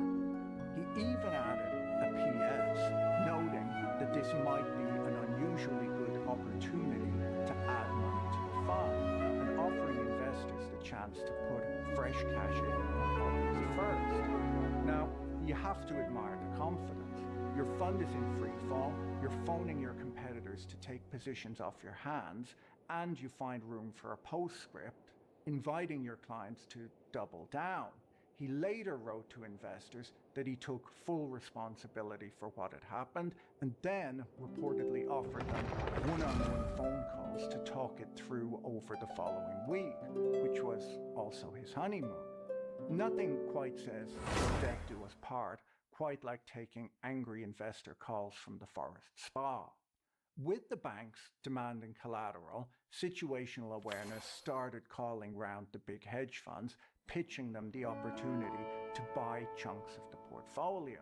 The Financial Times described these talks as an ad hoc effort, which, yes, ringing your competitors in the middle of the night to ask for a multi-billion-dollar bailout while the wedding planner is on hold on line 2 is always going to be fairly ad hoc. I can't think of many times in financial history that pitching your own margin call as an investment opportunity has ever worked out, but It's about time we threw another tea party, don't you think? if you call Ken Griffin. Citadel, Ken Griffin's $71 billion firm, agreed to take the whole portfolio, though the word rescue is doing a lot of work in most of the accounts of this, because Citadel didn't ride to anyone's aid. It won an auction. Griffin's firm beat out Jane Street and Millennium for the right to buy Leopold's collapsing book. This was no bailout. It was 3 of the most patient, carefully built firms on Wall Street bidding against each other for the carcass of Griffin best. There is a small detail in that list worth noting. Jane Street, the quantitative trading firm, was one of the bidders. Jane Street was also one of Leopold's own investors. So one of the firms that had put money into situational awareness turned up at the fire sale. Traveler, Paimon, it's been such a long time. If your Why are you wearing your diving helmet? The wreckage kicking the tires, you were never really Things down there have been a bit hectic lately. There are so many more divers right now, all in a frenzy to salvage sunken cargo. All I can do is try my best to lend a hand. The sooner we finish cleaning up, the sooner these extra divers can go back to their day jobs, and the sooner the seas can go back to their usual peace and quiet. I see. It must be really hard for you to adapt to all the commotion, huh? Thanks for your concern, Paimon. It's not all that bad, though. I've actually made a few extra finds. Things like unclaimed jewelry and antiques. Father said that if I salvage any pretty or valuable things, I should bring them here. She said you'd be able to find a use for them. Arlecchino sure is thoughtful. If you've got any pretty-looking ornaments that nobody wants anymore, we could use them to decorate the aquarium. Or even better, why don't we go salvaging with you? Are you sure? I wouldn't want to waste your precious time. Don't you worry about that. You already said we can keep any ownerless goodies you find. Situational awareness wasn't How can we let you do all the work yourself? Taking the fruits of someone else's labor while we sit here twiddling our thumbs? most notably well a with Paimon. multi-billion-dollar position in the AI company Anthropic, which is where the world gets a little small, because Anthropic is the company where Leopold's bride serves as chief of staff In to the that chief case, executive. I'll share So, everything the other single divers asset have that told saved me. his fund was a stake in the Hopefully, company's that'll wife help narrow bride. down your The search. two of them met If you find naturally anything at that takes your Sam fancy, Bankman-Fried's charity. feel Nearly free to everyone make good in use of Seoul it. met at However, charity. some Now, you things are can't be wanted by their marginal. owners. So if you find one of those, you'll need to return it. Understood! Please stay safe and don't stray into unfamiliar waters. If you run into danger, make sure to surface as quickly as it's safe to do so.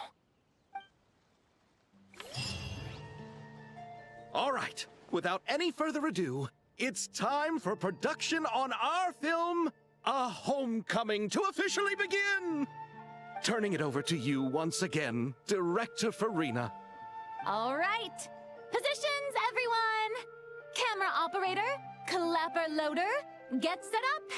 Let me know when lighting is good to go.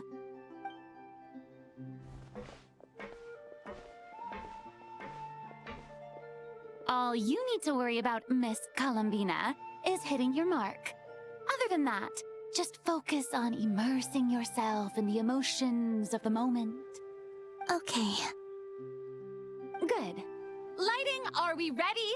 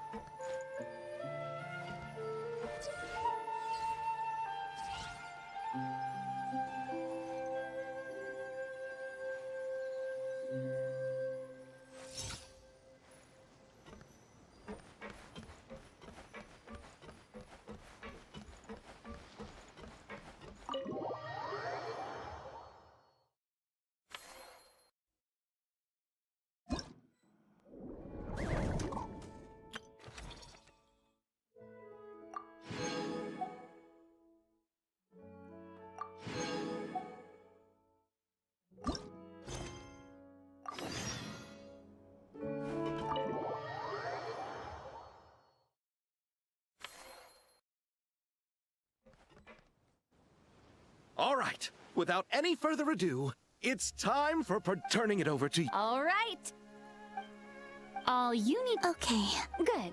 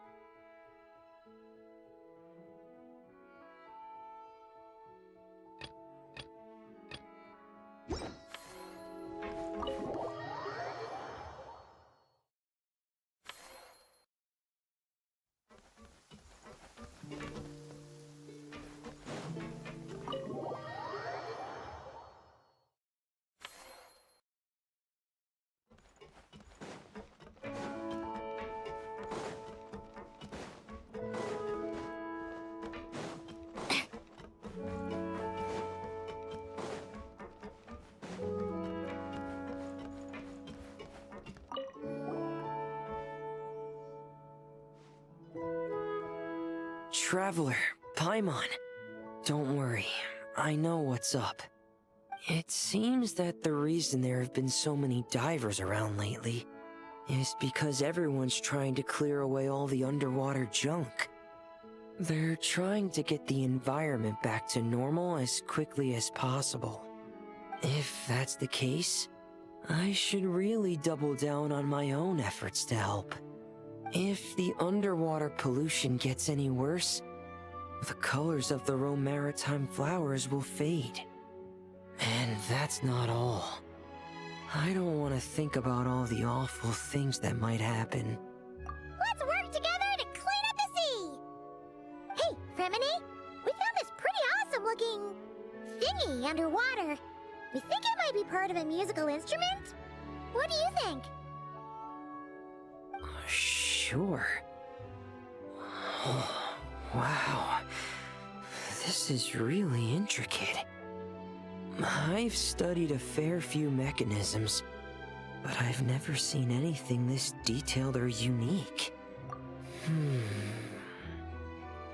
Looks like it's missing some components, though. You'll need to find the rest if you hope to restore it to working order. That's alright, we're not in a hurry. Though, Paimon is curious to see what it looks like once we put it back together. Alright, I'd better head back down to help with the cleanup. You two enjoy your rest. We will! Make sure not to work too hard yourself!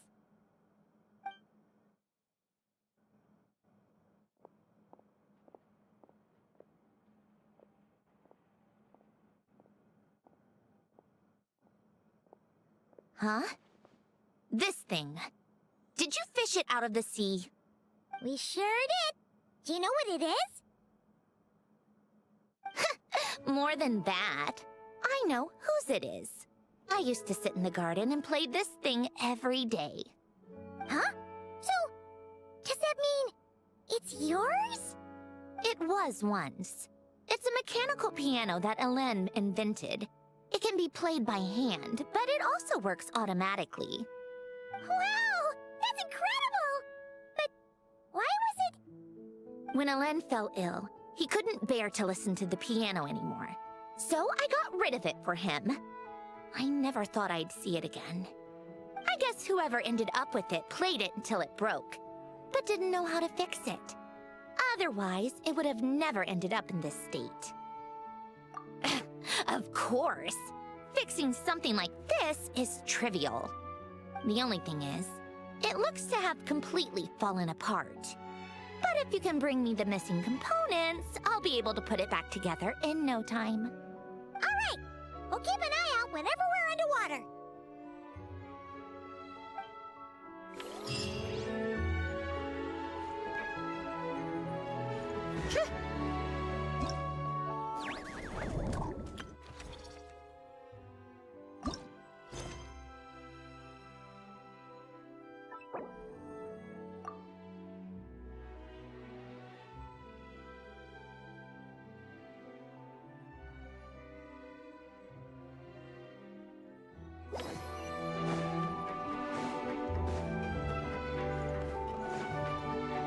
Take a break?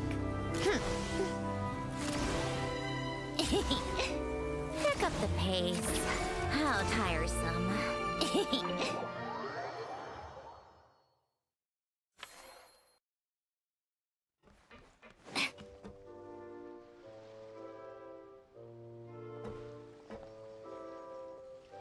Fremini?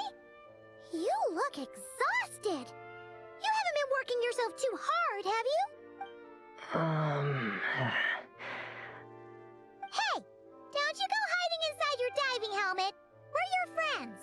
You'll feel a lot better if you let it all out. I guess you're right. I bumped into a real piece of work while diving just now. A real piece of work?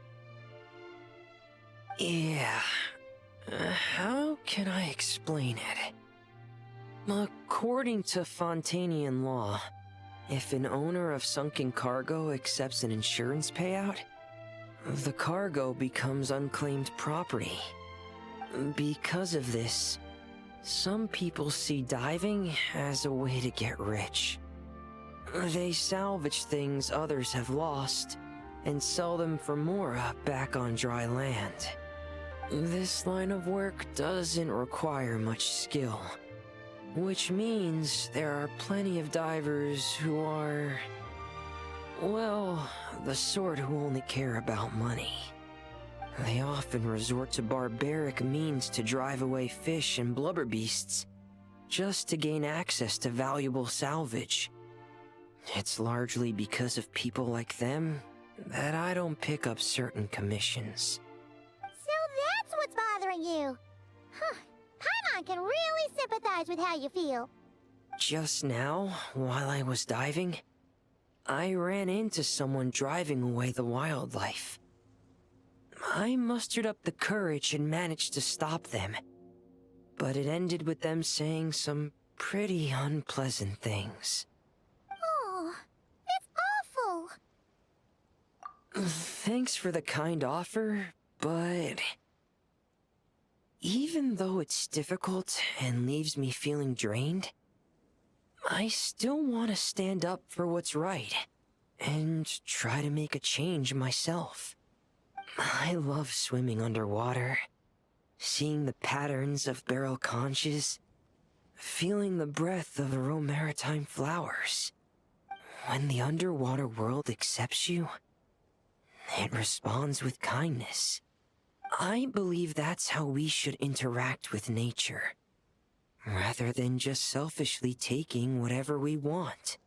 Wow, Remine! Paimon thinks everything you just said was great. See? When you have something you really want to say or do, doesn't it feel much better to just get it off your chest? Remine! I'm sorry. I'm still a little bit shy.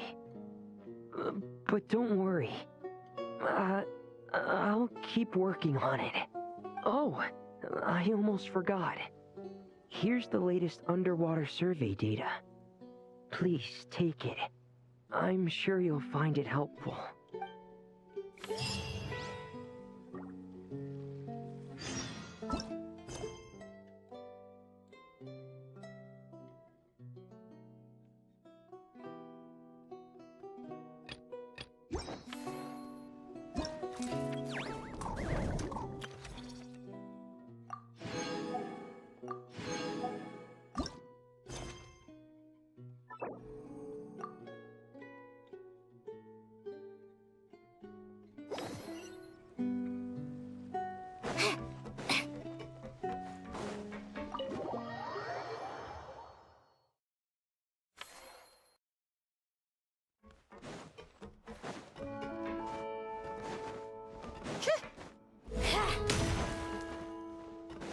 Come on, keep up.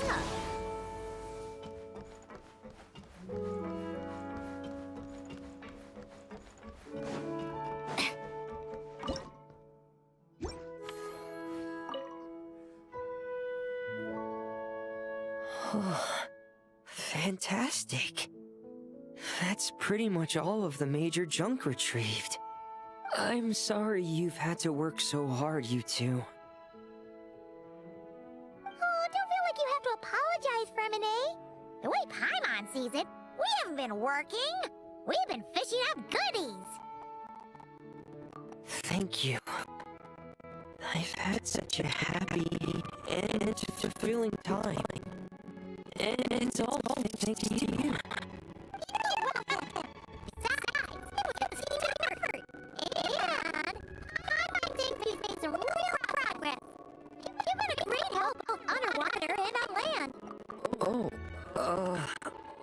Alright. I'm sorry. Besides, thank you. I really don't know what else to say at times like these. Maybe I still need a little more practice? Take your time. There's no hurry.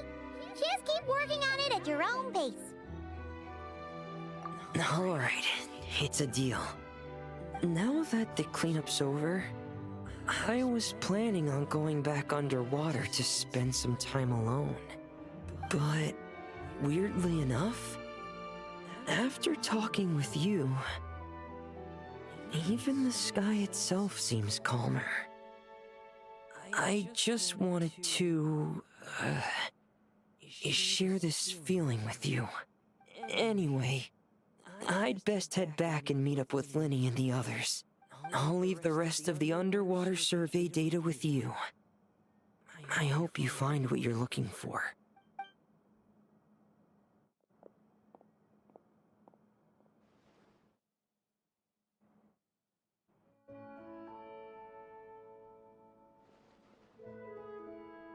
Hey, I could hear you celebrating from above decks. Has something good happened? Yeah! All that junk that was upsetting the fishies has pretty much been cleared away! We also found the rest of the piano pieces! Really? Let me take a look. Well, I'll be. With these components, I can finally fix the piano. It might not be exactly how it was before, but it should be able to play beautiful music again. Oh, you sound really happy, Sandrone! Do I? Whatever. I'll go fix it right away. It shouldn't take me long.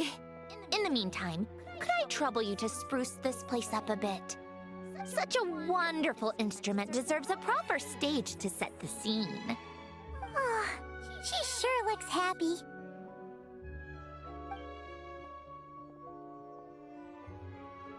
Whoa! What a beautiful piano! Of course it is. It was me who fixed it after all.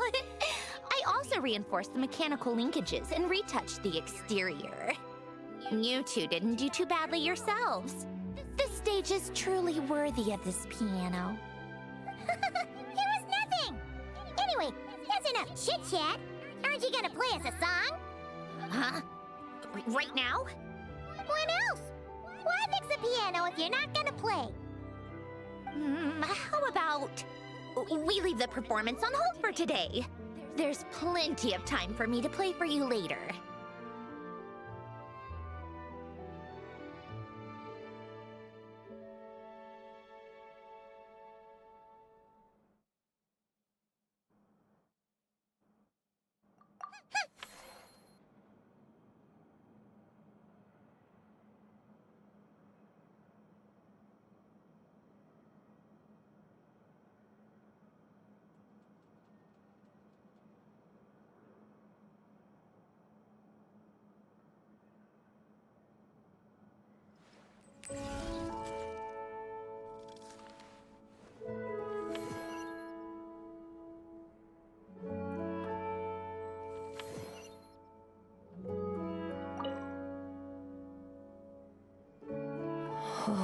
I'm sorry. Oh, don't feel like you have to apologize for him. Thank you. You're welcome. Besides, Oh, I'm sorry. Maybe. take your time. There's no hurry. Alright, now that. But anyway, I'll leave the rest.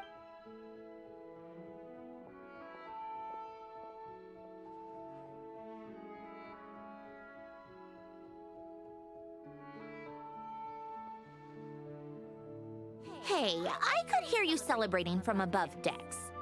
Has something good happened? Yeah! All that junk that was upsetting the fishies. Really?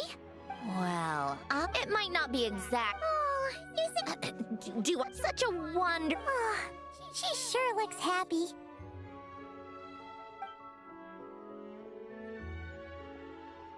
Whoa! What a beautiful piano! Of course it is. It was me who fixed it after all. I also reinforced the You two didn't do too. It was nothing! Anyway, that's enough chit-chat. Huh? Right now? When else? Why fix the piano if you're not gonna play? How about we leave the performance on hold for today? There's plenty of time for me to play for you later. Absolute nonsense. I just want to sit with it quietly for a while and reminisce about the past. And don't think a few cheap taunts are gonna get me to play. Practice first, performance later.